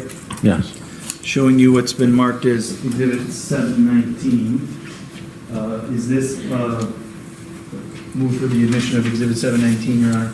No objection. All right, Exhibit 719 will be received. Permission to publish? You may. Is this list, Dr. Hopper, well, I'm in the way of it here. Can you see it? Yes, I can. Tell me about Exhibit 719. What is that? So as the title suggests, this is one way to think about it. These are potential barriers for people to remember and then to report, for example, in the context of an investigative interview, things that they've previously experienced. So let's just, is this list comprehensive? No, but it's a good collection of categories that covers a lot. Okay, but there may be more to add to that list. Sure. So on the list is, are these in any particular order? I mean, they are on this form, they're obviously from top to bottom, is how we normally think of it, but do you think of it as opposed to, as a particular order that they may or may not occur? I mean, the only order that's, inescapable is encoding comes before storage, which comes before retrieval. But otherwise, these factors, some of them could be operating at each of those stages, but not all of them. Okay, so disassociation, I think you mentioned that earlier when you talked about somebody perhaps focusing on a part of the ceiling or a mark on the wall. I think you'd said, how does that a barrier to remembering and or reporting? Judge, I'm going to object, and not that this isn't interesting, but I think we've covered all this already, so I believe it's cumulative. Just going through this and then I'll overrule the objection again, but just be mindful of not being cumulative. Thank you. Go ahead. How does disassociation, or why is that on the list? Okay. So I wasn't here before, so I don't know everything that was said about dissociation. So I do feel a need to just say a little so I at least know that what I'm talking about when I talk about dissociation. So dissociation can have a bunch of different meanings. What I'm referring to here is a disassociation, a disconnection of conscious awareness from emotions and body experiences typically. Another way to think about it is a disconnection of some mental processes from others that are usually connected. And so there's a disassociation or a disconnection in people's experience, and it can disrupt memory and it can disrupt, thought processes. So again, in general, disassociation could occur during the event. Yeah, we call that peri-traumatic dissociation. And it's typically a reflexive response that automatically kicks in to survive and disconnect from the horrible pain or horror of what's happening in your body. Would that impact encoding, storage, retrieval, all of them? Well, definitely to start with encoding and storage, yes. Like the example I used, if someone's being held up at gunpoint in a mugging, on the one hand, that bottom-up attention may grab onto the gun, but at some point, they may feel like they're floating out of their body and they may dissociate, right, from the fear that's arising in their body. And they may be, looking at the ceiling or looking at, the leaf of a plant or something like that. And so if that's where their attention is, and it's not where kind of the action is of what's being held in their face or what's being done to their body in an assault situation, then, they're not encoding or going to be storing things that they're not paying attention to. How about post-traumatic event? Can a disassociation occur then? Definitely, and in the retrieval process, yeah, or attempted retrieval, yeah. Okay, tell me just briefly, how would that impact the retrieval process? So, remember I talked about context, and one of the important contexts is literally the person's bodily state. When people disconnect from their body, and we see this a lot in people who've been involved in violent crimes as victims or even perpetrators, and they're trying to answer questions from an investigator, and they feel totally disconnected from their body and they're not able to access any of the emotions and body experiences associated with that, it can make it hard for them to retrieve other parts of the experience which are linked to it. And then sometimes they will talk about parts of the experience and it's like they're reading a grocery list or something when it's like a really horrific aspect of an assault or something like that. And it can seem unreal to them and it can seem unreal to the investigator because they don't feel it in their gut. So these are some of the ways it can impair people's ability to retrieve because they don't have the emotional experience to facilitate the retrieval, and it can make things seem less real. They can feel more doubtful about, am I remembering that right? Because it doesn't feel real to me, and those sorts of things. And then the next on this list is encoding and storage, and that's essentially what you've talked about already, and the peripheral details, central details, how we don't need to go through that. And the time-dependent effects that, when it's in that super-encoding phase, more can get encoded and stored away, but if it goes into the minimal encoding phase, less can get in. Okay. And then on here, the next term after that is avoidance. What do you mean by avoidance? So avoidance in this context has to do with retrieval. As I was saying before, one of the hallmarks of post-traumatic stress disorder is, on the one hand, you've got these awful images and maybe body sensations and things popping into your mind. And on the other hand, you really want to push them away. And so sometimes people don't remember things because they're in a self-protection mode. They just don't want to, it's too painful, it's too scary, it's too disgusting, it's too humiliating, whatever it might be. And then next on there is denial, deceit. What do you mean by that? Well, sometimes people, don't want to admit things, obviously. And sometimes people are actually trying to deceive other people about what they remember. That happens, and there's a whole variety of reasons that can happen. And that And then you've talked. kind of piggybacks on from Dr. Benson when that whole thing, when he was on Cross with Spring Chicken, the live commission versus the live omission, right? And trying to, this whole idea of like, well, what is it? Is it trauma? Is it not being able to remember? Or is it just like she's lying, right? So yeah. Before, again, the next on the list is stress impairs retrieval. That's again about the inability to get the things that have already been encoded or stored. Yeah, we know it affects retrieval processes in the brain. We know some of the neurobiology of that, but it's a very robust finding that in general, stress impairs retrieval, unless it's stress that like perfectly matches or very well matches what you were experiencing at the time, and then it might facilitate retrieval. And so those five that we've just went through are, lack of a better term, focused on the interviewee. Would that be fair? Yeah, things inside the interviewee and their mental processes in their brain that can make it harder for them or to remember and or report what they do remember. Okay. And then the last one on there is the context and cues that we've just gone through many examples of that. And that's something that falls more on the interviewer. And that might fall, maybe that's not the right term. But yeah, but they end up, they have the power in an investigative interview to create the context largely, and then they're the ones asking the questions or instructing the person on how to retrieve memory. So yeah, they're responsible for the cueing for the most part. Okay. Are Ezra McCandless's statements on March 22nd, 23rd, and 24th of 2018 consistent with the principles you've testified about today? Given the knowledge I have and the science I've drawn on, the things that I saw in those transcripts is certainly consistent with someone who's been through a very traumatic experience and who is encountering some of these barriers to retrieval in the interview context, yes. Those are the only questions I have, Judge. All right. All right, and Mr. Hahn, did you want to go ahead with your cross-examination, or I don't know if anyone needs a break at this point in time?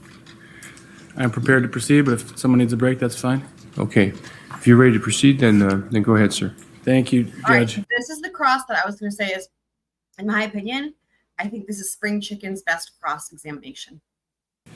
Dr. Hopper, you talked a lot about a lot of different things, and I want to be clear that the principles that you've talked about aren't specific to sexual assault, correct?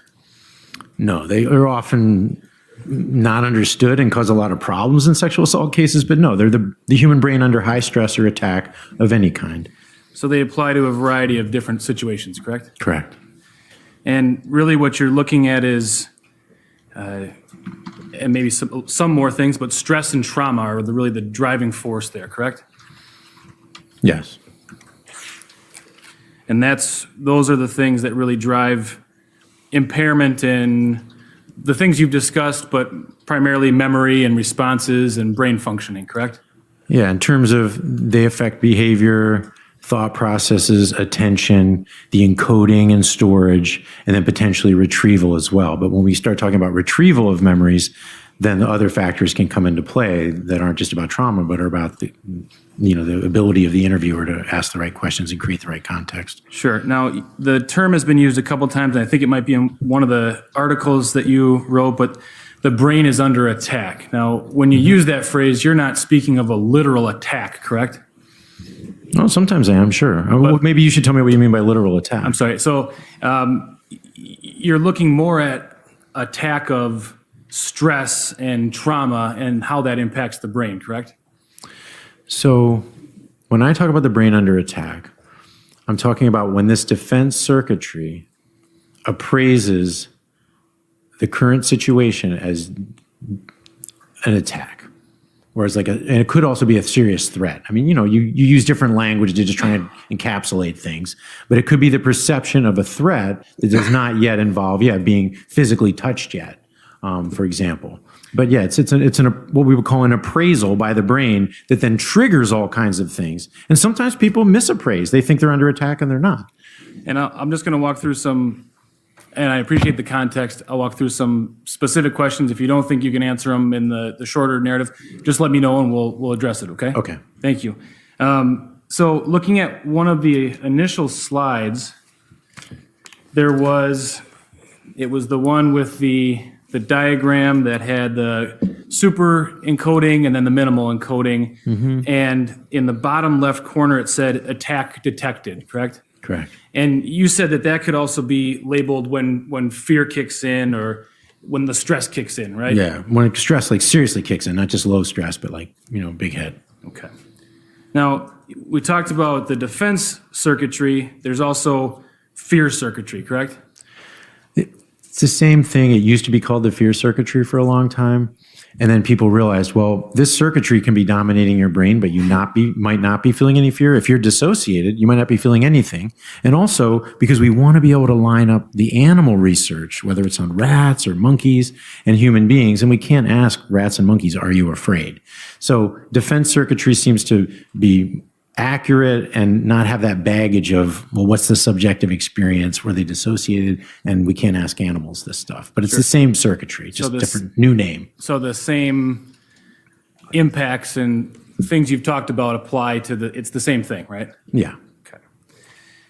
Now, there was talk about law enforcement practices. And again, I'm going to ask some more pointed questions. And if you feel you need to elaborate, just let me know and we'll address that. Okay. But you would agree that law enforcement, and I think you testified to this generally, should show empathy and compassion when interviewing, whether it's a suspect or a victim or a witness, any of those people, right? Yes. And you would agree that an officer's demeanor is important in setting the tone of that interview, correct? It's one important factor, yes. And part of the demeanor is not only the questions that are being asked, but also the tone of voice, the discussion before questioning starts, all of those things are included, right? Correct. Now, you talked about, we had the transcripts up with Detective Prock's interview. Have you just read the transcripts, or have you actually had a chance? I've listened to it, yeah. I haven't listened to it in the last 24 to 48 hours, but I listened to it before, yeah. Okay. And you would agree that his demeanor is calm and respectful of the defendant, correct? Oh, yeah, seems like a really nice guy. And you talked about allowing law enforcement in interviews should allow. Kat, you're asking about the gallery. I don't know what I'm not sure what you're asking about there. The only thing I could think of is there's way fewer people usually than I would expect. There's empty seats in there. It wasn't as high profile. I don't really know if you were wondering something specific there. Whatever control is reasonably possible to be given to the person being interviewed, correct? Yeah, and the scientific research, they call that, supporting their autonomy. They're feeling that they are choosing what and when to say and how. And that would include telling the person that's being interviewed that they don't have to talk to law enforcement, right? That's correct. That's a Miranda warning, right? But just generally that would include that information before before an interview starts. They say, you don't have to talk to me. You can walk out the door if you want. That's part of allowing the person being interviewed to have some control, correct? It could be. I don't know that it would be the wisest strategy to take if you want them to cooperate with you and you want to get more information. I'm not asking for okay. what's It could be most part of it. effective. I'm just saying that allows them to have some control over what's happening in that room, right? Mm-hmm. And just for the court reporter, you had a mouthful of water. That was a yes, right? Yes, sorry. Thank you.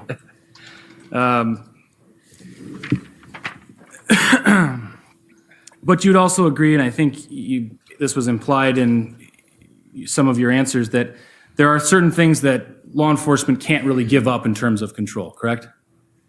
Definitely.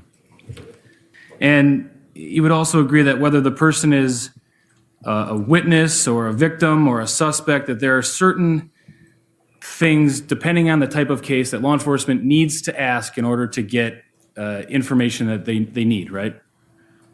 So if it's a, for example, a burglary case, they're going to need to ask some specific things about entry into a house or whatever the facts are, right? Right. Unfortunately, they sometimes do that too soon and end up losing lots of information, but yes. Okay. And when you say losing information, that might be because they skip to a specific part without allowing some of the backstory, correct? Right. And sometimes when they skip to a certain part, it's a gotcha kind of thing. And then that stresses and shuts down the other person. They're not feeling very cooperative anymore. Now, and part of a police officer's job is to protect victims from crime. You'd agree? Definitely. And as well as apprehend perpetrators of crime, correct? Correct. Now, and I think you've at least implied this, if not specifically stated it, but there are parts of interviews where it's really unavoidable that a follow-up question or questions need to be asked by law enforcement, correct? Oh, definitely. Now, when you talked a lot about leading questions and the fact that they might get somebody being interviewed to believe that what's being said is actually true, correct?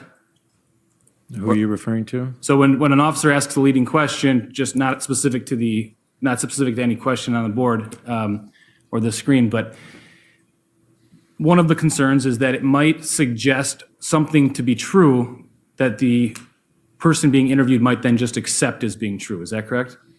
That's one possibility of many problems. And if somebody, as we saw in at least one of the answers, if the person being interviewed pushes back and says, no, it's actually this, that would suggest that they're not as susceptible, or that their response wasn't overcome by the suggestive nature.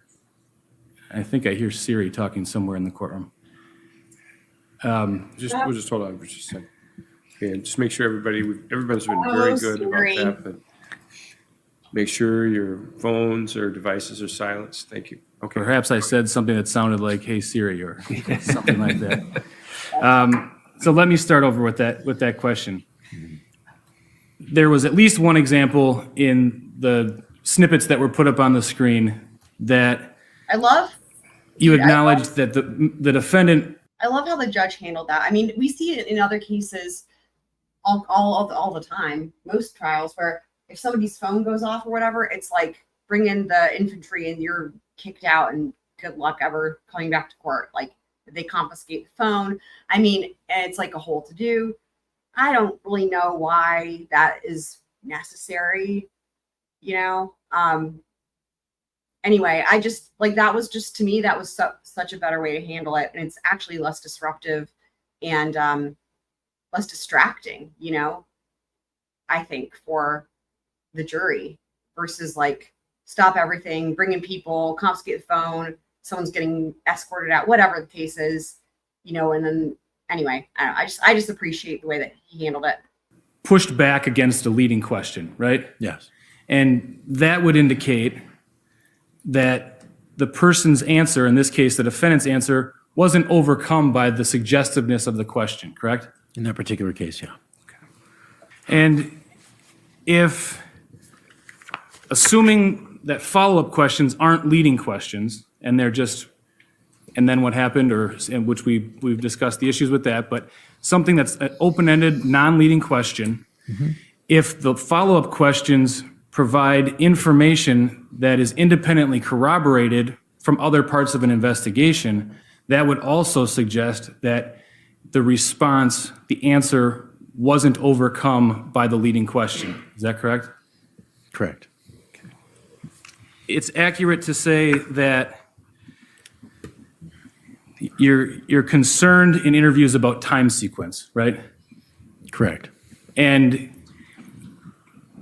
your primary concern about time sequence is that things that may be described as happening in a certain order might actually be in a different order, correct? That's one concern. I mentioned others in that if you're asking for something that someone has already told you they don't know, that can have significant consequences on their experience of the interview and whether you really understand them or in that sort of stuff.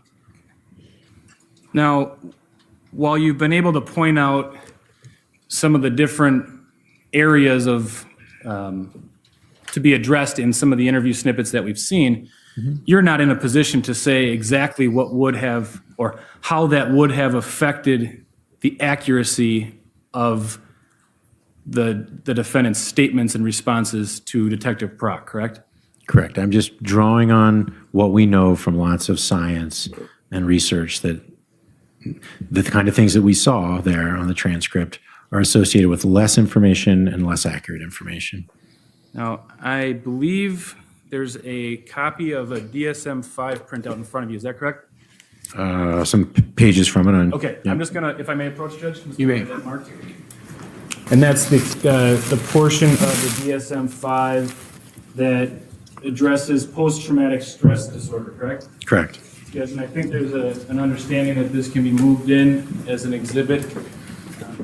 Yes, Judge. All right, Exhibit 720 will be received. Now, can you just explain for the jury a little bit what the DSM-5 is? So it's the 5th version of the Diagnostic and Statistical Manual of Mental Disorders. So this is a book that is put together, the American Psychiatric Association has responsibility for this and publishes the book. And it's an attempt to basically categorize human psychological suffering and to put it into categories of disorders. And so there's, mood disorders, there's anxiety disorders, there's dissociative disorders, there's eating disorders, and then within these, and there's others, of course, categories. And what people who do this attempt to do is to draw on research and clinical experience to come to an agreement about, well, what is post-traumatic stress disorder, or what is acute stress disorder, or, et cetera. And so it's a process that is continually updated, and now we're on the 5th version of it. And now, is that enough? Yes, thank you. Is that, you could probably go on for an hour or so, I assume. Is that a document that's widely accepted in your field? For the most part, it's a necessity to deal with. If you want to bill insurance companies, you got to use it. It has a lot of usefulness for research, but there's definitely aspects of it that are contested for sure. Okay. And specific to the post-traumatic stress disorder, that's what's in front of you, correct? That's the Yes. pages 271 to 280, I believe, that we discussed? Yeah.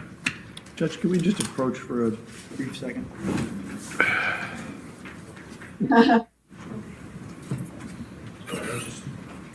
Note that there's not an objection on the table here. It's just precautionary discussion. You may continue. Sir. Thank you, Judge. Sorry about that, Dr. Hopper. We'll kind of reloop. So we're talking about... Reloop. We were talking about the DSM, specifically post-traumatic stress disorder. So shifting from the DSM, so I'm not going to ask you to look directly at it unless you need to, but I don't think you do. You would agree that various types of traumatic events can cause PTSD, correct? Correct. And those traumatic events can range in severity, correct? Correct. And an event that might cause PTSD in one person very well might not cause it in somebody else, correct? That's generally true, but some things are bad enough that they're going to cause it in most people, or just about everyone, but yeah. Sure. Dr. Hopper, just to kind of refresh to set the scene where we were, we were talking about the various different types of incidents that could potentially cause PTSD. Do you recall that? Yes. Okay. Now, there's really no way to put a number on how many different types of events could cause PTSD, is there? I mean, not a number, but if you look at the criteria for PTSD, there have been some boundaries put on what constitutes an event that could be said to cause PTSD. Sure, and that was probably a bad question, but I'm just saying, so different factual scenarios, whether it's, I'll just leave it at that. Different factual scenarios, there's no way to say there are 500 different scenarios that could cause PTSD, is there? No, you can't put an exact number on it, no. Okay. And you would agree that there isn't a specific research study for every single type of possible scenario that could cause PTSD, correct? And when you say scenario, like, are you considering, say, sexual assault as a scenario, or are you saying sexual assault could have infinite scenarios within it? Infinite scenarios, so different circumstances are uncountable probably that Yeah. could cause PTSD. Unfortunately, the human experience gives many possibilities. And there isn't a specific research study for every possible scenario, correct? Correct. Now I want to talk about March 22nd, 2018, and that just a couple days prior to the interview that was touched on by defense counsel during direct. Now, your role isn't to be here and tell us what happened that day, right? Definitely not. And you really have no way of actually knowing what happened that day, correct? Correct. And you would agree that people who have committed crimes sometimes intentionally conceal information, correct? Yes. And you would also agree that people who have committed crimes sometimes intentionally lie to avoid consequences, correct? Yup. Here we go. And you would agree that people who have committed crimes sometimes misdirect law enforcement in order to avoid consequences, correct? Yes. That's all I have. Thank you. Brilliant. That's it? Any, So it was so crazy. He was on the stand for direct for like, I don't know, 2 hours, maybe longer, quick cross. But I think those last couple questions especially really got to the, that I think that was like the most significant things to me were, asking about the tone, does the tone of the interview matter, not just the transcript? And he's like, yes. He's like, you listened to it, blah, blah, because like that was one thing that we were mentioning. And then again, those last couple questions there, he also addressed things like if you're a law enforcement officer, sometimes you need specific information. So you have to ask questions about specific things, right? You can't just always go off of open-ended, right? And yeah, absolutely. There were a number of things in there that just great answers for the state, I think. redirect? Yeah, right? Mic drop, You for real. asked Yeah, questions about definitely. fine and misdirection. I believe that was on our chart of barriers, correct? Right. Denial and deception, yeah. It's one of the potentials of why somebody may either not remember or not disclose, correct? Correct.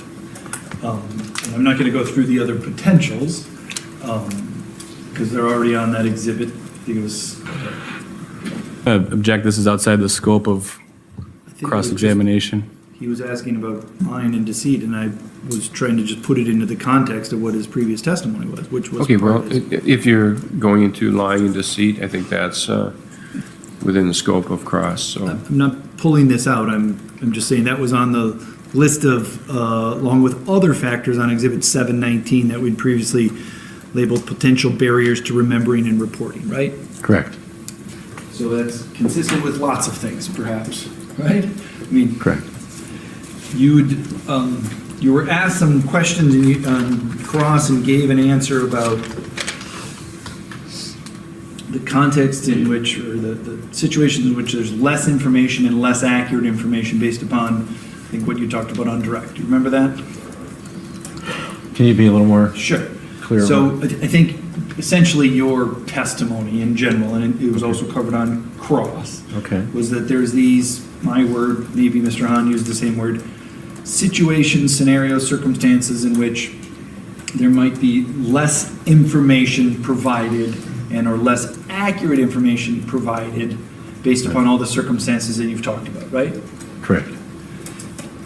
I believe this was also covered on there is you've talked about how retrieval might improve over time, right? I'm going to object. I think that's outside this scope. That is, but it's I want to talk about this in relation, it's connected, and I just have two I'm not going to go back into it. It's a premise of the next Give you a little bit question. of latitude, but again, just keep in mind scope of redirect. Right. And so the one premise is the less information, the less accurate. The second, is there's improved retrieval over time in certain situations, correct? Yeah, as a function of context and cues and stress level and things, it can improve over time, yes. So if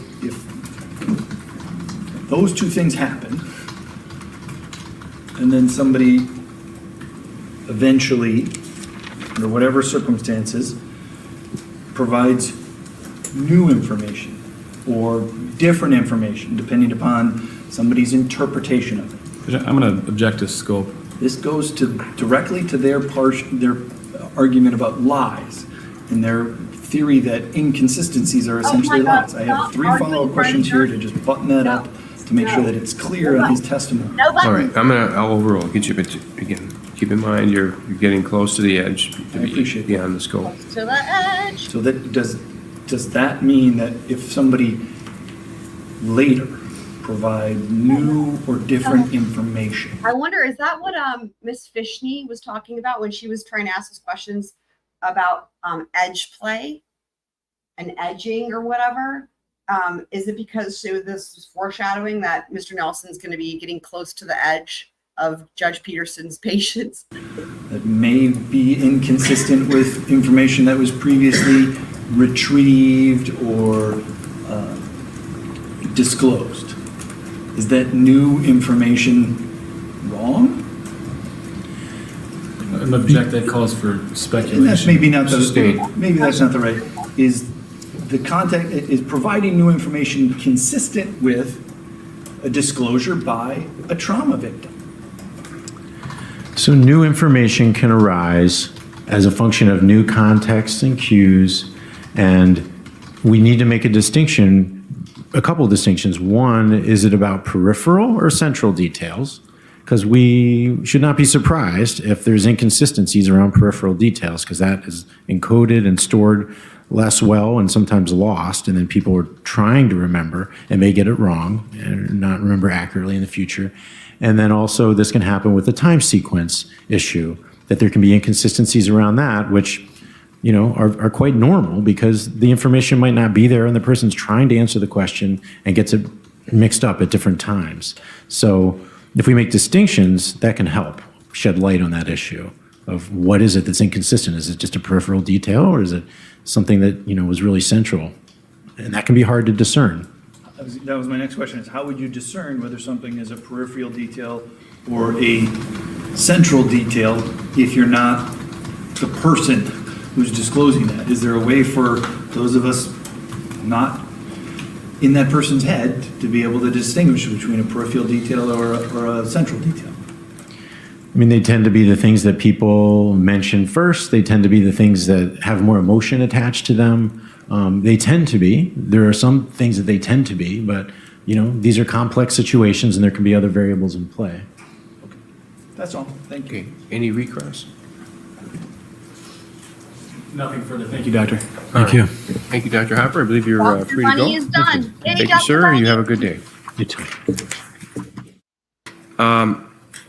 I'll just note our last sidebar, 245, was I love this question. Why is it the cross for Ezra witnesses shrink like daisies? Right? So, yeah. I think that would mean that, the state has a good case, right? Sorry, what just happened? Exit full screen. Okay, sorry. I didn't even know I could do full screen. That's wild. Okay. counsel basically discussing with the court the fact that what I just told the jury about some additional evidence tomorrow morning and then potentially state's rebuttal case tomorrow morning. And the state indicated it would be fairly brief. Anything further either counsel would like to say about the last 245 sidebar? No, Judge. All right. At 217, there's a sidebar, and it really wasn't an objection on the table, I don't believe, but it was somewhat of a discussion about the exhibit involving the pages from the DSM-5, and we may have to take that up at a later time, but So I do want to because I want to make sure while it's fresh in my mind, Judge, I approached, I said I had no objection to the state's use of Exhibit 720, the 9 pages of the DSM-5, as use on cross-examination. Mr. Hahn and I had previously discussed it would not go back to the jury as a piece of evidence. I approached to look for clarification on whether it could be used as substantive evidence in argument, in closing.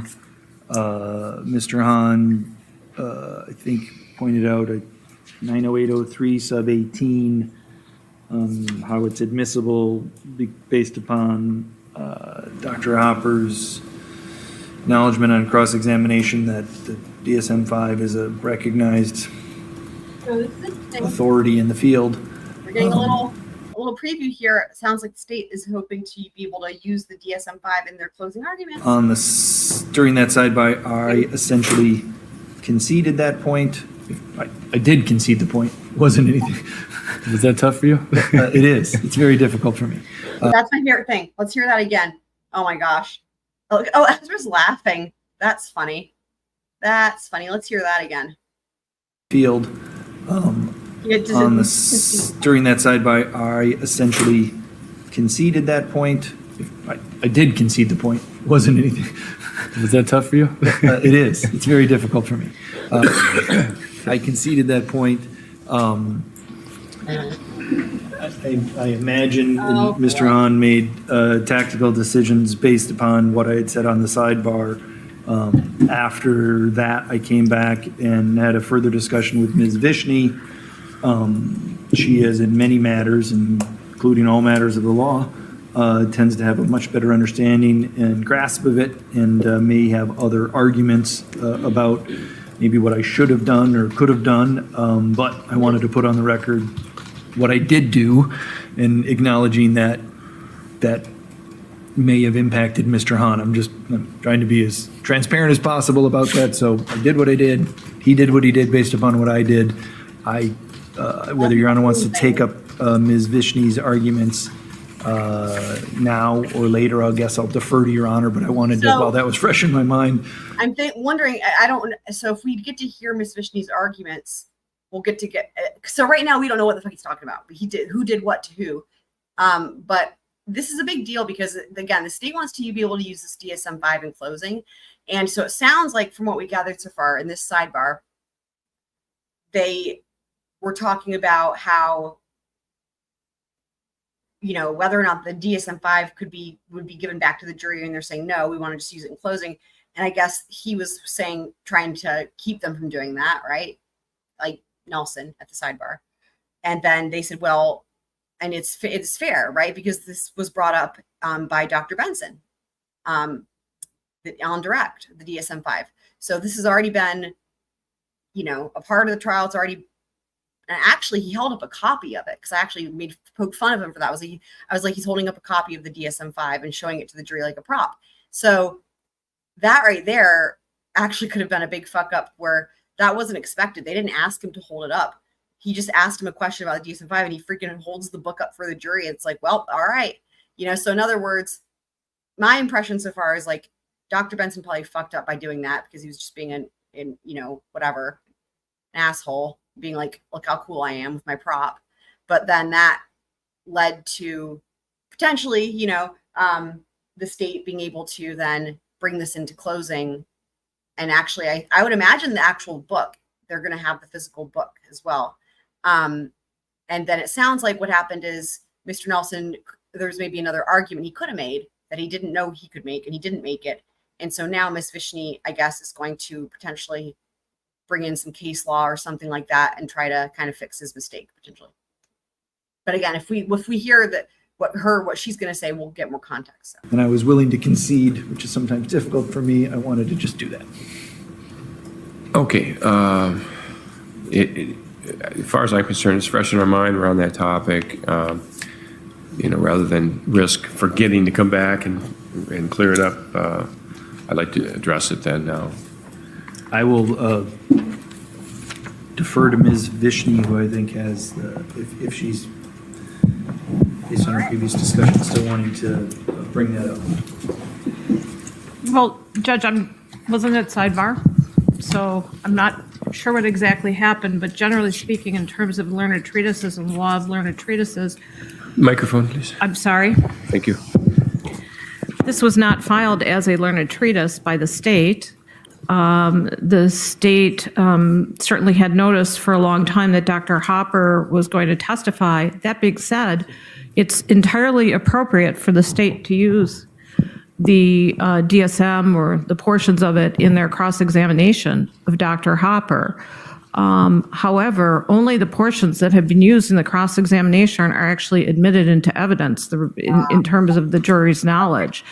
And the remainder of the learned treatise, what was not used by the state, should not be argued in closing arguments. And of course, the learned treatise should not go to the jury. The treatise itself is not to be received, quote unquote, except for impeachment on cross-examination of the witness unless the party offering the document provides the opposing counsel with the appropriate notice. In State versus Kazee, K-A-Z-E-E, the court wrongfully, hold on a second, I better check and make sure this case is published. 1 minute. I didn't look at that. Yeah, oh, no, I'm sorry. I withdraw that citation because it's unpublished.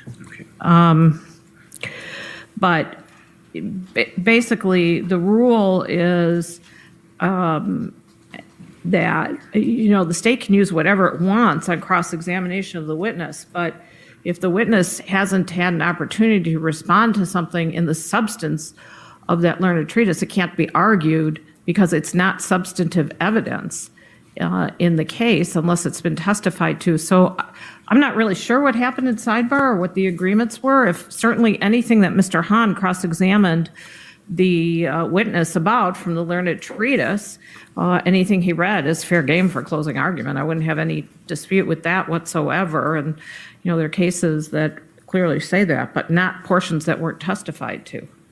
Judge, there's a two-page document, or there's 2 pages of the document that the state is proposing. It's going to take me a while to read through it, and so I don't know if you want to take it up again later today or tomorrow morning, but we might be able to agree, but I have to read these 2 pages. Okay. Well, we'll take that up in the morning. Okay. You want to finish all the sidebars, and then I have a different issue. All right. Judge, on that same issue, just on Exhibit 720 briefly, there is a page 280, the bottom third of the page has an X through it. The parties had agreed that essentially would be redacted regardless of what the decision on the admissibility is, so that it's not a complete redaction, but it wouldn't go to the jury. It wouldn't be argued. I think that's understood between the parties. Agreed. All right. All right, the only other sidebar I have in my notes then involved when Dr. Thomas was testifying, and there was a sidebar with Ms. Nodoff and Ms. Fishny at 10:06. There was the objection was sustained and a rephrase of the question. I think we moved on. This was the area where Ms. Fishny was asking questions about whether, this going back and with further information, for doctors, does that also apply to emergency room doctors? And which again appeared to be a question related to, Dr. Tillotson, if he would have had this, that, or the other thing, maybe he would have changed his opinion type of an argumentative question. Again, the court sustained the objection, and Ms. Fishny went at it just in a general way, and I think as far as the court's concerned, that was the end of that. But anything in addition that either counsel would like to say about that on the record? No, I rephrased my question, and okay, that was fine.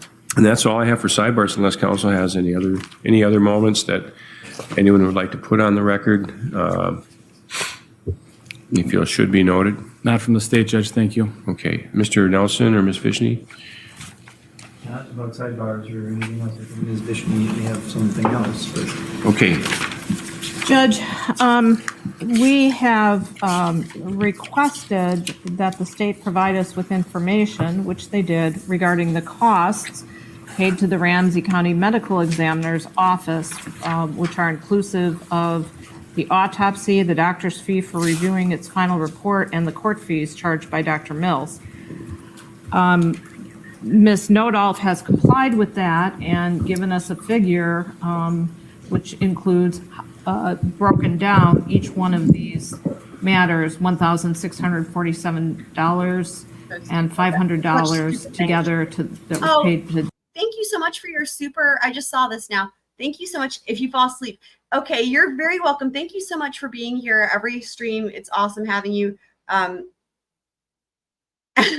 only thing that stuck to me this whole trial, I couldn't wrap my stupid cap brain. I was calcium and worms in the brain. The calcium thing was wild, wasn't it?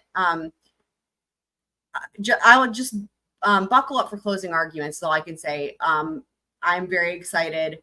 I actually pushed up. The next stream was going to be Sunday. I moved it up to tomorrow because that means we can start closing arguments on Sunday. Oh my God! So that will definitely leave a lasting impression on everyone who watches it. So thanks so much for the super chat.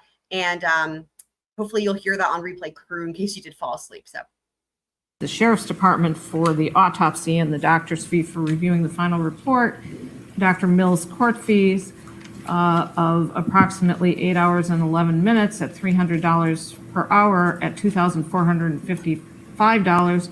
When I spoke with Ms. Nodolf, she wasn't sure whether or not that funding goes to Dr. Mills or whether. Looking at, hold on, let me back that up. What has she got? Pictures of lemons? What the fuck is she looking at? Look, what has she got? Yellow. Which includes broken down each one of these matters, $1,647 and drawing. What is that? And why is it bright yellow? $500 together that was paid to the Sheriff's Department for the autopsy and the doctor's fee for reviewing the final report, Dr. Mills' court fees of approximately 8 hours and 11 minutes at $300 per hour at $2,455. When I spoke with Ms. Nodolf, she wasn't sure whether or not that funding goes to Dr. Mills or whether it's paid back to the Ramsey County Medical Examiner's Office. So I drafted a proposed stipulation for the parties to Mr. DeFore, and I suggested that it would be stipulated by the below listed parties that Dunn County paid approximately $4,600, because the number is 4602, the following fees for the autopsy, lab testing, final report, testimony, preparation, and in-court testimony, including Dr. Mills' $300 billing rate. And this is so stupid. I think this is just so petty and annoying. So what she's doing is because of the fact that when they had Dr. Lindsay Thomas, the medical examiner, the defense's expert, and she was great. Again, I thought she did great. And they, the state asked her, as is normal, right? As is the normal thing. They asked her how much she's getting paid or whatever for her time, at $400 an hour, I believe is what she said. Well, then Miss Fishny put up a stink after that, that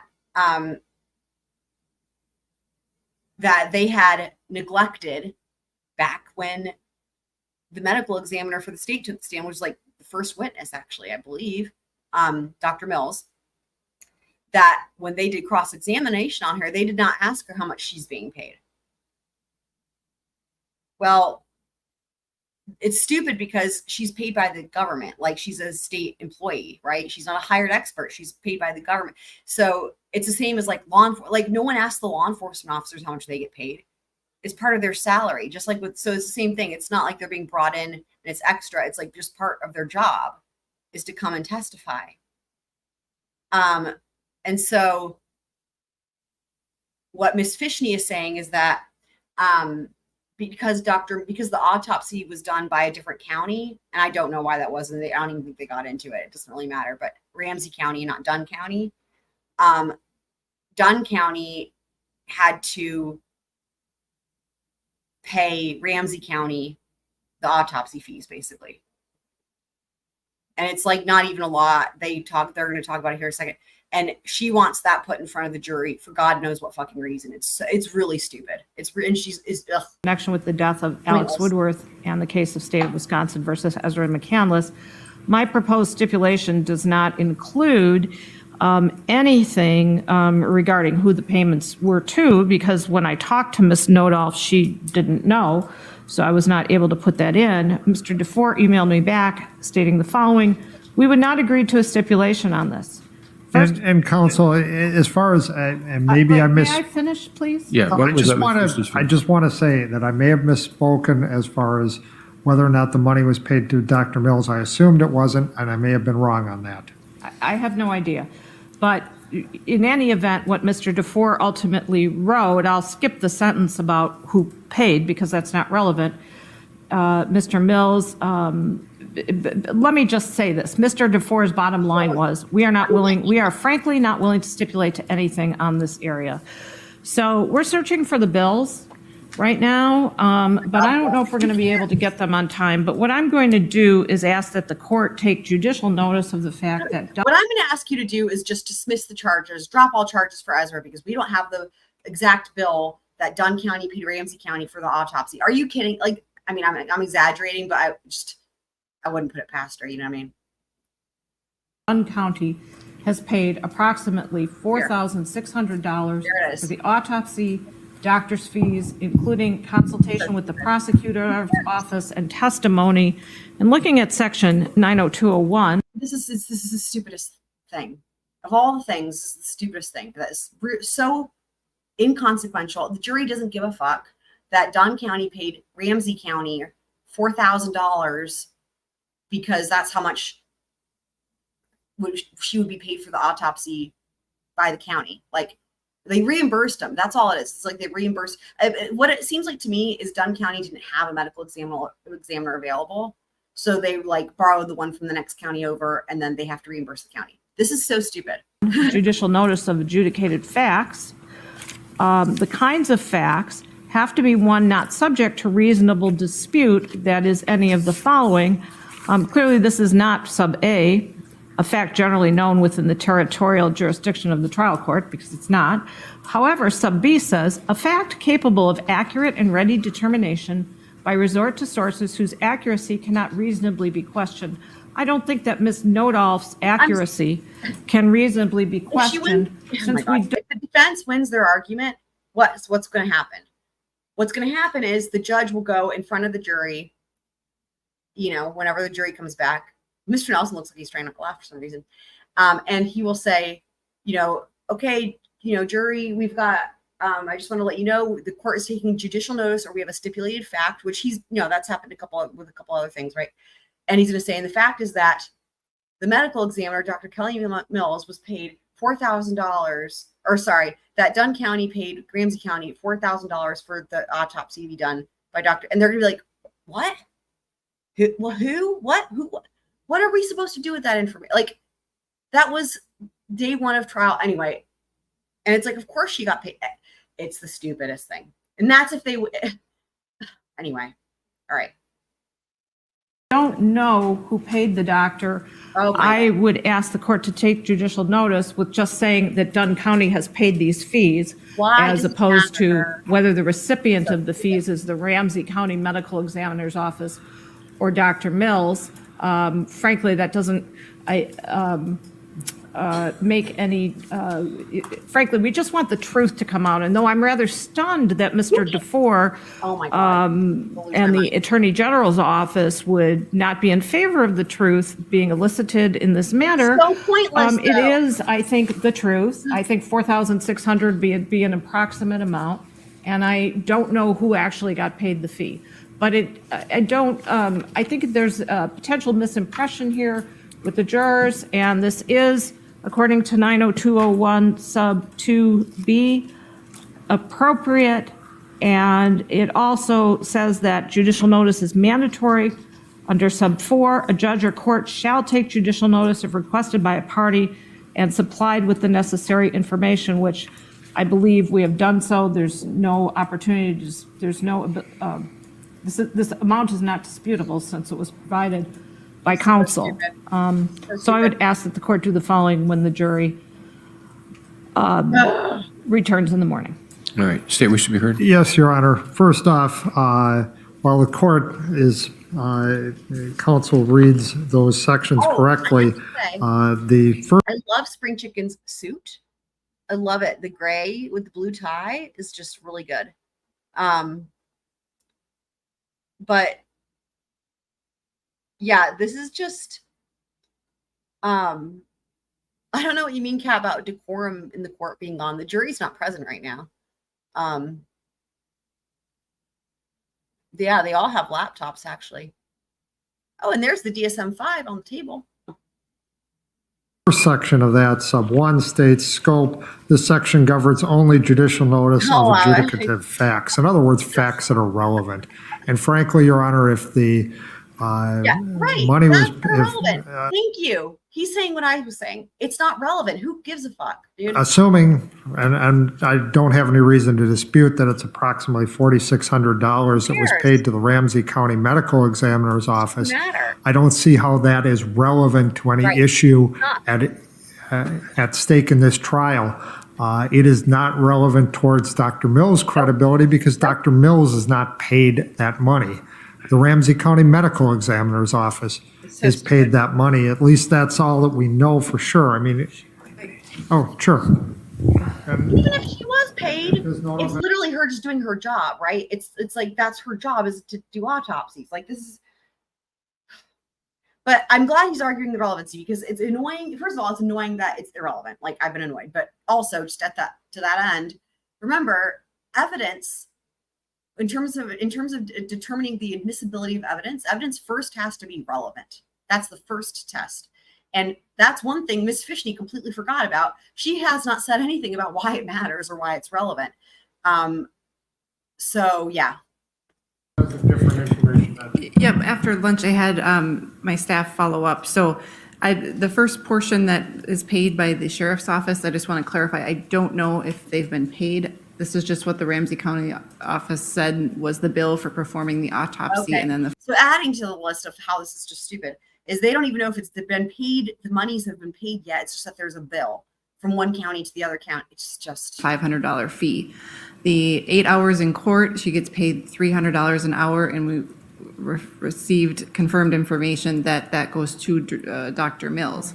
So, you know, if anything is relevant, I would think it would be the cost of Dr. Mills to testify, not the Right. cost of performing an autopsy, just Right. like we don't ask officers how much you get paid to show up and do your job that day. Yeah, good point. All right, if that money is paid directly to Dr. Mills, then I believe it is potentially relevant and Kind of. that, you know, I guess there is a basis for taking judicial notice of it Right. at this point in time.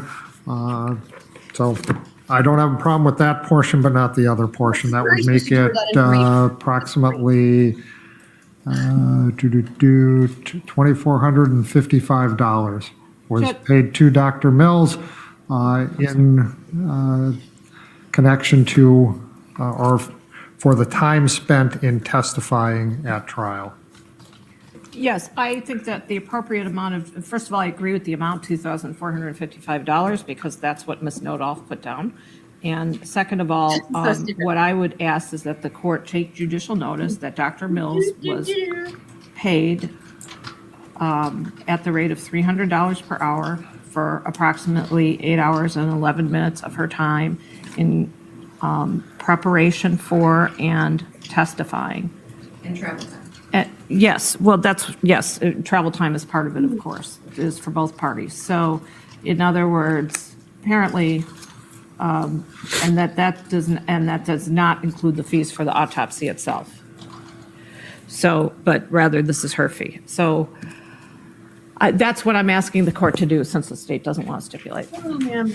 All right, very well, and we'll, that portion that, it sounds like undisputed in terms of Dr. Mills, and so court will do that tomorrow. I would appreciate being reminded to do that. Yeah, because But it's so I'll try to stupid, I'll remember. forget. Judge, I can send you an email. I don't know if I send it to who do I send it to exactly? Well, Obviously, I would copy all parties. yeah, why don't you send it Please, to they're so the important. judicial assistant? Okay, I'll get that from the clerk. Her Okay, email. Thank you. To Okay. all Okay, anything else? whom it may concern, this email is to remind the court that the next time the jury is present, that the court shall take judicial notice that the medical examiner, Dr. Kelly Mills, who testified on day one of this trial, was in fact paid for her services via Ramsey County from Dunn County, 2,000 whatever the fuck dollars. Who gives a fuck? Anyway, I'm just picturing the email, and it's just like this whole thing is stupid. Today, counsel? jury instruction, submissions, requests. Your Honor, we've submitted a modified McMorris instruction. Ms. Fishny asked for a Word version of it, which we have now provided her. But we did submit that. It came in this morning. It should have come in earlier today. I'm not sure. I saw the e-filing notice probably about an hour ago, but I'm not sure exactly when it actually came in. But we have submitted that. We had discussed that yesterday. All right, can you also give well, let's go back to something. I know we have to clean up. We have 2 exhibits 655. And we have to, one way or another, change the exhibit numbers. I could see that, Billy Bob Thornton. I could see that. I assume they're not just a full version or redacted version of something. They are actually two different totally things. different Yeah. things. All Yeah, right. And Madam Clerk has them. I believe one was a document that, maybe, why don't we just have you take a look at it? Okay. All right, so just for the record, for the, transcript here, Yeah, I'll just who plays indicate that there was in the a movie? property inventory record from the Dunn County Sheriff's Office, in the case recovered by Brett Conkey, that had been marked exhibit number 655. It also has DOJ 400 written on the bottom margin. I could see what's his face. Well, they don't look exactly like, but kind of like the dude. Oh my God, what's his name? The dude who was in Juno and some other movies. What is his name? I mean, they don't look that alike. It's just the first dude I thought of. But you guys, I don't really know many actors, so that's part of it. I struggle with coming up with actors to play the people in the movie. What is his name? Michael Senna, maybe? Let me see. Is that his name? Michael Cera. Kind of. Nah, I don't know. I'm sure you guys can think of somebody who would do better for Spring Chicken. And also for Miss Fishny. I feel like there's definitely an actress who will be perfect for that role that looks just like her and talks like her, but I can't think of anybody. Oh, yeah, Ewan McGregor. I could see that. And it's kind of a green, must have been a green piece of paper with a color copy. And it specifically related to the clothing of Ezra McCandless that was, I believe, either recovered from, it's just obtained from the Eau Claire Police Department. So it's a property inventory record that it was, again, previously Exhibit 655 and received as such, and that will be changed to Exhibit 721, and then, again, it's still part of the record, but just be a different exhibit number. The other Exhibit 655 was a copy of a Wisconsin State Crime Laboratory, Wausau, receipt of physical evidence, and that will remain 655, and that was signed, it's a photocopy of this document signed by Carissa Wabler. Anything either party would like to say further in the record regarding those 2 exhibits? Okay. Thank you. Okay, thank you. Mr. Nelson? What's the new number, 721? Yeah, 721 would be the Exhibit 721 is a page from a previous exhibit that was admitted.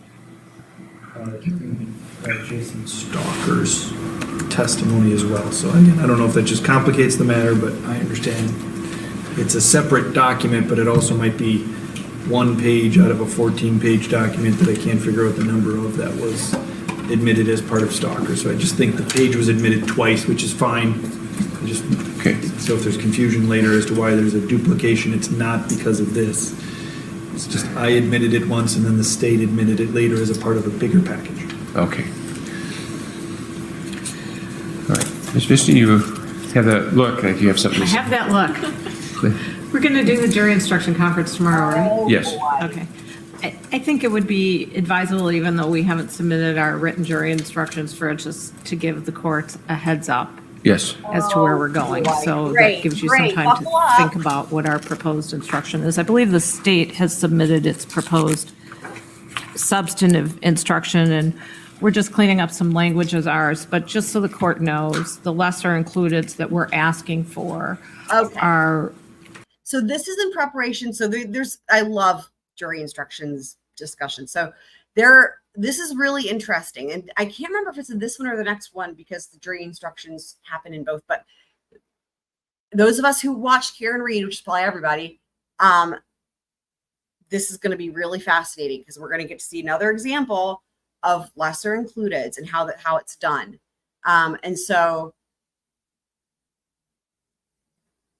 this is the first, I think, that we're hearing about, I believe, in the whole trial about there being any lesser includeds. In other words, the state, I don't believe, charged her with so to make the example, right, with Karen Reed, they had charged her with additional crimes, right? So she could have been found guilty for the homicide as well as, right, there was the vehicular shit with drunk driving, that shit, right? And so she could have had both. So they charged her with more than one thing, right? What was it? 3? She had three counts. In this case, they only charged Ezra with one thing, and that's first-degree homicide, right? So these are lesser includeds, not that she's being charged with lesser includeds, but that the defense is asking for lesser includeds to be given to the jury to consider. So they're all still basically under that umbrella charge of first-degree homicide, essentially, from what we understand now. Now we're going to hear more about it, but just to reiterate, up until this point, she didn't have anything. There was just the first-degree murder, right? So this is the first we're hearing about it. To my recollection, we didn't have any indication that they were going to be asking for this up until now. So Both second-degree intentional homicide as it pertains to imperfect self-defense and first-degree reckless homicide, those are also being requested by the state. The defense is also requesting second-degree reckless homicide and homicide by negligent handling of a dangerous weapon. So we'll submit something in writing, and I'm sure we'll do arguments tomorrow. I'm also want to advise the court, and I can give you some citations in support of this. About another modification to the instruction. 1 minute, I'm starting. Why don't we go off the record for a minute? Okay, Oh, no, unless sure. there's something else, someone else. Yeah, I was just going to say, if Ms. Vish is okay with it while she's looking for what she's looking for, just to advise that while the state submitted first-degree reckless homicide based on the testimony, we are withdrawing that request. I understand the defense likely will be requesting it, but we are not going to be requesting first-degree reckless homicide. We do agree that there is sufficient testimony to support the second-degree intentional, but we don't believe the testimony supports first-degree reckless. Obviously, we can argue that tomorrow, but I just wanted to make sure the council was aware of that so they're prepared for that tomorrow. All right, well, and again, the court's mindful that by rule, I guess every lesser form of homicide is a lesser included offense of a greater form of homicide. However, if there's any authority as it relates to whether the court actually gives those instructions that you wish to have the court review, do you have any citations with respect to that? Or, and again, I'm just looking for the appropriate standard the court should consider. We were preparing something in writing, but let me just advise the court that a criminal defendant is entitled to a lesser included offense instruction if requested when reasonable grounds exist in the evidence both for an acquittal on the greater offense and conviction on the lesser offense. And I'm citing to, this is published, right? Okay, just make sure. State v. Miller, and the Wisconsin second citation is 320 Wis 2nd, 724. Or stated differently, the lesser included offense should be submitted if there is a reasonable doubt as to some particular. So jury's not present. Jury's not present. Jury's gone. Yes, this is the end of the housekeeping act. Jury's gone. So they're going to have a long, this is a long housekeeping because they're getting, we're getting ready to wrap up. The next thing that will be happening is the state's rebuttal, and then they're jumping into finishing up the jury instructions and then closing arguments. So, this is, they're just, I think they sent the jury home early, and yeah. Element in the higher degree of the crime. I can keep citing cases, Judge, if you'd like me to. Well, what I just want to know is just the appropriate standard. That's the standard. Okay. That's clearly a 2009 case. The standard has existed for a lengthy period of time. I don't think the state would dispute that that's the standard, though the state may want to cite other cases in support of its argument. I'm certainly not going to not say that, but there's something else that's where we're going to deviate from our drafted jury instruction. And we are going to ask that the charge of self-defense should be tailored to the circumstances of our case, and that therefore that the language where it says reasonable person should become reasonable woman. I will advise the court that in the case of State of Wisconsin versus Corey Klaser, Kleser, now Corey Klaser is well known as a Wisconsin Supreme Court case that has to do with reverse waivers and what expert witnesses can testify to. That was on an interlocutory appeal because it was a juvenile reverse waiver case. The Corey Klaser case was tried in Milwaukee County, and Mr. Klaser was a juvenile when he killed, and in fact it was sharp force injuries, an older man who he said had attacked him sexually. Mr. Klaser himself used to undress for money in front of men when he was about 14 years old. By the time the case came to trial, Mr. Klaser was older. I believe he was probably an adult at the time he came to trial, but he was either 14 or 15 at the time that the offense was committed. And at trial, Judge Richard Sankovitz from the Milwaukee County Circuit Court agreed with the defense and provided the jury with an instruction that in the self-defense instruction that the jury should consider the reasonable juvenile based on the testimony that had occurred in the court. It's our position that because women and men are different in terms of their physical abilities and because of the experiences of women, that this would be appropriate to tailor this jury instruction to the circumstances of our case and use the phrase reasonable woman. I am not aware of any supporting case law for this in the state of Wisconsin. However, I will cite two cases. One is State v. Wanrow, Wanrow, I find this to be just absolutely A, pointless. The jury knows she's a woman, but B, this is so hypocritical. What I'm going to do, I'm just now realizing that, yeah. So in closing arguments, there's going to be, from the defense, a big fuss made about her gender. And this is so hypocritical. It's disgusting. I'm going to clip this and have it ready to pull up when Mr. Nelson is arguing that in closing arguments. Ugh, gross. Gross. It's Washington State. Do you want the Pacific Second citation, Judge? Sure. That would be 559 P. 2nd, 548, 1977. The Washington... Sorry, what was the page number again, counsel? 548. 548, thank Yes. you. In that case, the Washington Supreme Court recognized that its traditional self-defense standard failed to account from the perspective of abused women. Any limitation of the jury's consideration of the surrounding acts and circumstances to those occurred at or immediately before the killing would be an erroneous statement of the... Okay. Where I could see this being relevant, though, is if you had a situation where it was like a battered spouse syndrome, right? Which could be a male or female, right? It's whoever's being battered, where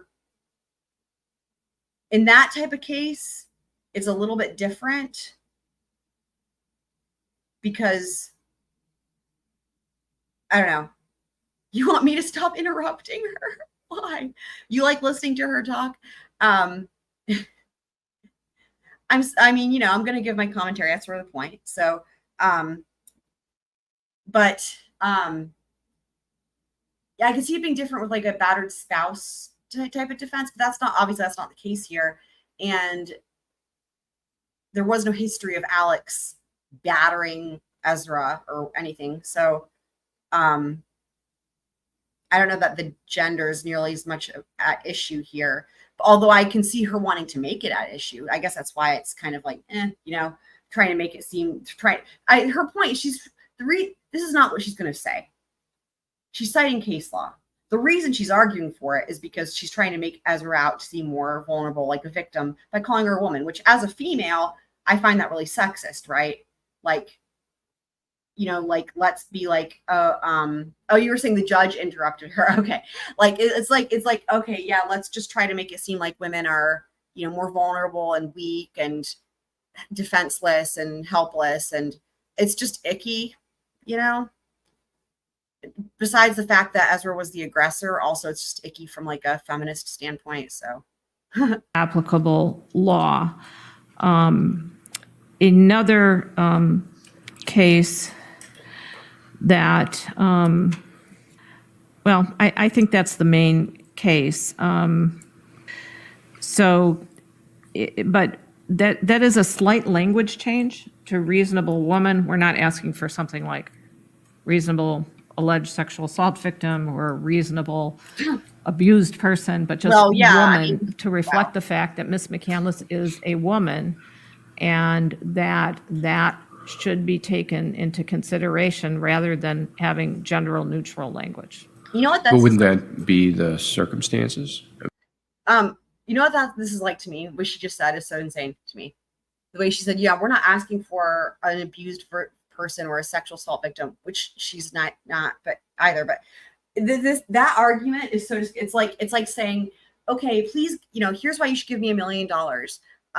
You should give me $1 million. Blah blah blah. You know, and just by the way, just so you know, like, here's how reasonable I'm being. I'm not asking for $1 billion. I'm not asking for $1 trillion. I'm only asking for $1 million." That's what her argument is like to me right now. You know, the instruction discusses under the, you know, circumstances Gross, isn't it? as they existed at the time from the perspective of the defendant. I mean, not to mention, Ezra herself identified as male for some portion of her life. Not to mention that part, right? She's gender, and even at the time as this trial, to the jury, she testified as being gender fluid. Honestly, if I were Ezra, I would be like, no, I object, because like, that's actually misstating. Maybe that's what he's going to say. Like, that's actually, I mean, I hadn't even thought of that. That's factually like misstating the testimony from your own client. I mean, it's what? What about being gender neutral, gender fluid? I mean, anyway, okay. All right, let's see what happens. That be one of those circumstances? I certainly think that's implied, but that the use of woman in the language would make it more explicit and better conform to the evidence in this case. No. All right, did she forget that Ezra testified and she was the one doing, like, the evidence? Okay, let's see what happens. I'm sorry. I'm just like flabbergasted that I hadn't even thought, like, how are you saying this? Prepared to address that at this time? I'm not prepared to address it at this point in time, although I generally share the court's view that I think if Ezra really believes in, you know, and if it's a real thing for her that she's gender neutral or gender fluid or you know, proud that she identified as male or whatever, seriously, she should be saying something. That's wild. Circumstances, it's already covered there. There are a couple cases that the court may want to take a look at as it relates to lesser includeds as well, including State versus Morgan, Morgan, which is 195 Wis 2nd 388. Also, like, for example, when the first time she's interviewed by law enforcement, right? And we heard that. And before they find the body and stuff, and Ezra says the thing about, you know, they were attacking me, right? And then at first law enforcement was confused because they thought it was more than one person. And it just seemed like an honest misunderstanding. well, okay, on law enforcement's part. However, it also could have been Ezra trying to make it seem like more than one person.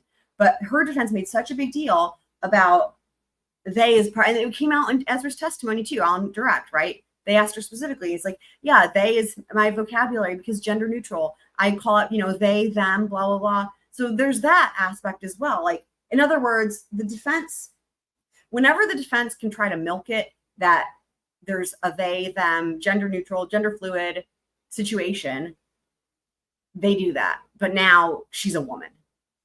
So. 536 Northwest 2nd 425, a 1995 Court of Appeals decision which discusses specifically when first-degree reckless homicide is appropriate, not appropriate. In that case, they affirmed a convict. They found that the trial court had instructed on first-degree intentional and not on first-degree reckless. I'm entertaining myself, imagining that, like, if the jury was really like, yeah, they're all for the gender fluid and they totally resonated with that and like blah blah. And then you imagine they get the jury instructions and like, let's just say that the defense wins this argument and they change it to woman or whatever. I'm just imagining, like, for fun, like the jury getting this and they're like, wait, did we go? Are we in the wrong courtroom? Like, do we show up on the wrong day? Like, who's what woman? Anyway. But had included a felony murder one. And I'm sorry, counsel, is that 195 was second 388? 388, yes. Okay. So you may want to, it goes through the analysis, and I think is a good analysis of when you should and when it's required and when it's not required to give a lesser included offense instruction.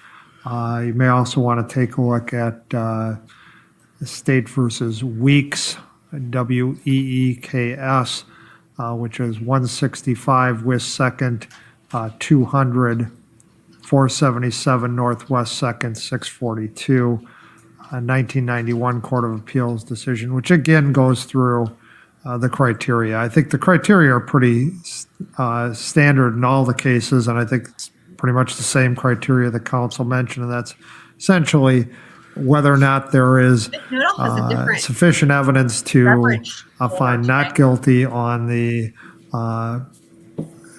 greater offense and sufficient evidence to find guilt on the lesser offense. So I think it's appropriate to argue it tomorrow. I think those cases are ones that will be pretty good for the court to start with and just try to get the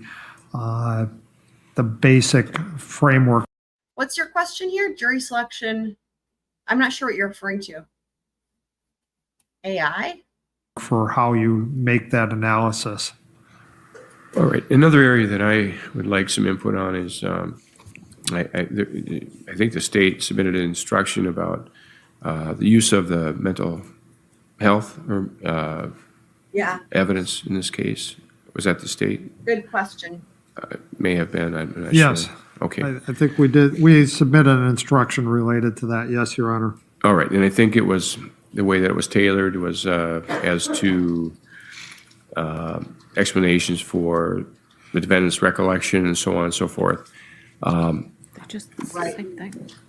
I wonder, again, whether, and I think we've talked about this at some other point in this case, whether that mental health or mental psychological evidence would be, could the jury consider that as to the reasonableness of her perception? Well, all I can say is if AI gets involved, then I hope that Nightbot has a fair chance to be put on the jury. Love you, Nightbot. Use of force as it relates to any mitigation from first-degree intentional homicide to second-degree intentional homicide. Again, for me, it comes from essentially what was the discussion from State versus Deborah Head, and that discussion was, I think, an Attorney General's letter or discussion before the 1988 homicide revision, and I don't know what the defense perspective is on that. And I don't believe there's any, I haven't seen any cases right on point with that, but that being discussed in State versus Deborah Head, it may just be dicta, but that's one issue I'd like council to think about. The second, yes, go ahead. We haven't, I haven't seen it, but there's been testimony today through a witness, Dr. Hopper, that talked about reflexes and habits when Don't even, Nelson. under attack, when the brain's under attack, what happens to the prefrontal cortex and Dude, really? No. regarding behavior. And there was no objection, there was no limiting instruction, there was nothing that would suggest that they couldn't consider it for whatever purposes they wanted to. So the defense would be of the position that again, I don't have the instruction in front of me, but that at least as to Dr. Hopper's testimony today, that's something that the jury can consider in deciding reasonableness of the beliefs. well, I think this testimony said something along the lines of, Look at his face. Oh my God. Oh my God, that's a good one. He's like, please, judge, please, please, please, please, judge, please, please. I beg of you. Please, sir, may I have some cheese? misappraising the threat or misappraising the situation, something along those lines. He also said, regardless of misappraising, he just said when the brain is under the attack, the prefrontal cortex is diminished and incapacitated, and so anyone in that situation, short of essentially a Navy SEAL who's got training, would respond in a reflexive or habit way. And so I think it cuts both ways, but it's certainly from the defense standpoint, that's what we're focusing on, is the reasonableness then of a belief under those circumstances at that time. And that's testimony about reason, how the prefrontal cortex is diminished. So again, we think it's, we would object to that, to an instruction that would limit the use of that evidence. Okay, well, the big concern I have, of course, is that, the jury is not instructed that this is not a insanity defense, not an NGI case. I think in a way that they understand that, because the jury doesn't get that instruction, and they start thinking about some of this, I guess, for lack of a better term, psychological evidence. I don't want them to be confused and to think that that's on the table, that, so I think they should, I think in the instruction, and I don't know that there's a pattern for this, there is, again, if you get into that, but we don't have that plea, and I think a jury has to be told that, that's not an issue in this case in some way or another. So I'd ask counsel to think about that as well. Sometimes when juries aren't told about that, they take it upon themselves. But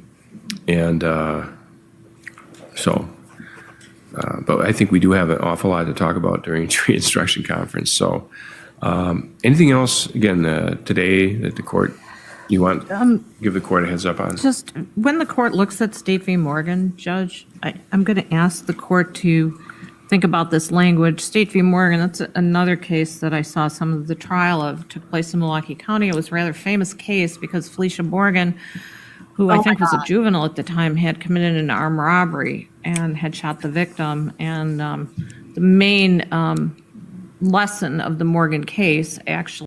How much do you guys want to bet?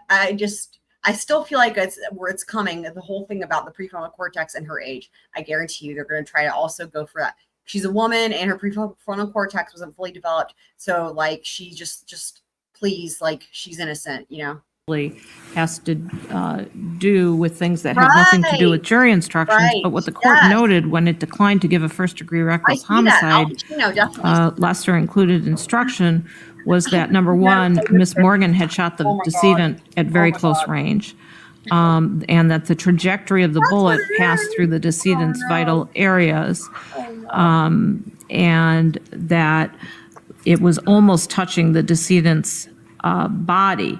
And, here, the medical evidence, it clearly indicates that these are wounds that were potentially survivable. They're at any particular, first of all, they could have been survived with medical treatment. There's testimony in the record as to that. Second of all, there's testimony in the record that, which is really sad, right?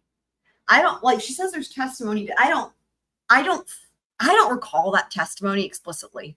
Like, I don't recall any testimony point blank saying that he could have survived with medical treatment. Now, having said that, if she's misstating testimony or misremembering testimony, it wouldn't be the first time. She also had made that mistake about Jason Mengel with saying that there was a knife in the room, and he never said that. So, or he didn't say that in the trial anyway. So, but either way, it seems like that's what she thinks happened or could have happened. No matter the case, if that's true, then it's just makes all this so much sadder, right? Because, God, I just hate that, right? Like, had she gone to the farmer, and when EMS arrived, had she just said, yep, go check the dirt road, they would have found, anyway, sad. Mr. Woodworth could have lived for some period of time, whether it was minutes to 30 minutes. I think that's the range that has been established, even though he ultimately bled to death. But there was not a stab wound, for example, to the heart or cutting the aorta that would clear. Well, having said that, I don't know that an ambulance could have gotten there quick enough, even if, like, let's just take, for example, what if Ezra did all the stabby stabs, right? The same 16 stab wounds, but let's just say afterwards she was like, oh my God, what have I done? Used his phone and called for help, right? I mean, would an ambulance have gotten there quick enough? Because they're out in the middle of fucking nowhere. I don't remember how long it took the ambulance to get out there when she was at the farmer's, but he was on the phone with them for a good while for them to get out there on that 911 call. So, yeah, I don't know. Establish a lack of recklessness. That's on the objective side. On the subjective side, we Ezra and Mr. Nelson are like passing notes. have testimony in the record that not only goes to the issue of. Oh, he wanted her to show. Okay. He highlighted something and then said to Ezra, here, show this to Miss Fishny. Self-defense, where we have testimony in the record that not only goes to self-defense, that Ms. McCandless testified to. This is Ezra assisting in her defense. We also have both her testimony on the stand that she stabbed anywhere and everywhere she could. That's also in her statement to Detective Prock. She was also questioned on the stand whether she had an intent to kill. She said she did not. She was also told when she was interrogated, and that's in Exhibit 290, she was asked, and the state put this in, were you trying to kill him? And she said, I just wanted him to go away. He wouldn't go away. So there's pretty clear evidence to support. Well, I mean, to that end, if you want someone to go away, killing them is one way to do it, right? A lesser included of first-degree reckless homicide, and the line. I mean, not to mention, sorry, I'm just thinking about it. Not to mention, he wasn't,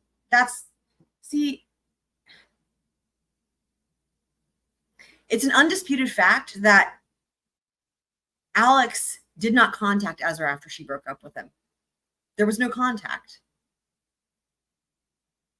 Oh, God. So then the reason this is like disgusting is because the attorney's arguing that when they know Ezra was lying when she said that, to try to make it seem like Ezra didn't have the intent to kill is beyond, right? They know Ezra's lying about that because he just wouldn't go away is factually, it's a lie. But yet they're going to argue that her saying that shows she didn't have the intent to kill him. Yeah, okay. My brain cannot survive without voting for that one. Survival goat.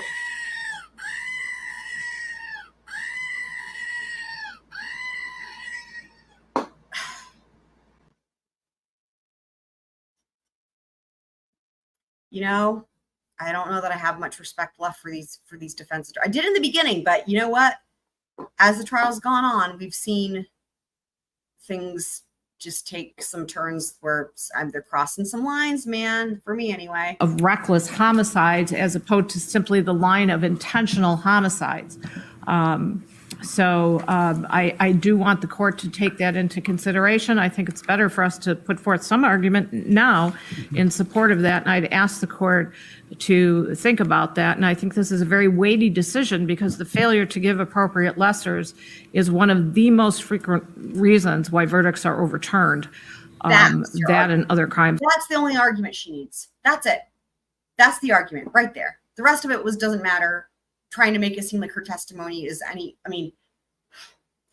that's all she needed was that. That's the reason why things will get overturned is because they didn't include the lesser charges. That's all you need. That's your argument. And with hearing that, he's going to include the lesser. He's going to do it, right? There's no question. But the rest of that was stupid. Evidence, quite frankly, in terms of my discussions with appellate lawyers and what happens. So, we are also making arguments for lessers beyond first degree reckless, and I'll argue those tomorrow. But just in terms of the notion of criminal recklessness as compared to criminal intent, there's clear evidence in the record that supports an acquittal on an intentional crime and a potential conviction on a reckless offense. And I frankly think it can be reversible error, and I don't use those words lightly, to fail to give an instruction that incorporates recklessness. I'll leave the rest for tomorrow. Okay. Your Honor, I didn't think we were arguing this today, and so We're I not, haven't but argued it. you're welcome to. We're not, I'm not going to argue it today. We can argue it tomorrow If the judge says we're not, but like Miss Fishny's like, well, I am when it's by myself without you guys. appropriate to do so. But our position is clearly different than Ms. Vishny's, and we clearly do not believe it would be reversible error not to give that instruction. I'll leave it at that. All right. Okay. Anything else? I don't think so. I just want All right. Then we'll be in recess until tomorrow. State of Wisconsin versus Ezra J. McCandless, Dunn County, case number 2018 CF 125. So please state your appearances. State appears by District Attorney Andrea Nodolf, as well as Assistant Attorneys General Peter Hahn and Richard DeFore. Ezra McCandless appears in person and with her attorneys Aaron Nelson and Deja Vishny. Your Honor, it's still the defense is not yet rested. The defense would like... Microphone. Let's get that microphone. Thank you. The defense intends to call a nurse, Ann Estrada, who's out in the hallway. I believe this has been previously mentioned. Y'all, when you hear that he wants to call a nurse, what do you think this is about? Oh my God, I could not. When I was putting together this video, I could not freaking believe it when this happened. I was like, you've got to be kidding me. One last ditch effort to try to get in the freaking horse car accident story. Really? Really though? Really though? Really? He says she's outside in the hallway. They brought her there to testify. Incredible. Incredible. Absolutely fucking incredible. Without there's been no talk about this witness. And even though they know that this is not allowed to come in, it's completely irrelevant. And honestly, it's Ezra's account sounds like it's bullshit anyway. The horse with the windshield. They bring a nurse there, have her outside in the hallway. Oh my God. In pretrial litigation. You know why they do that? Because it's like, well, Judge, she's already, I don't know what I don't know if they argue this, but the idea would be, well, she's already here, right? So we don't want to waste her time. So because she's already here, it's like, you should let her testify type of thing, right? That's not what they're going to say, but that's why they did this. There's been no mention of this witness at all. They know this can't come in, and they have her there waiting to testify. Incredible. Wow. Wow. I think the state has objections. I'm happy to just launch right into it, but that's what the defense wants to do, is call her. She was the attending nurse in, I don't have the exact date, but in August of 2017. in which she had contact with Ezra McCandless in the emergency room. My understanding of her testimony is that she would testify that, and if we need to voir dire, I'm fine with that as well, but my understanding of her testimony. This is, well, okay, same. This is not the horse car accident. This is the accident where Ezra drove into a ditch. So the second car accident. But same. Neither of those are supposed to come in. They're both extraneous, irrelevant. But they've been trying to get these two accidents in the whole trial. Wow. Testimony is she would testify that she had contact with Ms. McCandless on that day, that Ms. McCandless was brought in by ambulance, and it was reported to Nurse Estrada Hearsay. That's that hearsay. Ezra had been involved in a single vehicle off the road into the ditch accident. Ridiculous. That when she had contact with, He knows when this can't come in. Nurse Estrada Why? had contact with Ms. McCandless in August of 2017. Oh my God. Ms. McCandless was not orientated, my words, not necessarily hers, to time, that she didn't know what had happened, and that Ms. McCandless continued over and over to ask whether or not she had just been involved in an accident involving a Amish buggy.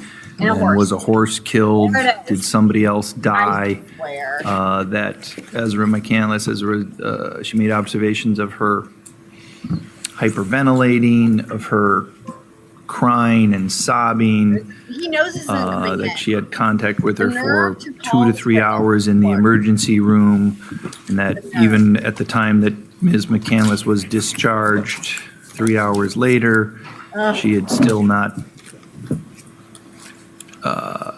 cleared up the confusion as to what had previously happened. And so I believe that's a very rough outline of what I expect her testimony to be. She's obviously going to fill in more of the details. There's medical records that we have. I know that there was much talk about. I mean, Judge Peterson never would, but he has the right, in my opinion, to throw something at Mr. Nelson for this. Like, get the fuck out, dude. That as well. I intend to get the testimony out of her, not necessarily the medical records, but I think both her testimony as well as the records should be admissible. The state, I believe, throughout their case in chief, as well as their cross-examination of Ms. McCandless, have established a theory in which they're claiming Ms. McCandless was faking whatever reaction there was at Farmer Sipple's house and or Can't. This has come up before. This has already been established. I can't believe this is happening. This has come up several times. Judge Peterson has already said there's been no such testimony. The state's made no such claim. This is them trying to pretend like this is happening. It's dude, this defense team, the gaslighting. It's like they're trying to gaslight. They've done this with other things too, where they're like,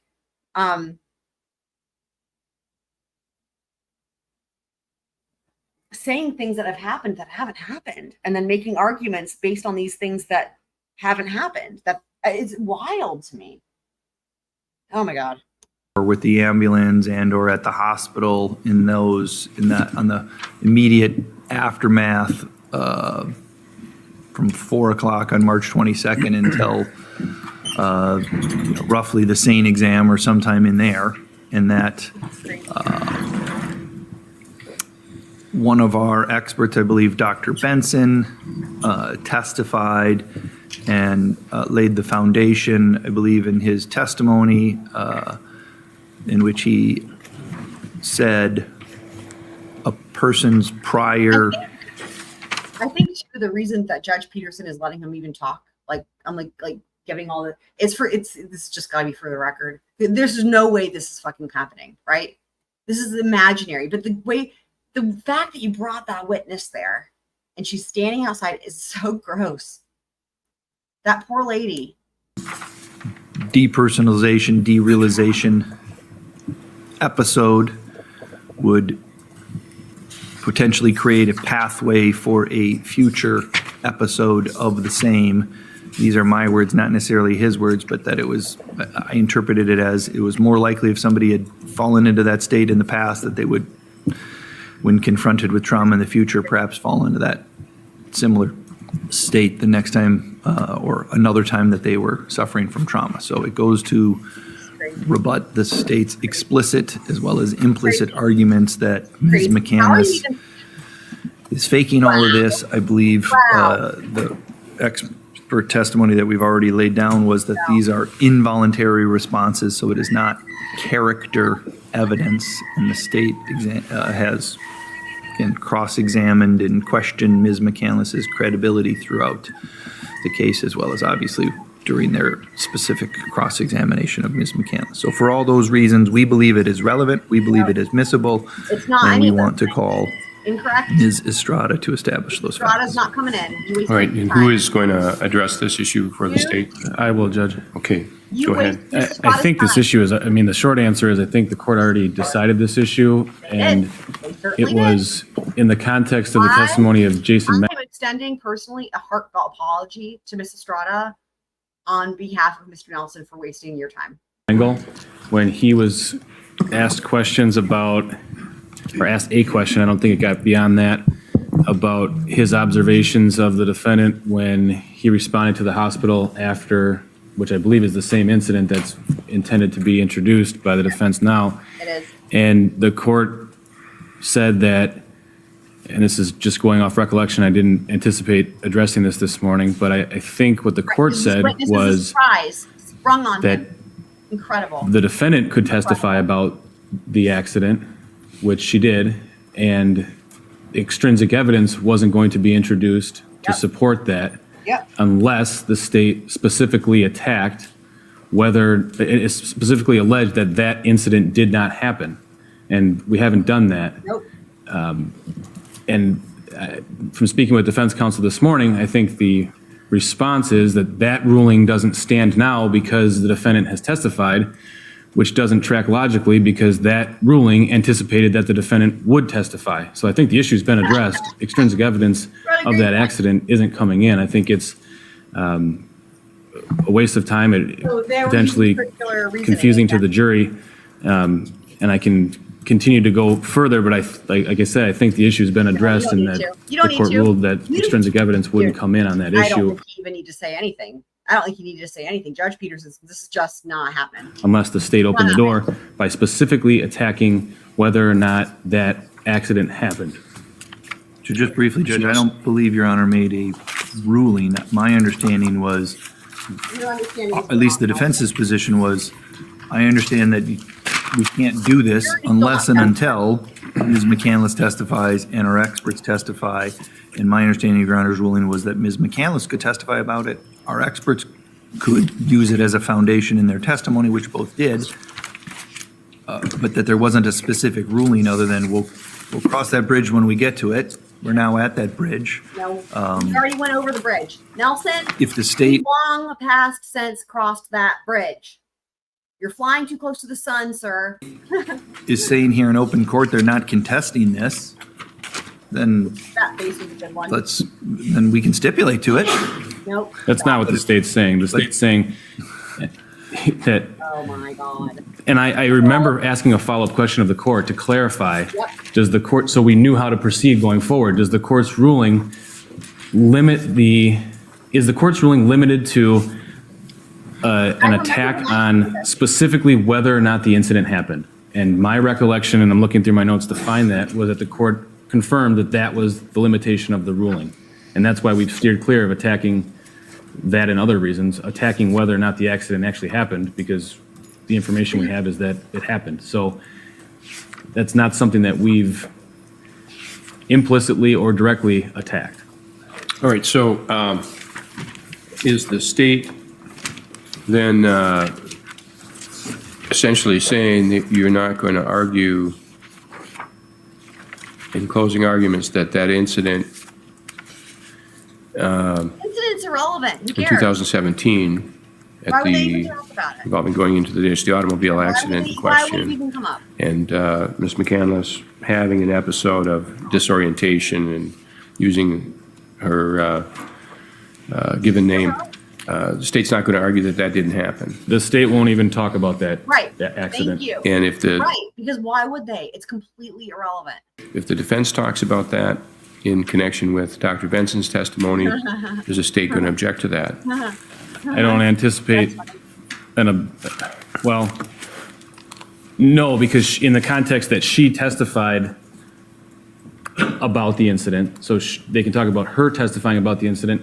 I don't think they can they can argue that Dr. Benson mentioned anything about it other than he considered other traumatic events, and that, as Attorney Nelson stated, he testified, if this is a general statement, that past traumatic events could open the door to future traumatic responses. I think that's all fair game.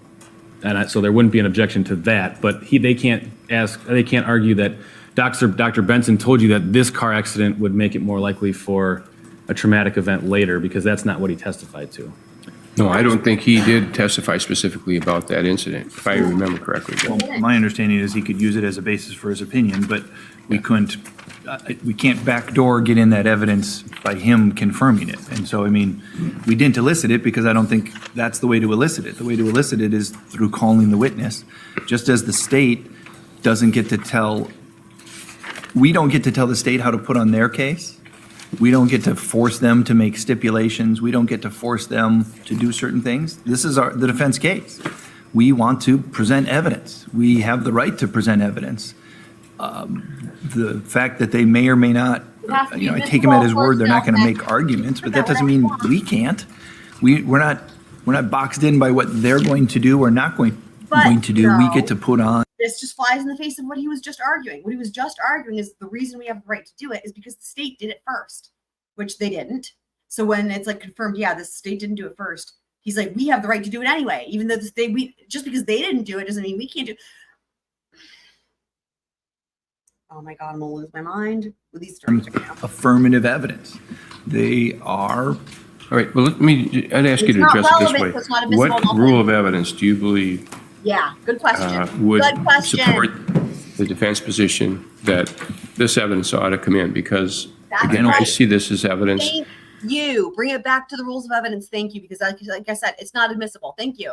That the defense wants to put in to corroborate, essentially, the defendant.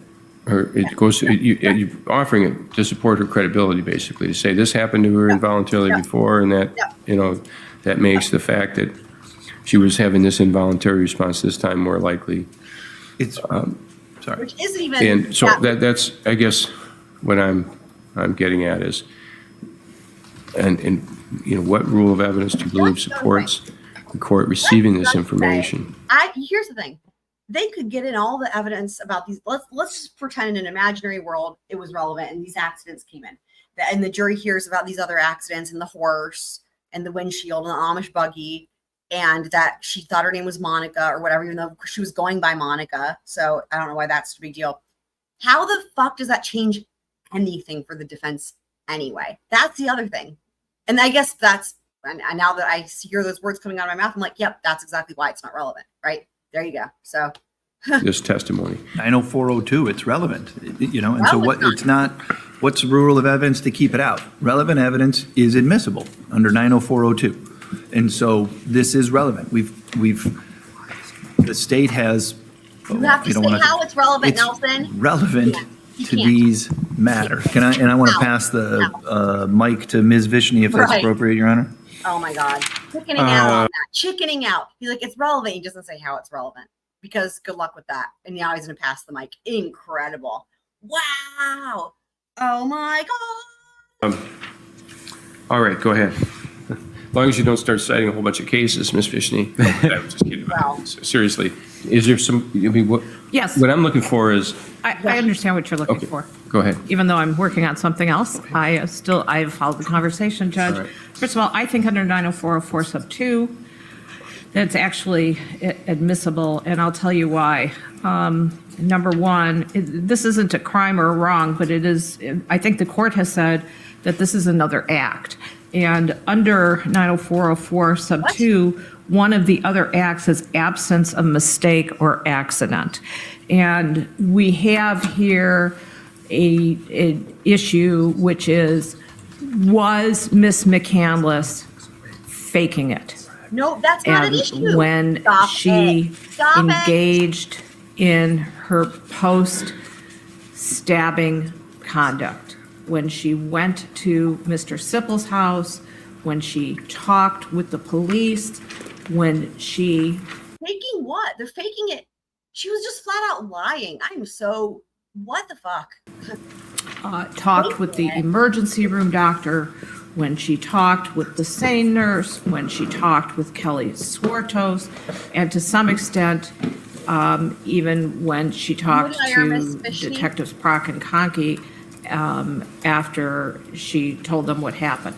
So this other act proves the absence of a mistake or accident, or the absence of a deliberate falsification on Miss McCandless's part. So that's the relevancy section that allows this specific act of conduct to come in. The other thing is it is evidence of her intent. The state is arguing that she has intentionally failed to be truthful and intentionally faked a medical condition or dissociation No, they haven't done any of that.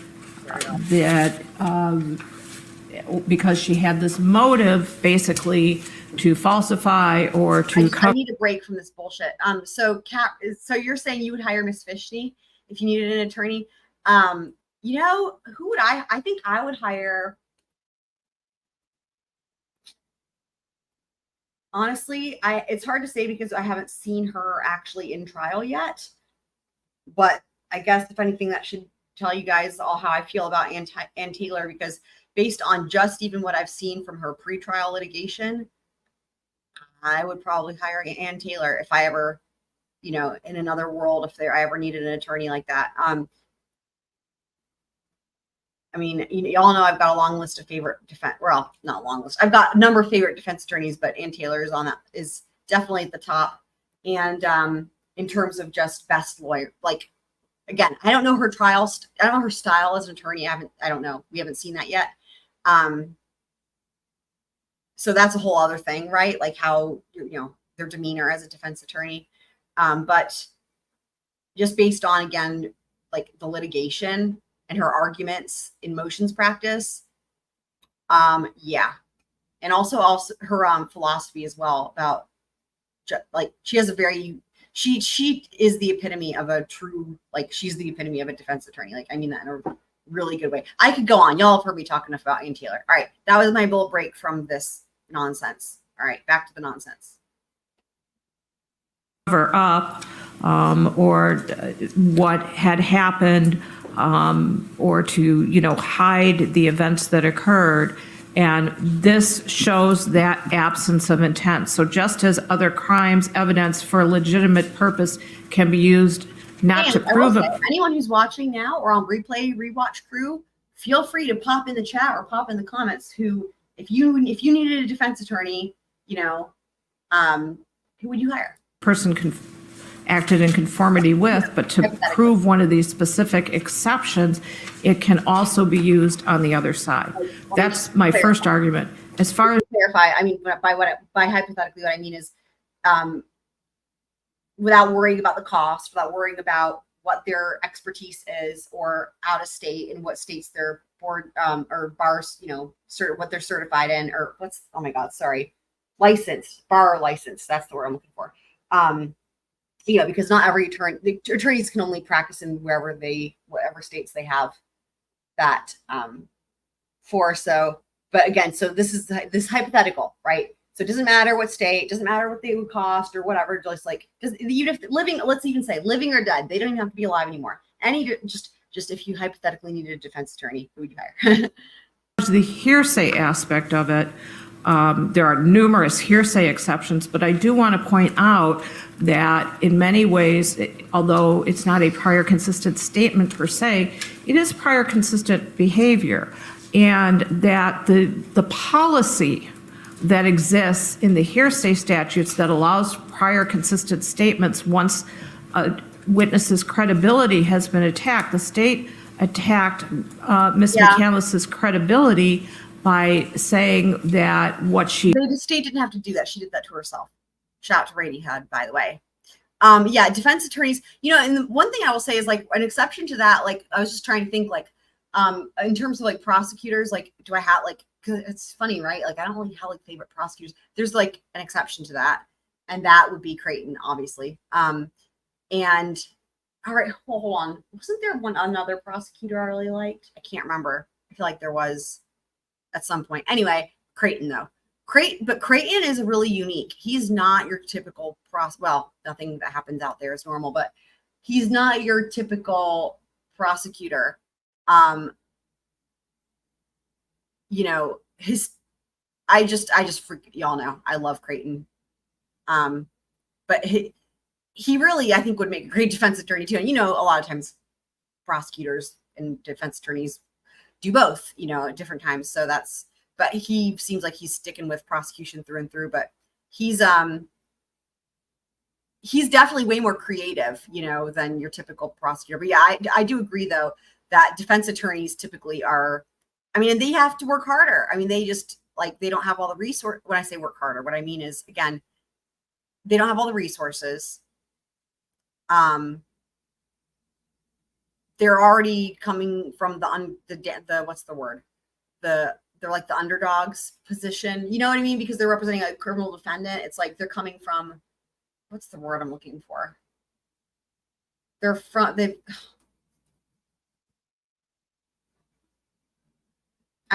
a word I'm looking for, anyway, I'm trying to think of it.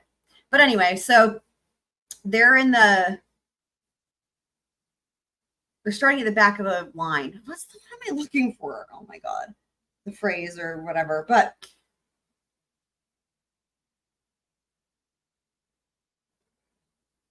yeah, underdog, it's that sentiment, but so, and again, the state has all the resources and typically, they just have their work cut out for them, and they have to be more creative. And anyway, yeah, so I know, right? That's the thing. The state has all the resources, right? And it's like the state is the one who has, all where does the evidence come from? The evidence comes from the law enforcement, which is the state, right? So, when you're a defense attorney on a case, right, you show up, you don't have anything. You're waiting. The first thing you're waiting on is for the state to turn over discovery, which is like the evidence, right? And hope that it was done properly. Hope that it was collected properly, properly, right? And to turn it over. And there's delay. You're just relying on that. You're relying on that law enforcement did their job, and of course you're gonna poke holes in that if they didn't. And you're relying on the state to turn it over, because you can't do your job until you get that. And then, so it's and they drain the defendant. Yeah, I know. Yeah, who was it that was talking about that recently? Trying to think, it might have been lawyer. Somebody on LawTube was talking about that recently about was it, or maybe it was Runkle, like in relation to Koberger, right? And was it Koberger? No, Karen Reed. And when they cite the going back to why is there manifest necessity and all that? Yeah, it was Karen Reed stuff, manifest necessity and all that, and the founding of our country and the framers and the Constitution and all that, and it's like this idea that back in the day, right, like people could the government could try to, it was Runkle. He was talking about, he was saying a horse thief. I think he used an example of a horse thief, like someone he had stole a horse or whatever, and then the government put him on trial, and didn't get a conviction, and they would just keep going and because they would get another set of jurors each time, right?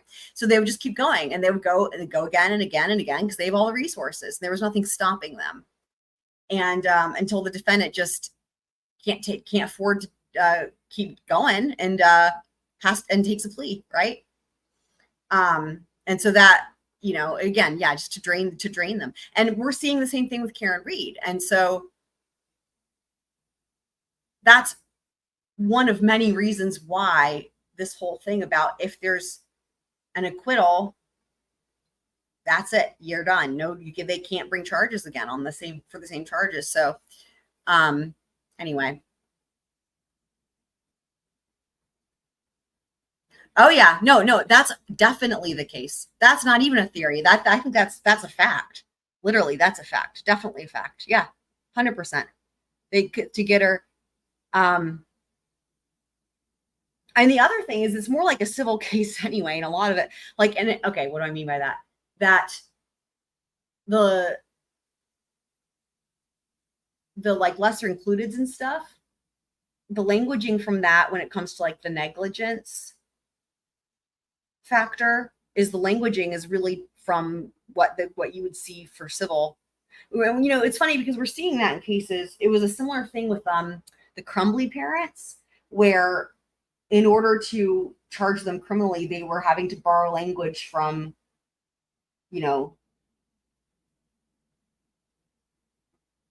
civil statutes and in terms of negligence.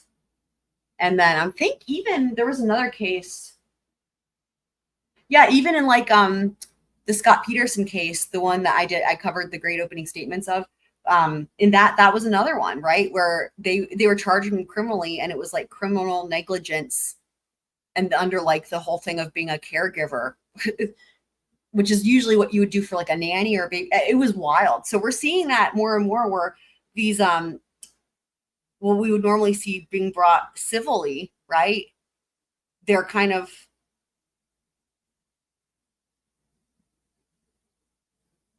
it's interesting. I don't really know how they're able to do that, but we're seeing it happen, where they are, I guess if they just make the case to a judge, that's how it happens, right? But yeah, anyway, so that's in every way what's on the screen there about the Commonwealth is true for sure. I mean, also, it's just the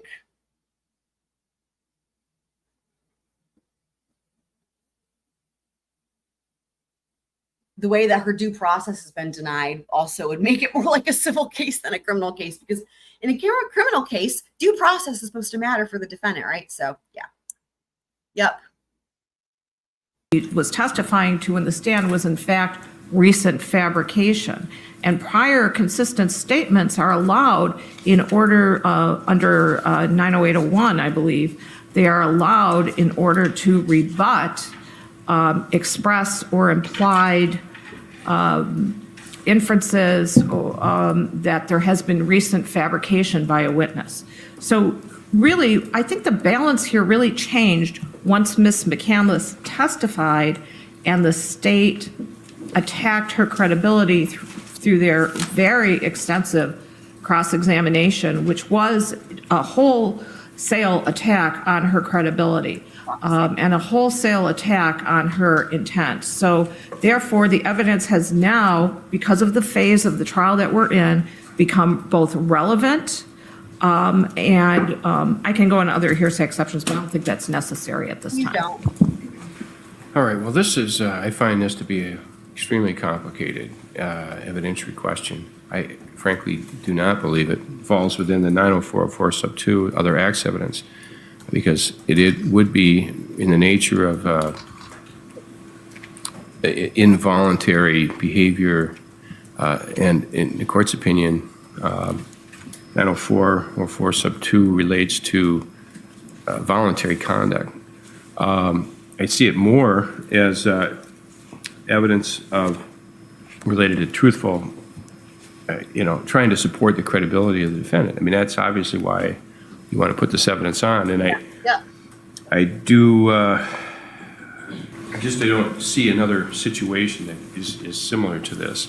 And here's what I'm struggling with is that when I had indicated Ms. McCandless could testify about it and Dr. Benson could testify about it, but Ms. McCandless couldn't testify about it, frankly, because of hearsay, because she there was an objection to her saying, because she didn't know. I mean, obviously she didn't know that she behaved in this manner until somebody told her. It was hearsay, it was objected to by the state, and so the court didn't allow her to testify about it on hearsay grounds.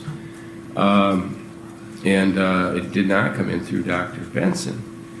But the state has not attacked her credibility as to whether that incident had happened previously, and if she behaved in that manner previously. So that's frankly not an issue. So it's really, there's, I think, a spectrum of behavior from totally involuntary behavior, like your involuntary reflexes and so forth, all the way up to, deliberate, knowing, purposeful behavior. And, somewhere along that spectrum, and maybe I'm wrong, but I just haven't seen anything that quite fits this. What I see this as is the defense wants to put this evidence in to say she'd had this disorientation, arguably dissociative experience in the past from a traumatic event, and therefore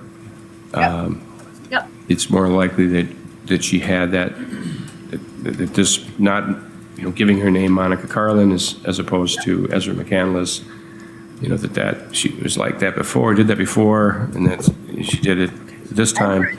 I apologize, just factually, Judge, there's not going to be evidence about name There she incident. is, guys. There she is. So there's no statements from Nurse Estrada that a different name was used. And so you mentioned that, I'm sorry to interrupt, but I just wanted to make I'm sorry, wasn't that the whole point? Wasn't that the whole point? Oh my God, I swear. sure if I was. She is here to testify about her observations of Ms. McCandless's mental state. Nurse Estrada would not say Very God. Ezra McCandless referred to herself Poor as Miss Monica Estrada. Carter. That is not a part of it. Well, but then again, if this person testified, she didn't witness the accident. Nope. And Incredible. so whether there was a horse or wasn't a horse in this particular instance, this person wouldn't be able to say that either. But Your Honor, a horse is a horse. Of course. Sorry, I had to. I'm surprised someone else didn't do it in court, honestly. Sorry again. The records indicate that the nurse was given information. Actually, I want to hear him say that again, because he's basically saying that without saying it, because that's really fucking funny. Like, hold on. Let's hear that again. That was amazing. Nurse Estrada would not say Ezra McCandless referred to herself as Monica Carlin. That is not a part of it. Well, but then again, if this person testified, she didn't witness the accident, and so whether there was a horse or wasn't a horse in this particular instance, this person wouldn't be able to say that either. Be able. His facial expression says it all. He's like, this is so stupid. I agree, Your Honor. Oh Sorry my God. the records indicate that the nurse was given information from the ambulance people as to the nature of the event that I'm brought sorry. Wait, you mean hearsay? Ms. McCandless there. Yeah, but that's still hearsay. It's not being offered for the truth of the matter in that sense. And we can tie that up if necessary with another witness as far as when the. Oh my God! Stop! He's like, here's the solution. In order to make all this better, we're gonna bring in another witness. What's he gonna say? Who can testify about the horse? I can't even. Accidents took place and what took place during those accidents. I mean, if that's what I have, the officer, or at least to me, might still be in the hallway to say what that accident was, and we all know what that accident was, and so. It's not just one witness I have ready, Your Honor. It's two, because this one witness is a disaster that's never going to come in. But here's how we can make it better. I've got a second one. Oh my God. The experts testified if there's a prior episode, like what we're talking about, it makes it more likely that this episode is going to happen. And so we want to present in evidence to say she's had this prior involuntary episode. Oh my God. That's Just stop. It's pointless. It's not it's not necessarily to support her credibility, it's to, overall, I can see that, but our experts given an opinion about how prior issues like this. Kat says, at least y'all heard horse and it wasn't my imagination. I'm dying. That is that is a nod to Kat seeing animals other places. You know, maybe it's not the worst thing in the world, right? Like, because maybe you just really love animals and that's why you're seeing cats and dogs places. Yeah, that's hilarious though. Thank you for Could be a making me laugh. pathway. We get to now say, yeah, she had one of these prior issues, and this is part of that step in doing so. Well, but here's how I see it. You have Dr. Benson's testimony, you have his diagnosis of post-traumatic stress disorder, and frankly, you have this depersonalization, derealization, or whatever that term was, childhood onset. So, I mean, you already have that in the record that she has had PTSD, you know, prior to this happening. We don't. At least that's what his report says. His testimony was not that she had PTSD. His testimony was that she had childhood trauma. Just because he had childhood trauma doesn't mean that there's PTSD. I believe that's his testimony, is he didn't offer an opinion one way or the other about whether that previous trauma had caused PTSD. He wasn't saying yes, he wasn't saying no. He was very clear about. Well, but his report does say childhood onset. He says onset of childhood trauma. He doesn't say onset of post-traumatic stress, childhood post-traumatic stress disorder. That's inaccurate, Judge. It's PTSD with depersonalization and derealization childhood onset. That's what the diagnosis was. That's what I recall the evidence is. And I think I misspoke or misremembered earlier. I think Dr. Benson actually did testify about at least one of the car accidents. So he did bring some of that information in. And if I heard the court correctly, it was the court's recollection that the defendant wasn't able to testify about the two accidents, but she actually did. I'm just looking at a transcript now. She did. There was an objection later on, and that was sustained, and a portion was stricken, but it was simply just a question about what other people told her. She had brought in that she told the different names. Incredible how he already has access to a transcript. Wow. Then described each of the two accidents. So that information is in the record. All right. Well, I apologize. Just I want to read to make sure that I wasn't misstating. His diagnosis is, as Mr. Hahn said, post-traumatic stress disorder with depersonalization and derealization, childhood onset, and persistent depressive disorder with anxious distress. That's what's in his report. His testimony was when asked about specifically PTSD, he had said he wasn't opining whether she had PTSD before. So I understand the wording of this, but his testimony wasn't that that wording meant he is diagnosing her with PTSD prior to March 22nd. He's not saying yes, he's not saying no. That was his testimony. So my understanding of his diagnosis is childhood onset applies to the depersonalization and derealization. Here's what I will say. I think we're getting way into the weeds on this. And this is what can happen, right? Because they want to argue the thing and get to the answer and get to the point. But it's like, none of this even matters because this is irrelevant. It's not coming in. Like, we're getting into the weeds here. I'm sure Judge Peterson will realize this and say something here. Post-traumatic stress disorder with depersonalization and derealization, childhood onset. And so could apply to all, it could apply to some. When I asked him clarifying questions, he said that did not apply to, it's not in exact words, but that it wasn't post-traumatic stress disorder prior to March 22nd, 2018. Well, the depersonalization and derealization, those are the features that you're talking about. Exactly. And so the defense is not foreclosed from arguing that she's had a history of trauma.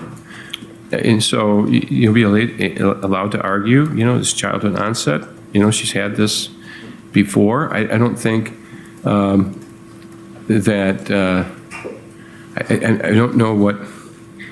don't know what this adds other than potentially another confusing issue to the jury.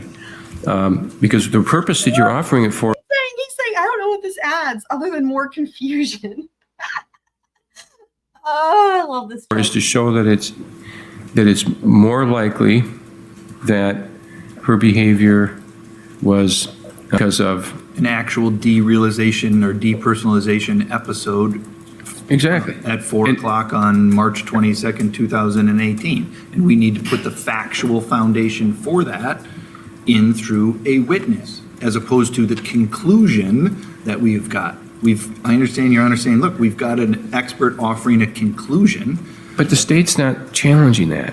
And my previous indication is that I was not going to allow extrinsic evidence on that if that's not specifically challenged by the state, and they're not challenging that. You can argue that she's had this, previous experience. You have that evidence in the record. It's just, it's cumulative, and it's not well, I understand Your Honor's ruling. Okay. I won't interrupt. Okay, the defense, you've made your record. I'm not going to allow this witness to testify about that incident. It's extrinsic evidence that's not necessary, and it's cumulative, waste of time. And but again, your offer of proof has been made on the record and it's preserved. Judge, apologize. Can I have the certified medical records from that episode from St. Joseph's Hospital just marked so that, again, we have it in the record? Here's the incident where we're talking about. We have those records. I understand that they're not admissible. I just want to make sure that our record is clear. Okay, yeah, you can mark it, make it part of the record. It's not received, but again, it's part of your objection and offer of proof that can be preserved.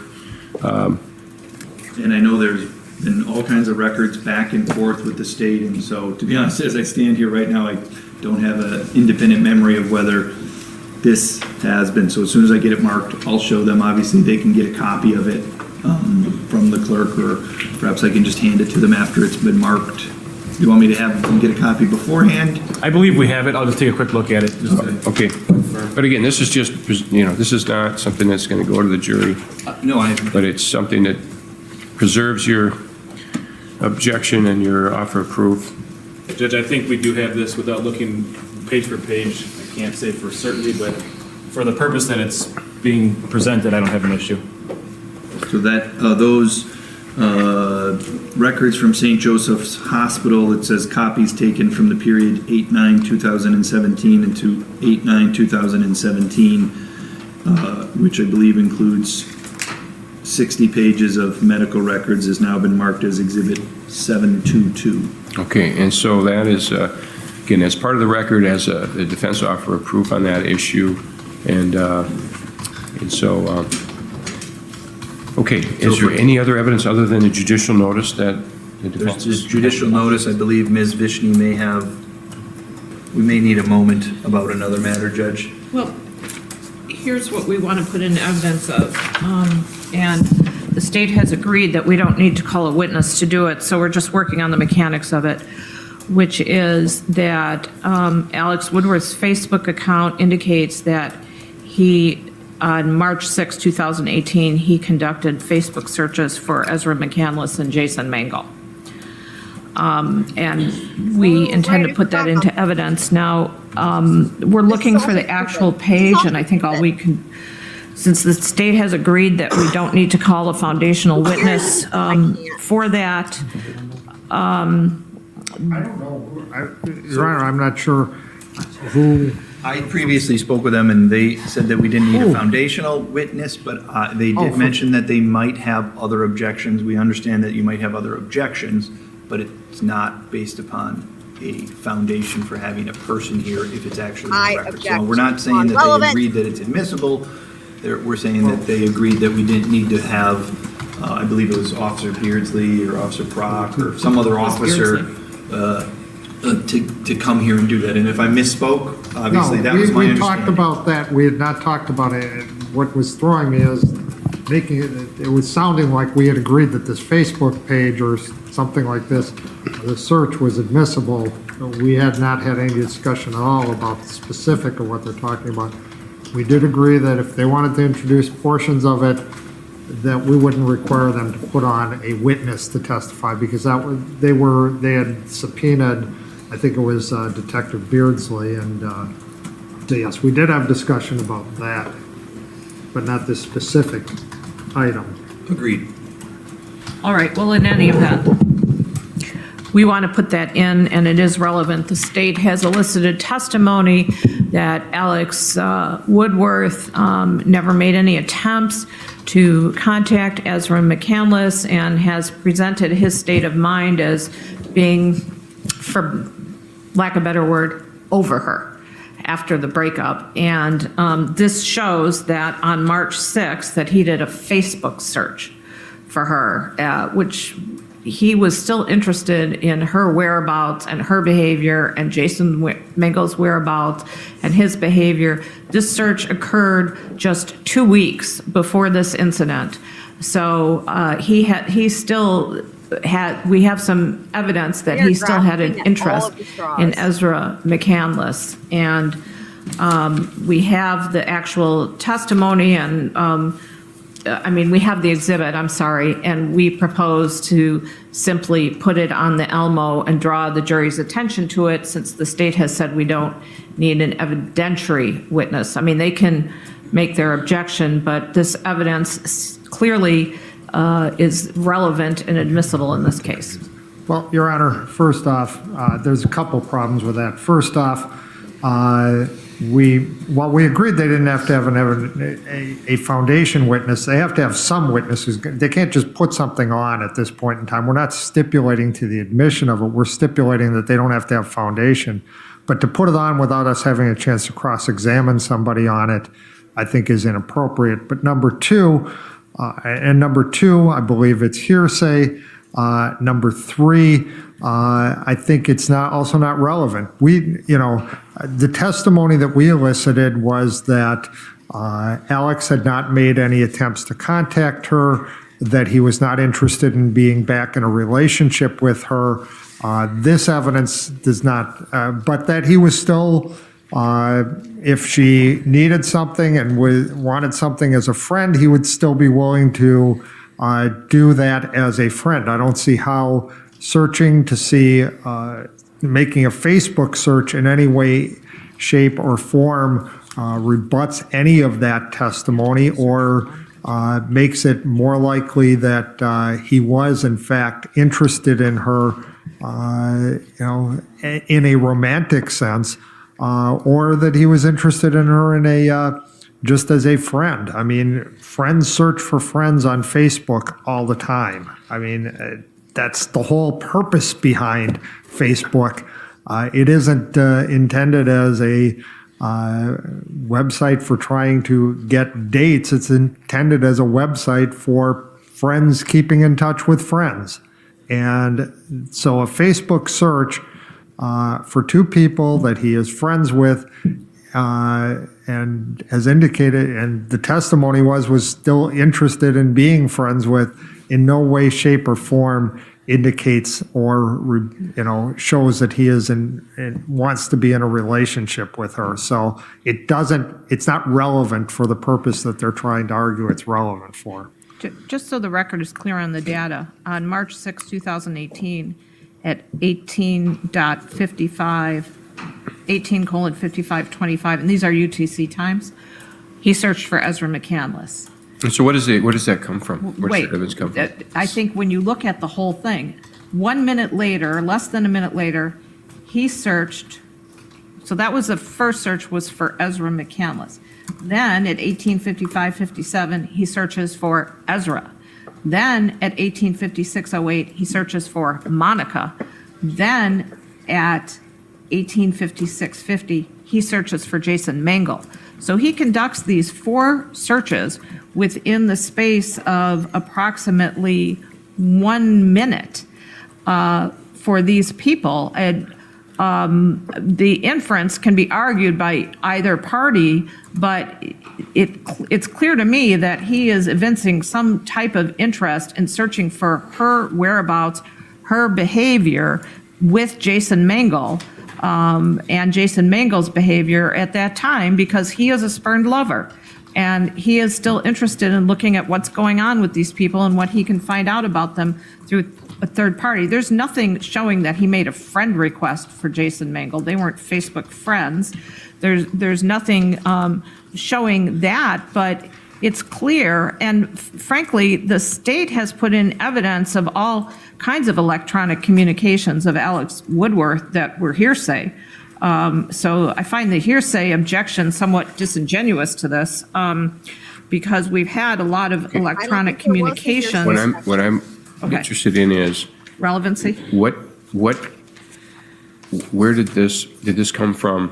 One of the exhibits, one of the data Yes. extractions? Yes, it's from the data extraction that's already been put into evidence. And that was Officer Beardsley, or? Yes, Officer Royal. Beardsley is the one who extracted the Facebook business record.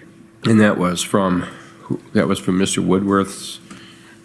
Correct. This is the Facebook Device. business record. I can show the court the exhibit if you'd like to take a look. Well, I just want to know where it comes from. And I mean, does the, The exhibit's in evidence. But this particular portion has not been testified to.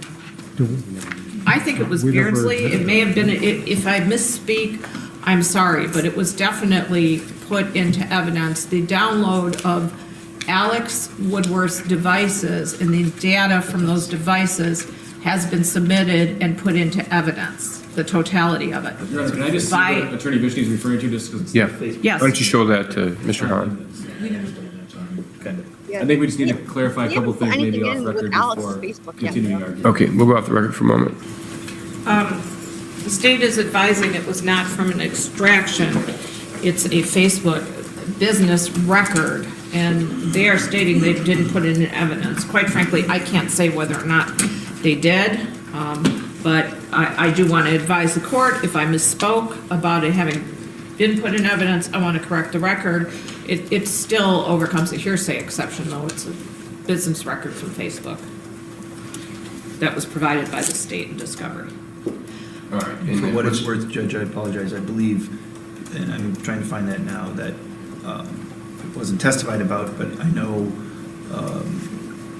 I don't know. I think Jason Stalker was a witness. He's a witness, an employee of the Dunn County Sheriff's Department. I believe there are reports in which he mentions the same searches. And so if we need to call Deputy Stalker to do so, I guess we could do that. But I apologize for that. I just factually, if that's the step that's necessary to do it, then we can ask that he be available and call him. Well, all right, now. Your Honor, Go ahead. The other problem, basically they want to use this as other acts evidence of Alex Woodworth to show that he has a propensity, basically. They want to use it as other acts to show that he is still interested in the defendant. It's 90404 sub 1 evidence. It is not, it's basically propensity evidence that they're trying to use it for, and it's not permissible. And if, clearly it might be a different story if the defendant was aware of it, so that she knew the defendant, if the defendant knew that Alex was still interested in her, then it might be relevant. But then it would have to come out through her and through her testimony, and it didn't. Well, there's certainly testimony from Ms. McCandless that Alex was still interested in her. So she testified that was essentially part of their discussion, that he wanted her to leave Jason Mengel for him and that he deserved her one last time. So, well, yeah, that's Ezra's made up story. But this argument makes no sense, though. If Ezra already testified, what she's saying is Ezra already testified that he was still interested in her and he's a spurn lover or whatever. Well, then why do you need this in, right? Anyway, if I were the state, my objection would still be on relevance. Because I don't see why it's relevant. It's just a Facebook search. That's it. Shout out to Cece. Glad to see you, my friend. Yeah, this is insane. There's no question that that testimony is in the record. And that was before the defendant broke up with her. There's no testimony that there was any contact. In fact, her testimony was there was absolutely no contact after February 24th until March 21st. So she could not have known about these searches, and therefore it can't be relevant. Well, no, there wasn't no testimony. That's not accurate. She said that they had said hello to each other, I think at races or in public places. Well, there was some incidental contact. Yes. And that was the return of the book, The Little Prince, at the coffee shop, as I understand it. But, well, first of all, I don't see this as evidence of a character trait that someone acted. It's so. No, relevance is the exact. So what is the state dispute the authenticity? I mean, assuming that. No, we're not disputing the authenticity, Your Honor. We're disputing the relevance. There you go. Right, well, there you go. Because the state did put in evidence of the text messages of Mr. Woodworth, the absence of any contact, and questioned Ms. McCandless on that. I'm going to allow that he made those searches on that date through that exhibit. There's not a question as to authenticity. I think in overall fairness, I think that's, a court will allow that exhibit. And so let's get it marked. And any other evidence that the defense wishes to offer? And so essentially what that is a record from Facebook Correct. Inc. that showed that on Alexander Woodworth's account that he had done the search on a particular date for particular people. And what I intend to do when the jury comes in, Judge, is to put this on the Elmo and just give a factual description of everything. And unless the state objects, I would note that UTC is, it would be UTC -6 because it's March 6th. It's before daylight savings time, just so they understand what the exhibit is. I'm not going to do anything other than read it, or I'm not going to make comments on it. I would just say it's UTC that Wisconsin time would be 6 hours earlier, but I'm not going to even give a Wisconsin time. Okay, and I've shown it, I've blocked out other things that occurred on that day. Thank you. And so what I would propose is that we do this first and that the judicial notice be done after that. I know that the state has rebuttal evidence. We do have to renew our motion for directed verdict. We could do that after the rebuttal evidence. I don't want us to be in a place where we're sending the jury in and out for very brief evidence. So normally that's done at the close of the defense case and the burden is different, but if the court will allow us to reserve that so that we don't have to disrupt the jurors, I think that makes a lot more sense. Right. And Your Honor, assuming that the court is going to allow this, I think because of the fact the court is allowing it to be presented without any other witnesses, I think that frankly, there should also be the ability to present, because if they put it with a witness, we could ask a witness who actually is there. He didn't search again after this for Ezra McCandless, Jason Mengel, et cetera, until, the until we don't have any more Facebook entries for Alex. And,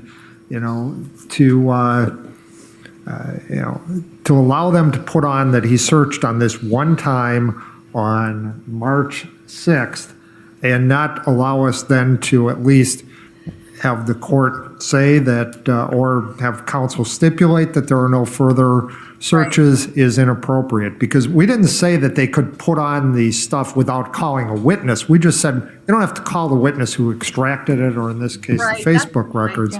But if they're going to introduce the Facebook records, then we should be able to have something that says there were no other searches after that. Well, it sounds like a rule of completeness type of argument. Yes.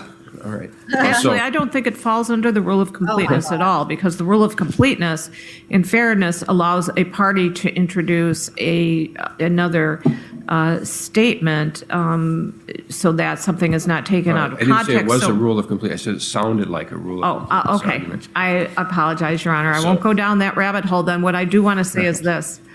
We're not stipulating.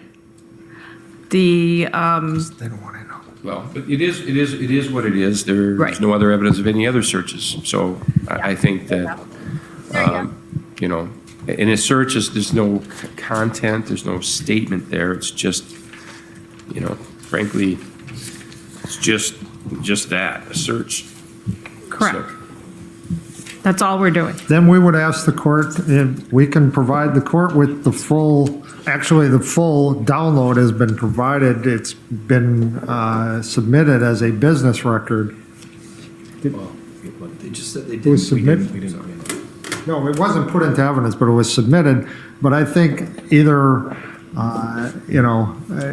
either they have to put a witness on to testify that this is in there so that we can cross-examine them and ask them if there were any other searches, or we ask the court to take judicial notice and just tell the jury that there are no other searches after that for Jason Mengel or Ezra McCandless or any other variation of that name. All right, what's the defense position on that? Well, if this, number one, we don't have to stipulate, just like the state didn't have to stipulate. If they're making an argument for judicial notice, then what, number one, they have waived their right to say that we have to put on a foundational witness. They already told us this, and in good faith, we relied on that. So if we want to wait while we get Jason Stalker in here, then we can wait. But when one party has in good faith relied on the representation of another that a foundational witness was not required, I don't think they can just come into court and change their mind right now. That's number one.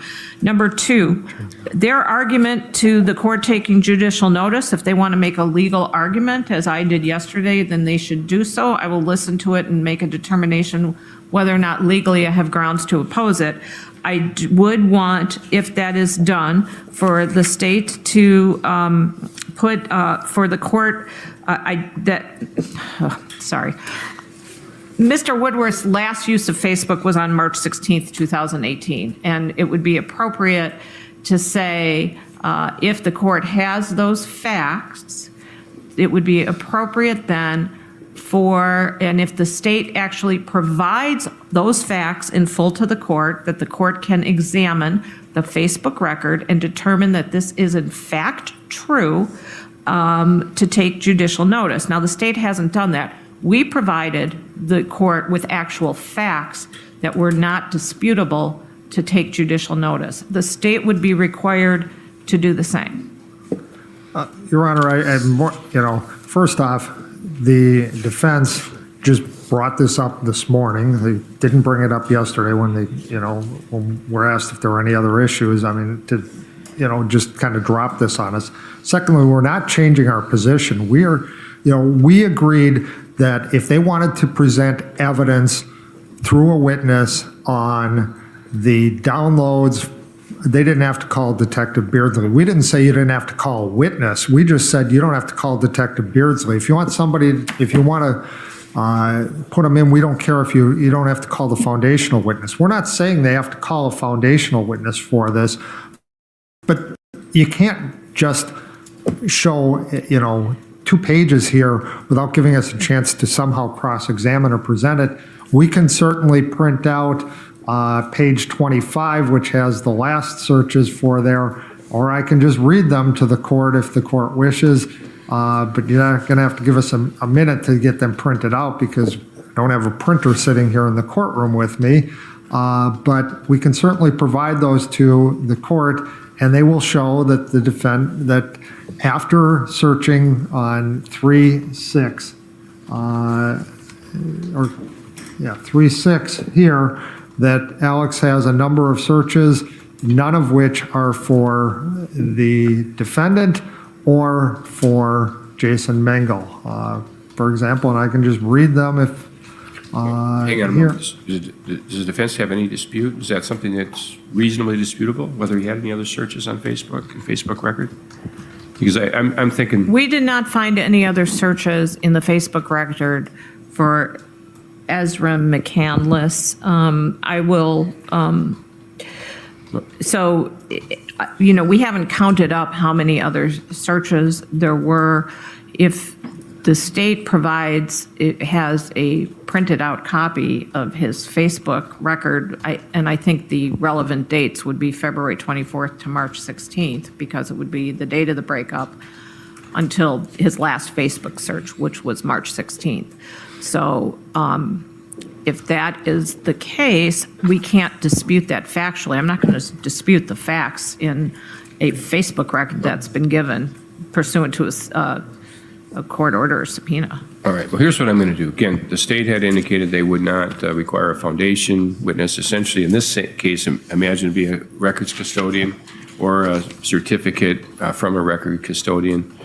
So what I'm going to order is that we have the whole record from Facebook from February 24 to the March 22nd, and that entire record can come in, and the defense can present that portion that shows a search on March 6th, and the court will take judicial notice then that there are no other searches for any of those persons or variations of their names other than that one search on March 6, 2018. And, I think that's, Your Honor, just so that it's clear, when we're talking about the period from after February 24th, there is a search on February 25th for Ezra McCandless. Actually, Mr. Maxey, who has been looking at it, has determined that there were 5 other searches, and that the last search occurred on March 15th, 2018. So we need to pull those records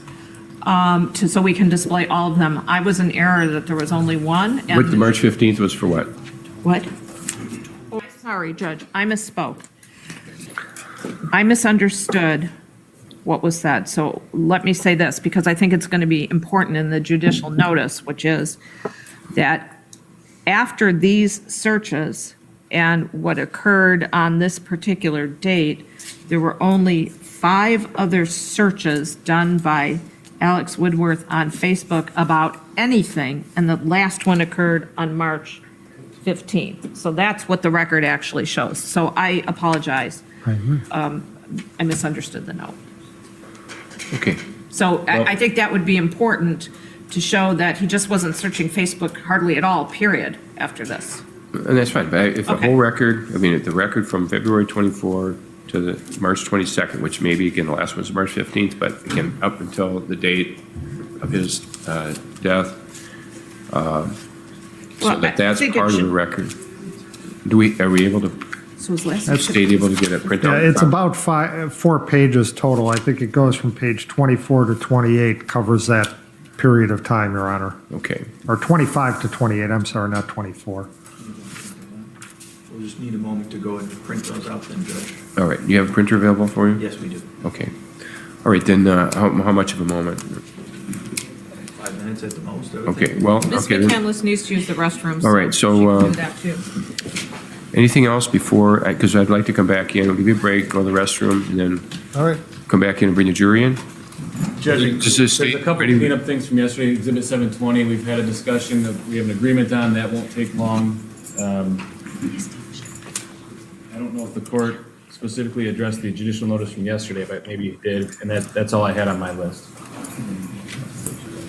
And what was the judicial notice from yesterday that was, refresh my recollection, if you would? I was hoping you could do the same for me. I believe it's the matter regarding fees. Right. That Ms. Oh, yes, Fishny- yes, I have that here, yes, okay. And that's part of the defense case. And then the state has some rebuttal testimony? Brief, yes, just 2 witnesses. Okay. So it's, just so my understanding is they're going to call Julia Post to offer a personal opinion regarding Ms. McCandless's character for truthfulness. And so I just want to make sure that, I know we'd had lots of talk before about the process for going through that. that that's clearly articulated and that we go through that process. And then my understanding is they are going to call Detective Ryan Prock about a small issue. I guess I'll let them articulate. Does your, before I begin, is my cross limited in any way? Yes. Process limited to the scope of the rebuttal testimony. And so I'm just asking for a ruling upon that, what, if at all, and how at all my cross-examination would be limited. And so that's why I'm. Limited to the scope of the rebuttal, direct. So it's different than typical cross in the case in chief. Yes. We have gone and made an exhibit of the relevant Facebook pages, which consist of page 26, 27, 28, and a portion of page 29, though it doesn't say 29 on it. We're going to put the whole thing in evidence. That includes searches that Alex Woodworth did for Ezra McCandless and Jason Mengel, which occurred on February 17th. Is the court going to allow me to also, there's also one on February 25th, the day after the breakup. There are two for Ezra McCandless the day after the breakup on the 25th as well. So there are additionals. So there's two prior to the breakup on the 17th. There's two the day after the breakup on the 25th. And then there's the four that exist on March 6th. So they're all contained in this exhibit. Understanding the state's position, what is the state's position about the pre-breakup searches? Your Honor, we don't see how those are relevant to the position or the reason why they're why these are being admitted, so I don't think anything before. And just so the record is clear, it's actually portion of page 25, all of 26, all of 27, and then a portion of 28 should be what would be admitted, and that's the things. I believe the breakup actually was on the 25th, but the incident at Racy's was at the 24th, and the breakup came the day after, so that would have been the 25th. Okay, so what I'm doing, counsel, well, let me get the judge's ruling first, but I am marking. What's the exhibit number? It's going to be exhibit number 724.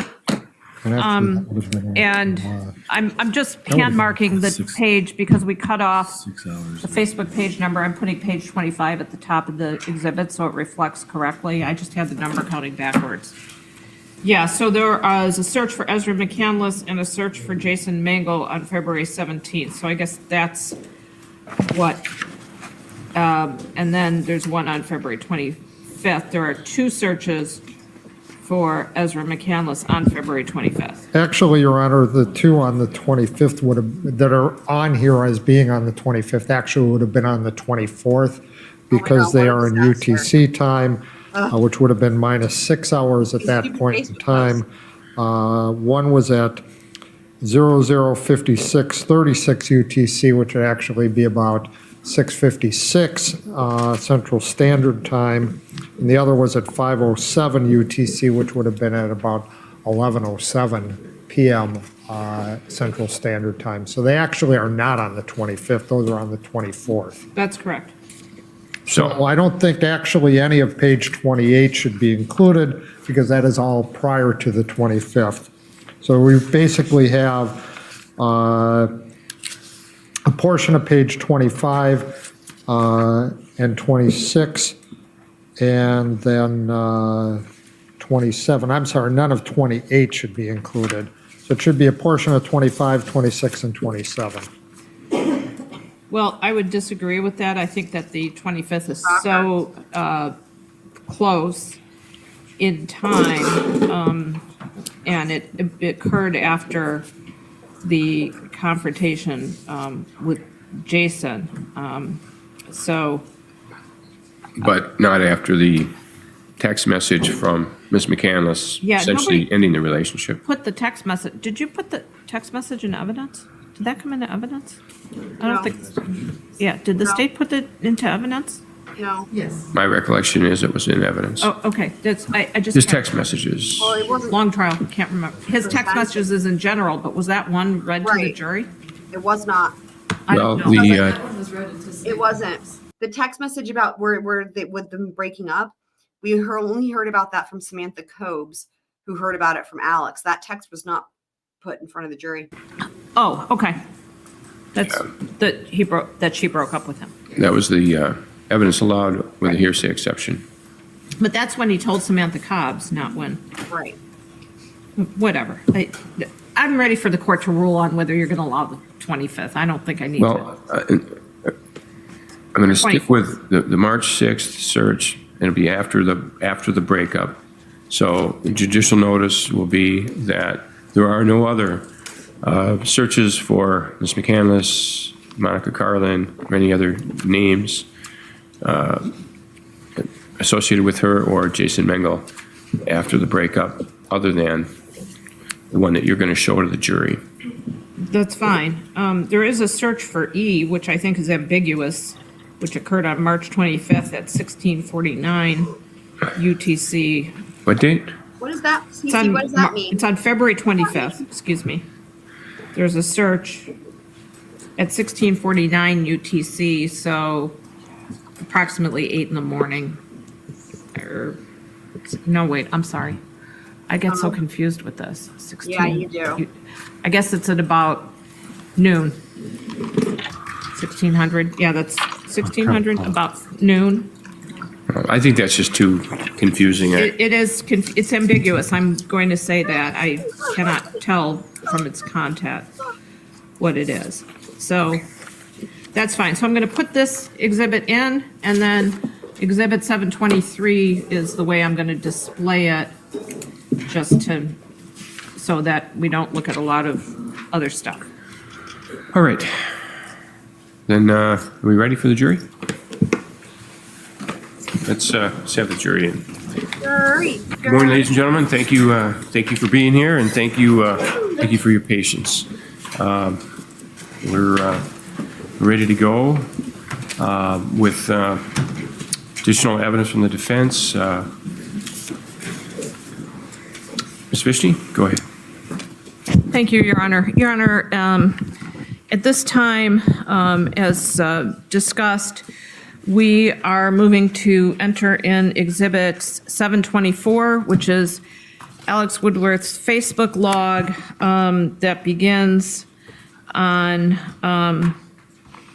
page 28 and goes through page 25. They're in reverse order time-wise. That's Exhibit 724.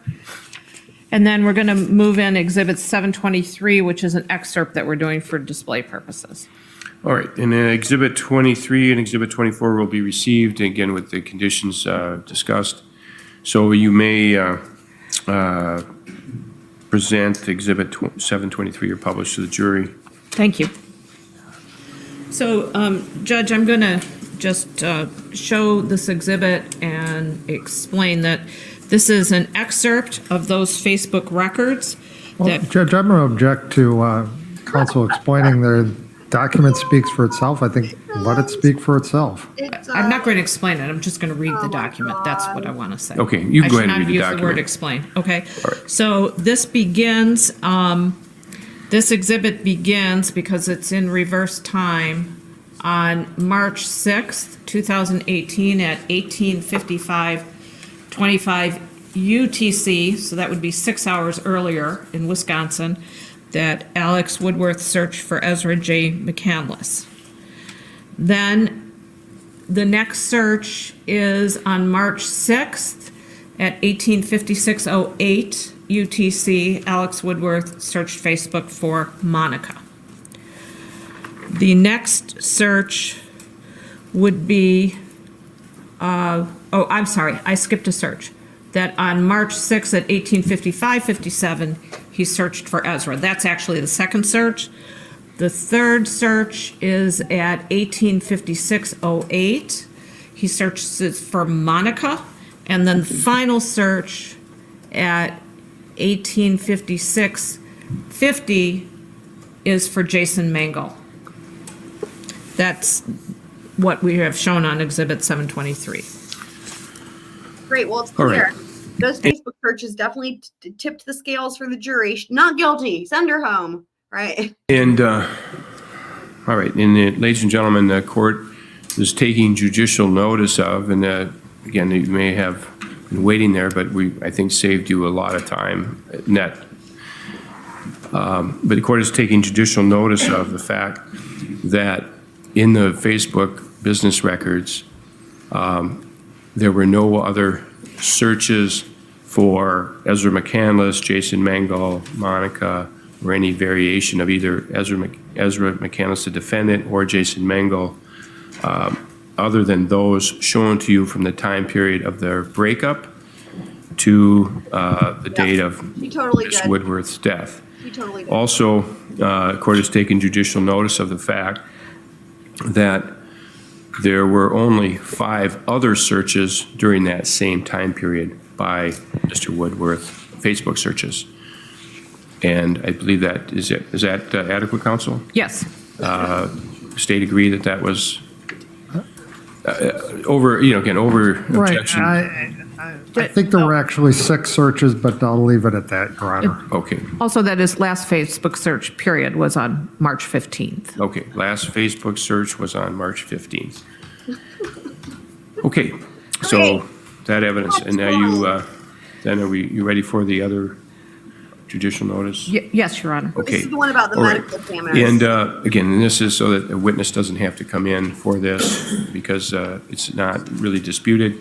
The court takes judicial notice that the Dunn County District Attorney's Office paid Dr. Mills for her preparation time, travel, and testimony time, which consisted of approximately 8 hours and 11 minutes, billed at the rate of $300 per hour. This fee did not include payment to Ramsey County for the autopsy and report. So that's judicially noticed facts that would be received into evidence. Okay, and does defense have any additional evidence they wish to present? No, Your Honor. Okay, the defense is resting. All right, does the defense rest at this time? Yes, Your Honor. Okay, does the state have any rebuttal evidence? Very brief, Your Honor. First witness we would call would be Detective Ryan Prock. All right, that's it for this one. Woohoo! So awesome. I'm not sure what you're asking. Not good to see a witness. I'm not sure what you're asking there. What do you mean by see a witness? So, yep. So we're going to have next one. We'll have the state's rebuttal and the jury instructions, followed by the most unhinged closing arguments I've ever seen. It is insane. It is pure insanity. So we have that to look forward to. There will be, I'm sure, lots of goading. So I will get the timestamps done for those of you guys who are on replay crew or just jumping in and saw some of the live stream and not all of it or what have you. And trying to think if there was anything else. I don't think so. So, oh, witness testimony. What witness testimony do you mean, though? Do you mean without an objection?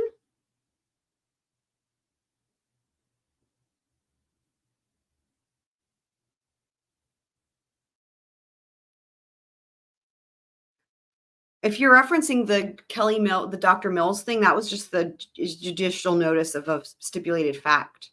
So it wasn't, that's not testimony. The very last question. The last question was, does the defense have, well, here, I'll just back it up. I think it's just the defense rested. And then he said, do you have rebuttal? And they said, yes, right? So hold on, we'll just see. All right, and ladies and gentlemen, the court is taking judicial notice of, and again, you may have been waiting there, but I think safe that in the Facebook business records, there were no other searches for, all right, in it of approximately 8 hours and 11 minutes, billed at the rate of $300 per hour. This fee did not include payment to Ramsey County for the autopsy and report. So that's judicially noticed facts that would be received into evidence. Okay, and does defense have any additional evidence they wish to present? No, Your Honor. All right, does the defense rest at this time? Yes, Your Honor. Okay, does the state have any rebuttal evidence? Very brief, Your Honor. First witness we would call would be Detective Ryan Prock. Oh, so you're asking about the Dr. Mills thing? Yeah, it's not witness testimony. It's just that was the discussion they had earlier where they had the receipts, right, about the cost to pay for the medical examiner. And we were saying how we were talking about, they had that whole long discussion about it. And they agreed to put in what you just heard, which is that she got paid to do her job as a, medical examiner. And so it was just a stipulated, just a judicially noticed fact. So it's not witness testimony. And I would say to that end, a judicially noticed fact is actually a fact, whereas witness testimony is witness testimony. It's not, it's up to the jury to decide if it's true or not, right? So in terms of like actual facts, like another example of other things that we've heard that were judicially noticed facts were, for example, like when they were dealing with like the conversion of between weight, pounds and kilograms, right? The conversion rate, or the conversion of the different time zones or daylight savings time, right? There's that there was he made a judicially noticed fact about that. I think he also, I'm trying to think if there was something else, but those are examples. So they're actually like, it's okay. These are facts. So the fact was, this is how much she was paid, blah, blah, right? So it's not witness testimony, if that makes sense. Hopefully that answers your question.